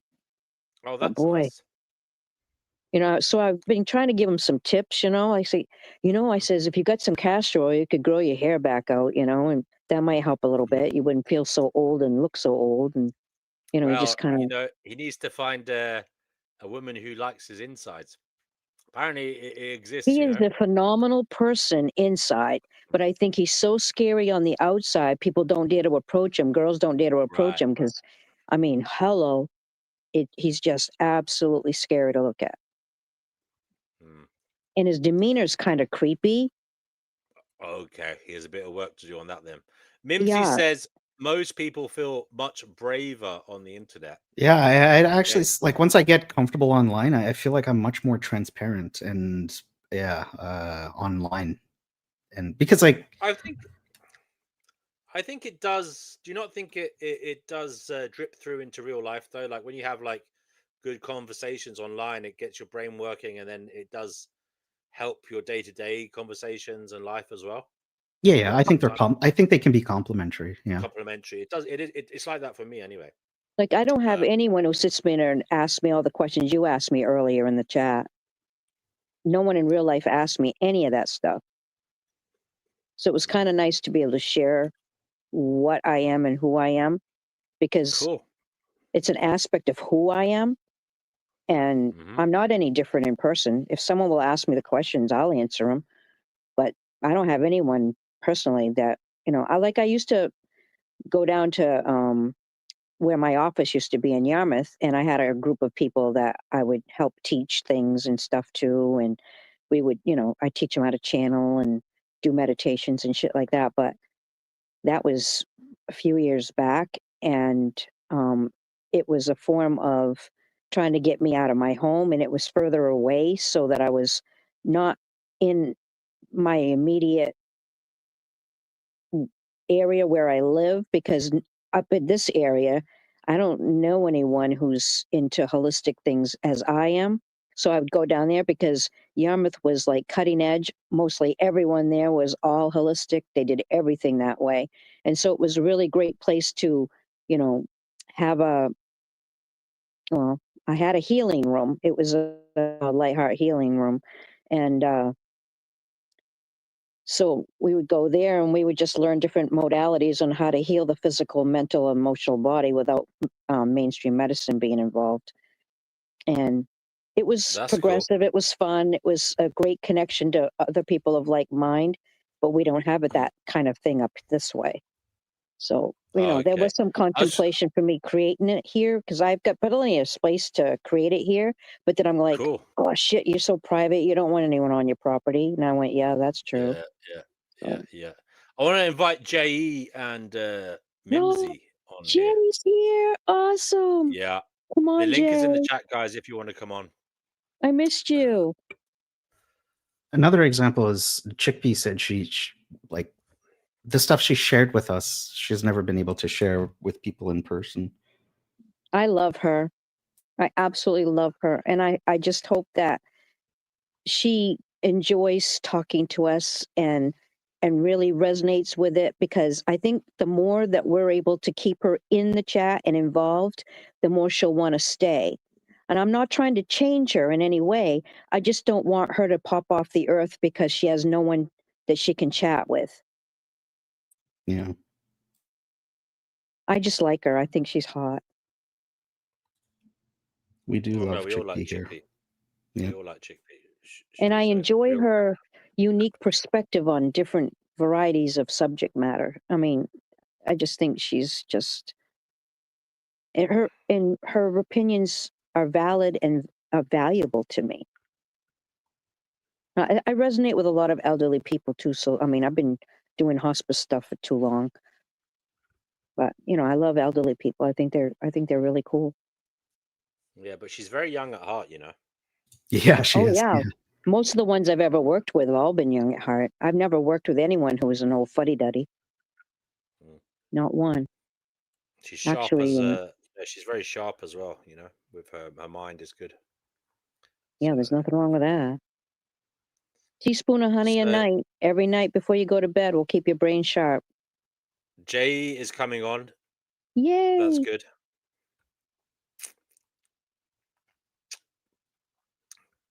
That will be good. Wow, we had a good old stream there, folks. I mean, we'll keep going, but that was phenomenal. So this was wholesome compared to the spicy. I mean, listen, the spicy one was entertaining. I'll give you that, but yeah, because I had to do some really, really boring work that day, and I'm not gonna lie, like that.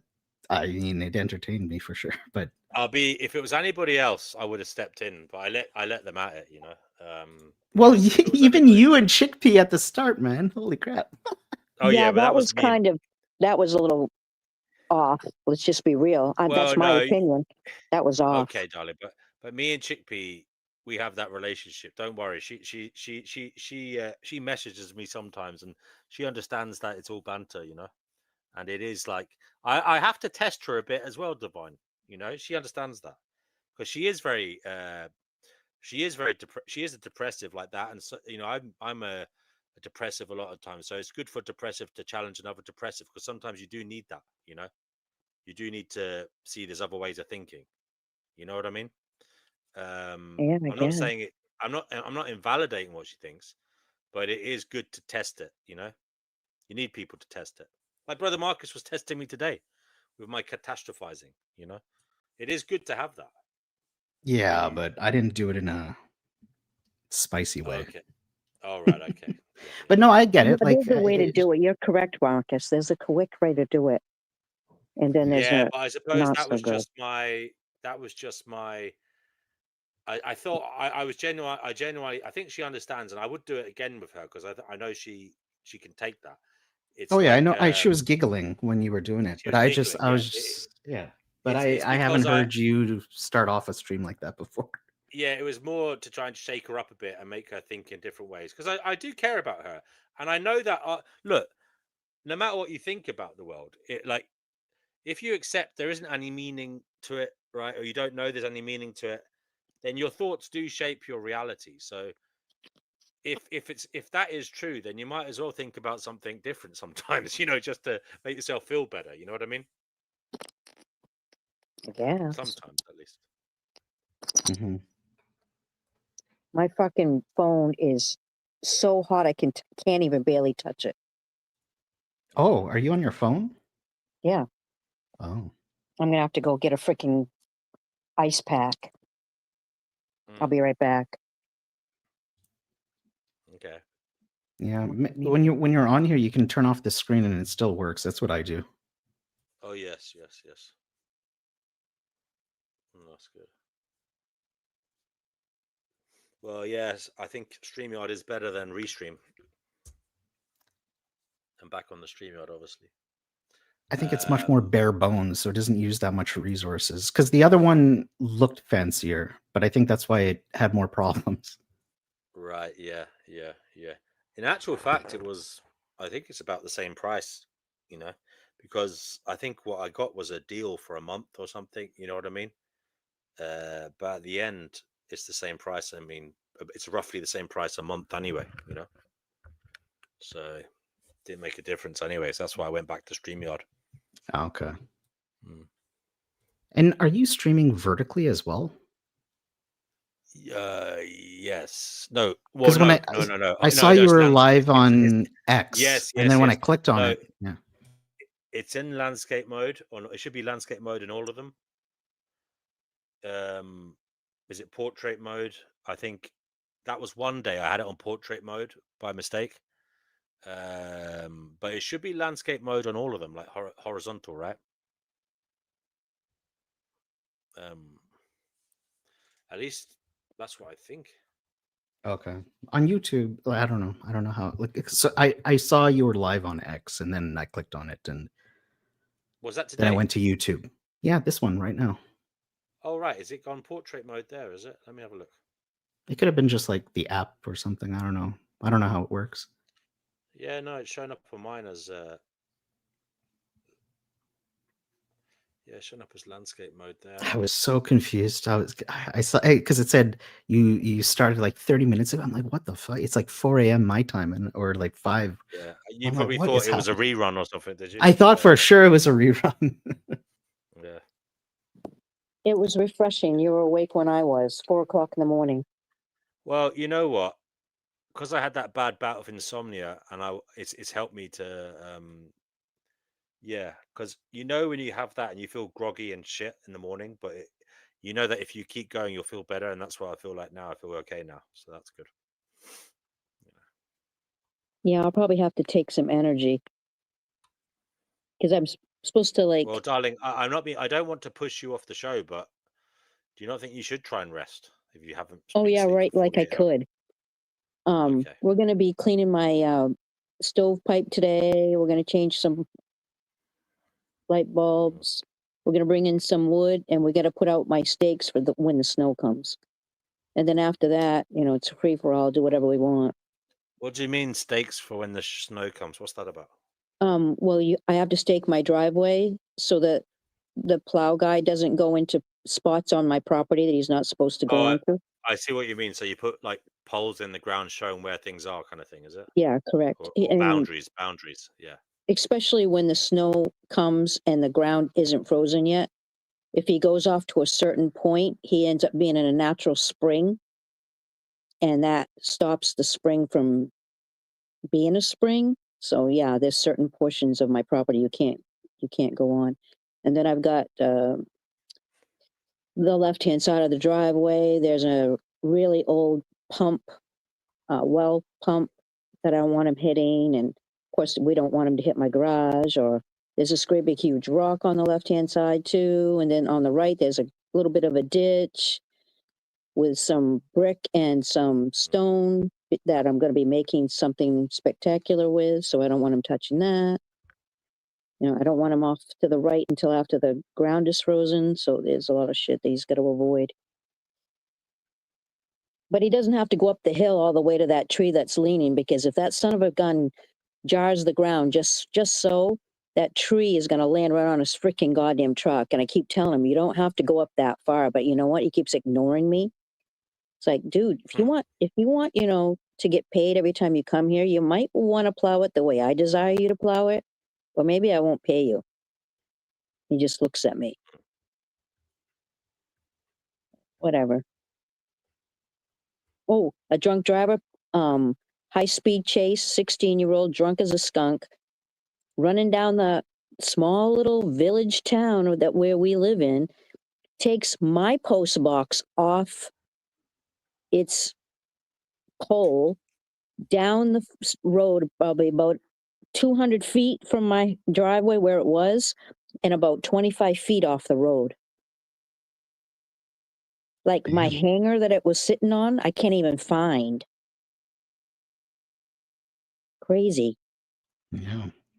And this is the second time a drunk driver's take my post box down. This one didn't do as much damage. The other one did $2,500 worth of damage. Oof. This one only did like about $400, $500 worth of damage. Crazy. So Yeah. I have to go get my mail in the town of Fairfield now, one town over. Is it a long drive? No, it's probably 10 minutes away. Oh, okay. Yeah, it's not bad. Well, at least I don't have to go to Waterville, which is like 15, sometimes 20 minutes away, depending on the traffic. So Waterville's supposed to do all of our mail in this area, but because we're a small town, I asked Fairfield if they would get it from Waterville and hold it, and I'd come down and get it. And they said, sure, we'll do that for you. This is great because I didn't really want to go to Waterville every single day or even once or twice because I don't like Waterville anyway. So he said, yeah, we'll do it for you. So that was really super nice of them. Yeah. And That's I have good. like 30 days to replace it, but it's not going to be 30 days. It's too damn cold out there to work on a freaking box. I didn't know they give you a deadline. Well, they can extend it. Like the 22nd of December, I'm going to have to extend it because I have no choice. My box isn't like everybody else's, okay? I have a historical house. So when I put the box back on, I have to have the hanger the correct way, and I don't have to. I desire to have it the way I want it rather than just, throw up a box from Home Depot. You know what I mean? I have to have the one that I want. I have to have it looking the way I want. I have to have the numbers the way I want and the actual holder that holds the box up on the pole the way I want. So it's all going to take time to acquire and get it all together and someone to do the work for me. So yeah, crazy. But you know what was really wild?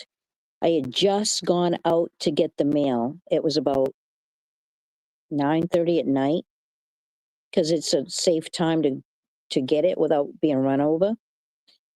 If I would have stayed out there, I would have gone. I would have been down near where the post box was, not have any idea what was going to happen. What do I you think just about like come up putting a into the camera? house. It's crazy.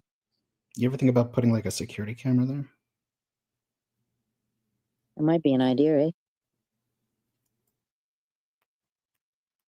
Yeah, since I'm up all night anyway, so I'll go down to the mailbox 2, 3 in the morning. Christ, I've gone in the car and gone to the bank at 2 or 3 in the morning, 4 o'clock in the morning. It's like, I ain't got nothing else to do. May as well go. Like the other day, I was like, oh, I got to go get some money out of the bank. It was like 2:30 in the morning. I'm like, just another minute for me. I'm just going over there and grabbing money, come back. That's what I did. No traffic. No one bugs me. I said, that's about the time I'd like to rob a bank anyway. So, oh, shoot. We used to have a Oh, 24-hour Yeah. grocery store, and I used to go at like 2 a.m. It was lovely. I used to I love that wish as the well. I was grocery going to say store the I same went thing. to I was used to open go all down that on time. I used to have a little moped, and I go down to the supermarket on it at night. Yeah. I think there's only one place, and I'm not even sure if it is anymore, but I think as you get closer to the holidays, Walmart's open 24/7.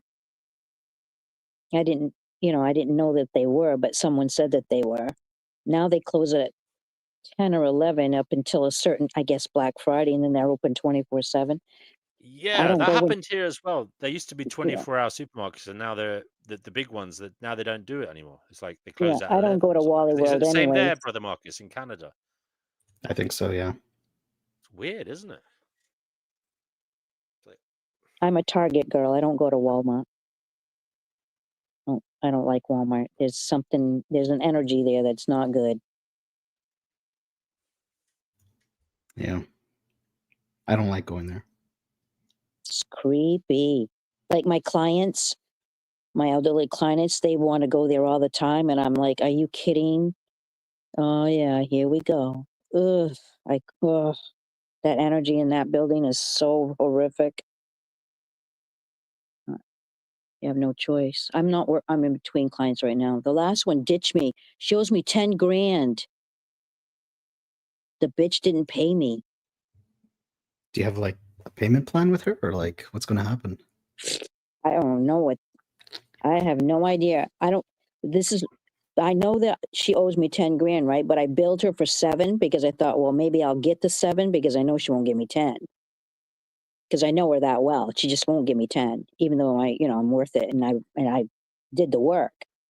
But I says, no, I'll just bill her for 7 and see if I can get away with that and at least get that much. Nope. I never got a penny, nothing. It's like, holy crap. I don't know how I'm going to acquire it. I have no idea. I'm really not a let's go sue someone kind of girl.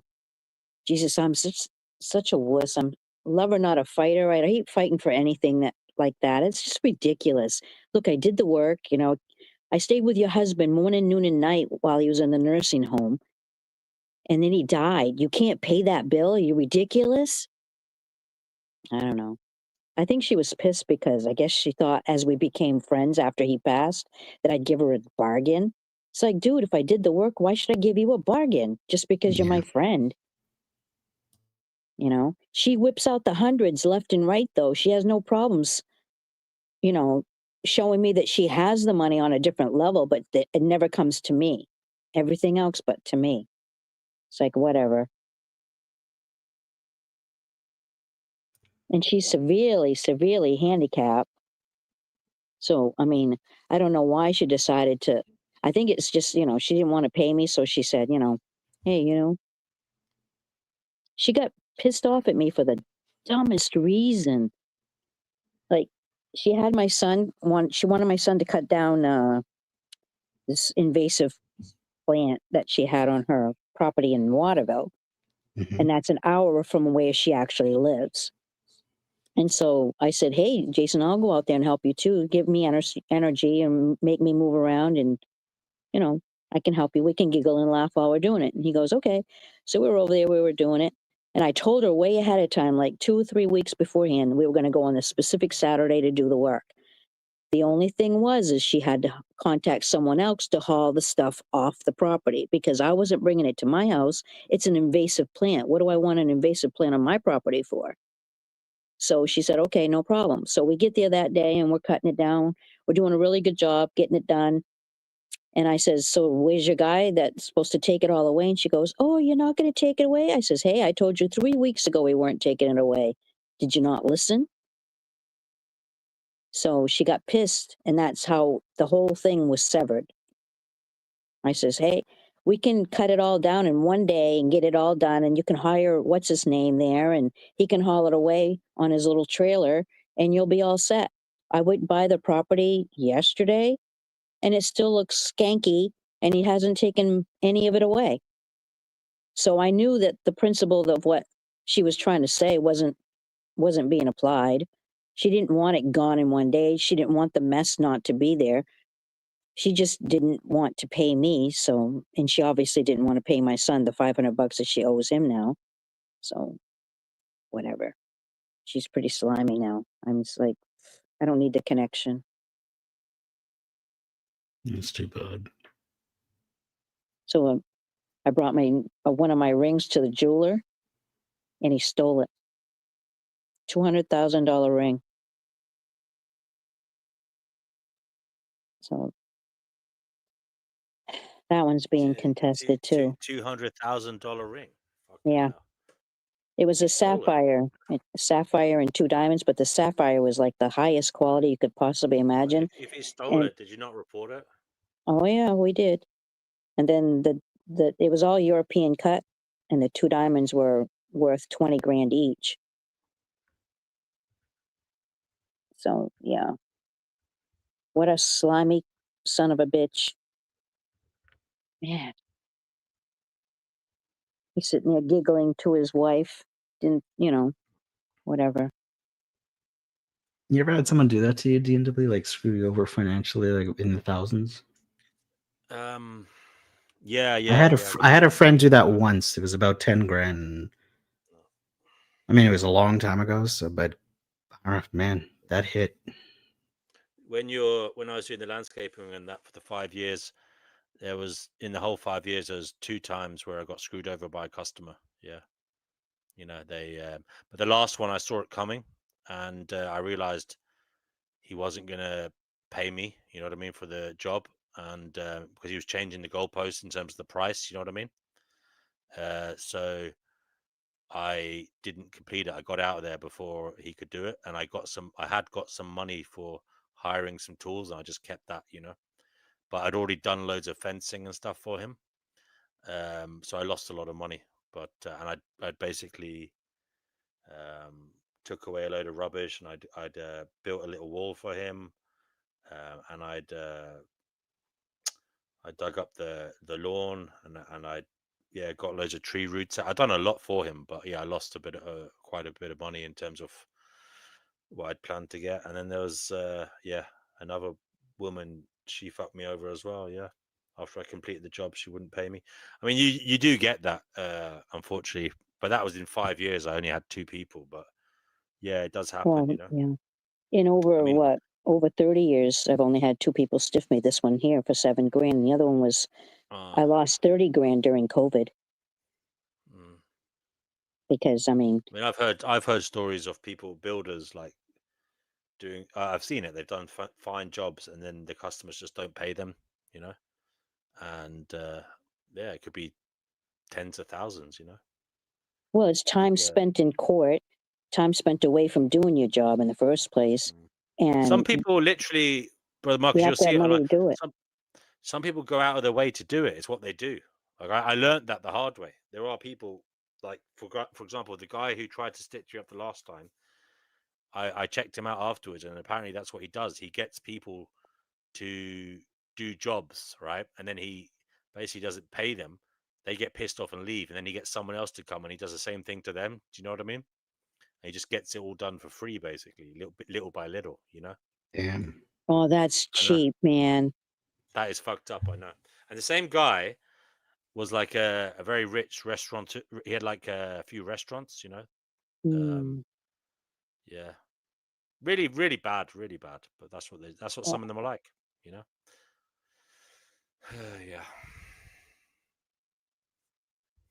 I get. Actually, that was my fault. I learned a bit there because that was my fault, because I gave it to the other guy. I had this guy working with me, and I gave it to him that was the only job I'd ever let someone else Kind of sucks. do the organizing the money, but I heard what he said, and I heard the organization of it, and basically the guy reneged on his promise and that, and yeah, it was the only time that I handed the power to someone else to organize it, and people take advantage of you unless you're very strict and very you do have to just show a paper trail. You have to show all these things, otherwise people will try and screw you over.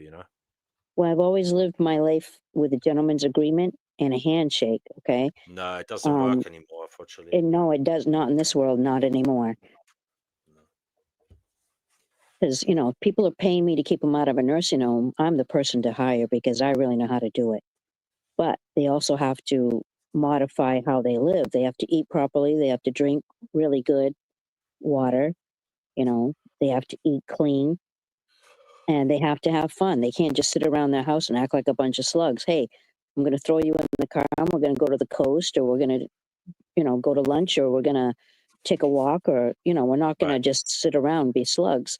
And I noticed all the ones who wanted to do that, who wanted to feel invigorated and living again, and even some of the ones who used to do certain things, and once they get a little older and no one want to do those things with them anymore, I would incorporate those things into the mix, because then they felt like they were living their authentic life still. They weren't dead yet, so why aren't they doing the things that they've always done? So I was taking care of this elderly man, and he would just sit in his wheelchair and just, mope, it was kind of like he was depressed. And I was like really amazed by that. I was like, okay, I had to figure this guy out. This guy's killing me. I can't stand it. So I asked him one day, I said, may I look around your apartment to kind of get an idea of who you are and how I can help you come out of your funk? And he goes, sure.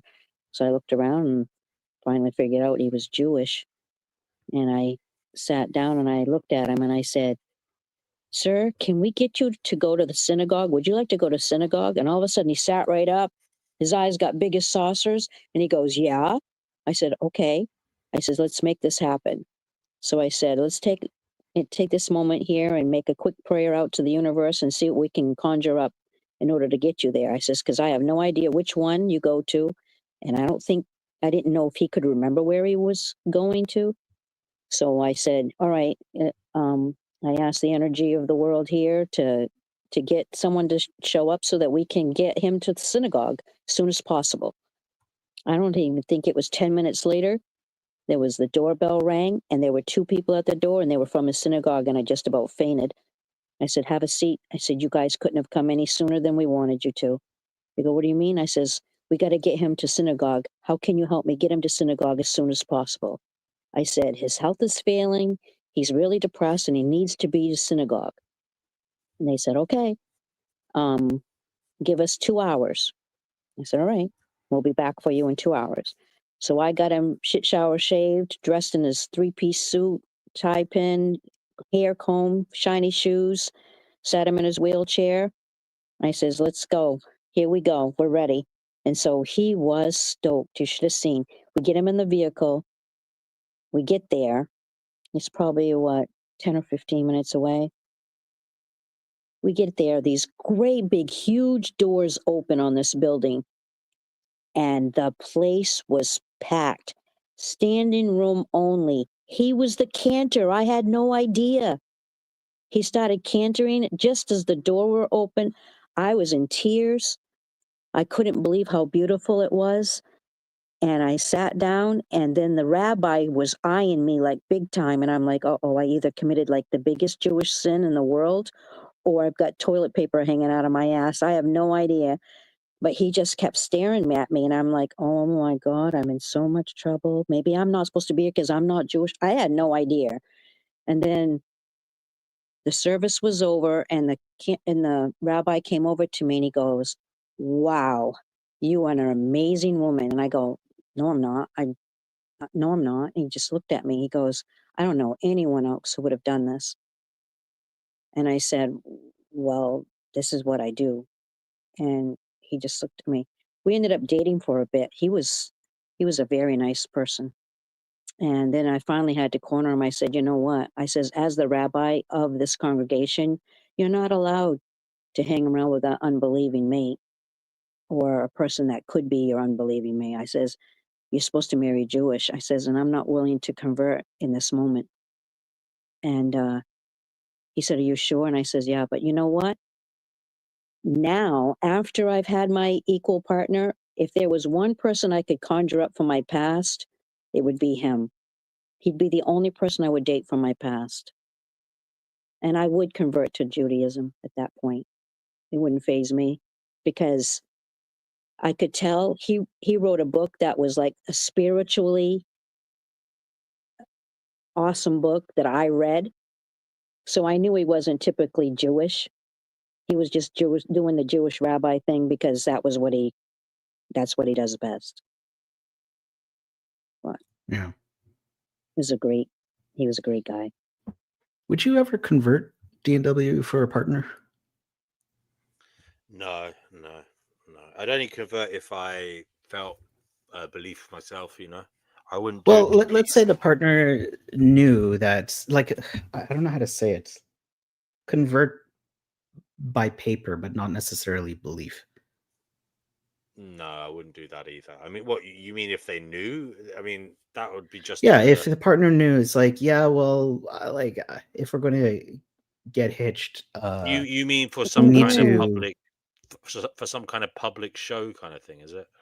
Yeah, I've heard some people do that. It's like, Yeah, I've to seen get. people do that as well. I mean, Yeah.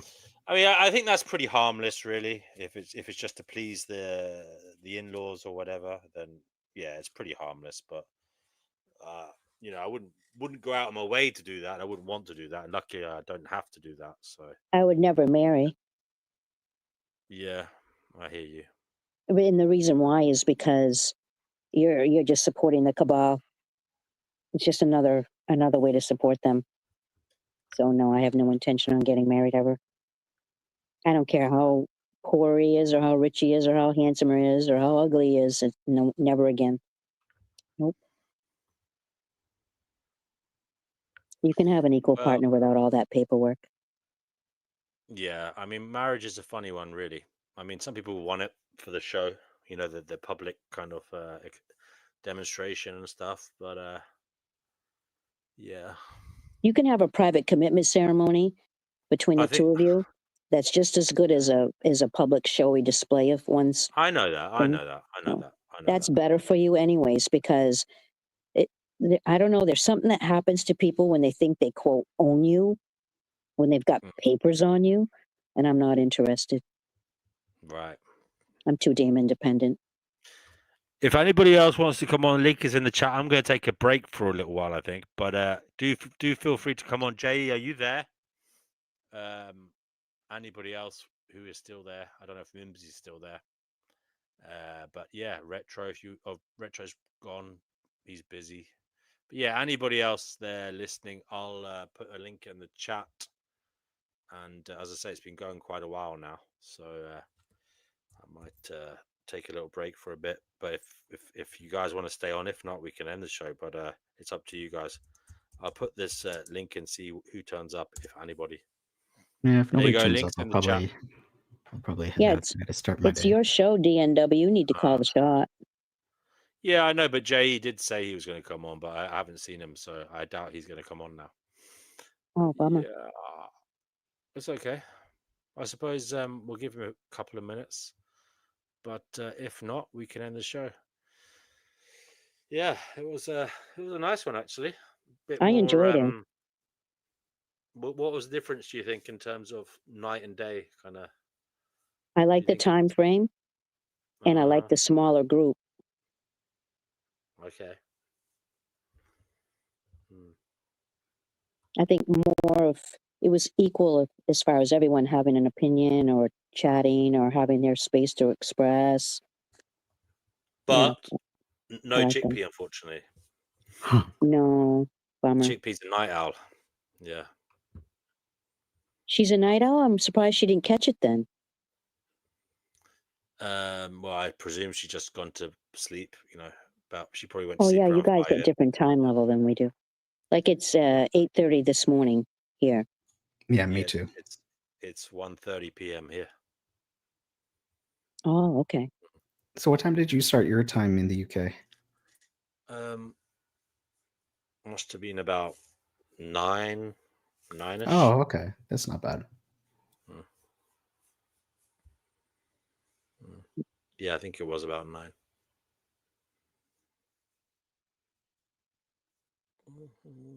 Yeah, I probably won't be back now till Monday. So. Oh, I cooled off my phone.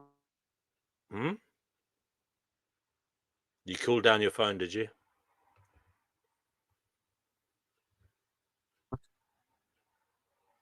Couldn't even barely touch it.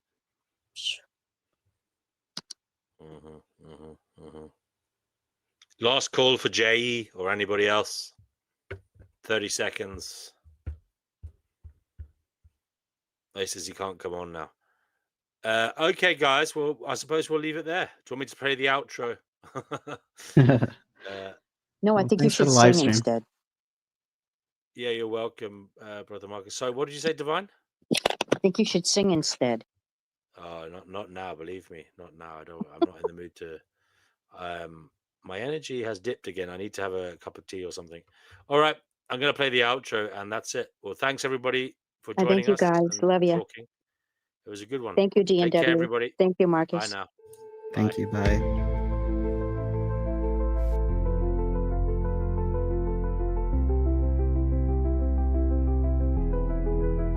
Truth is fleeting, shadows call. We search for meaning, we question all.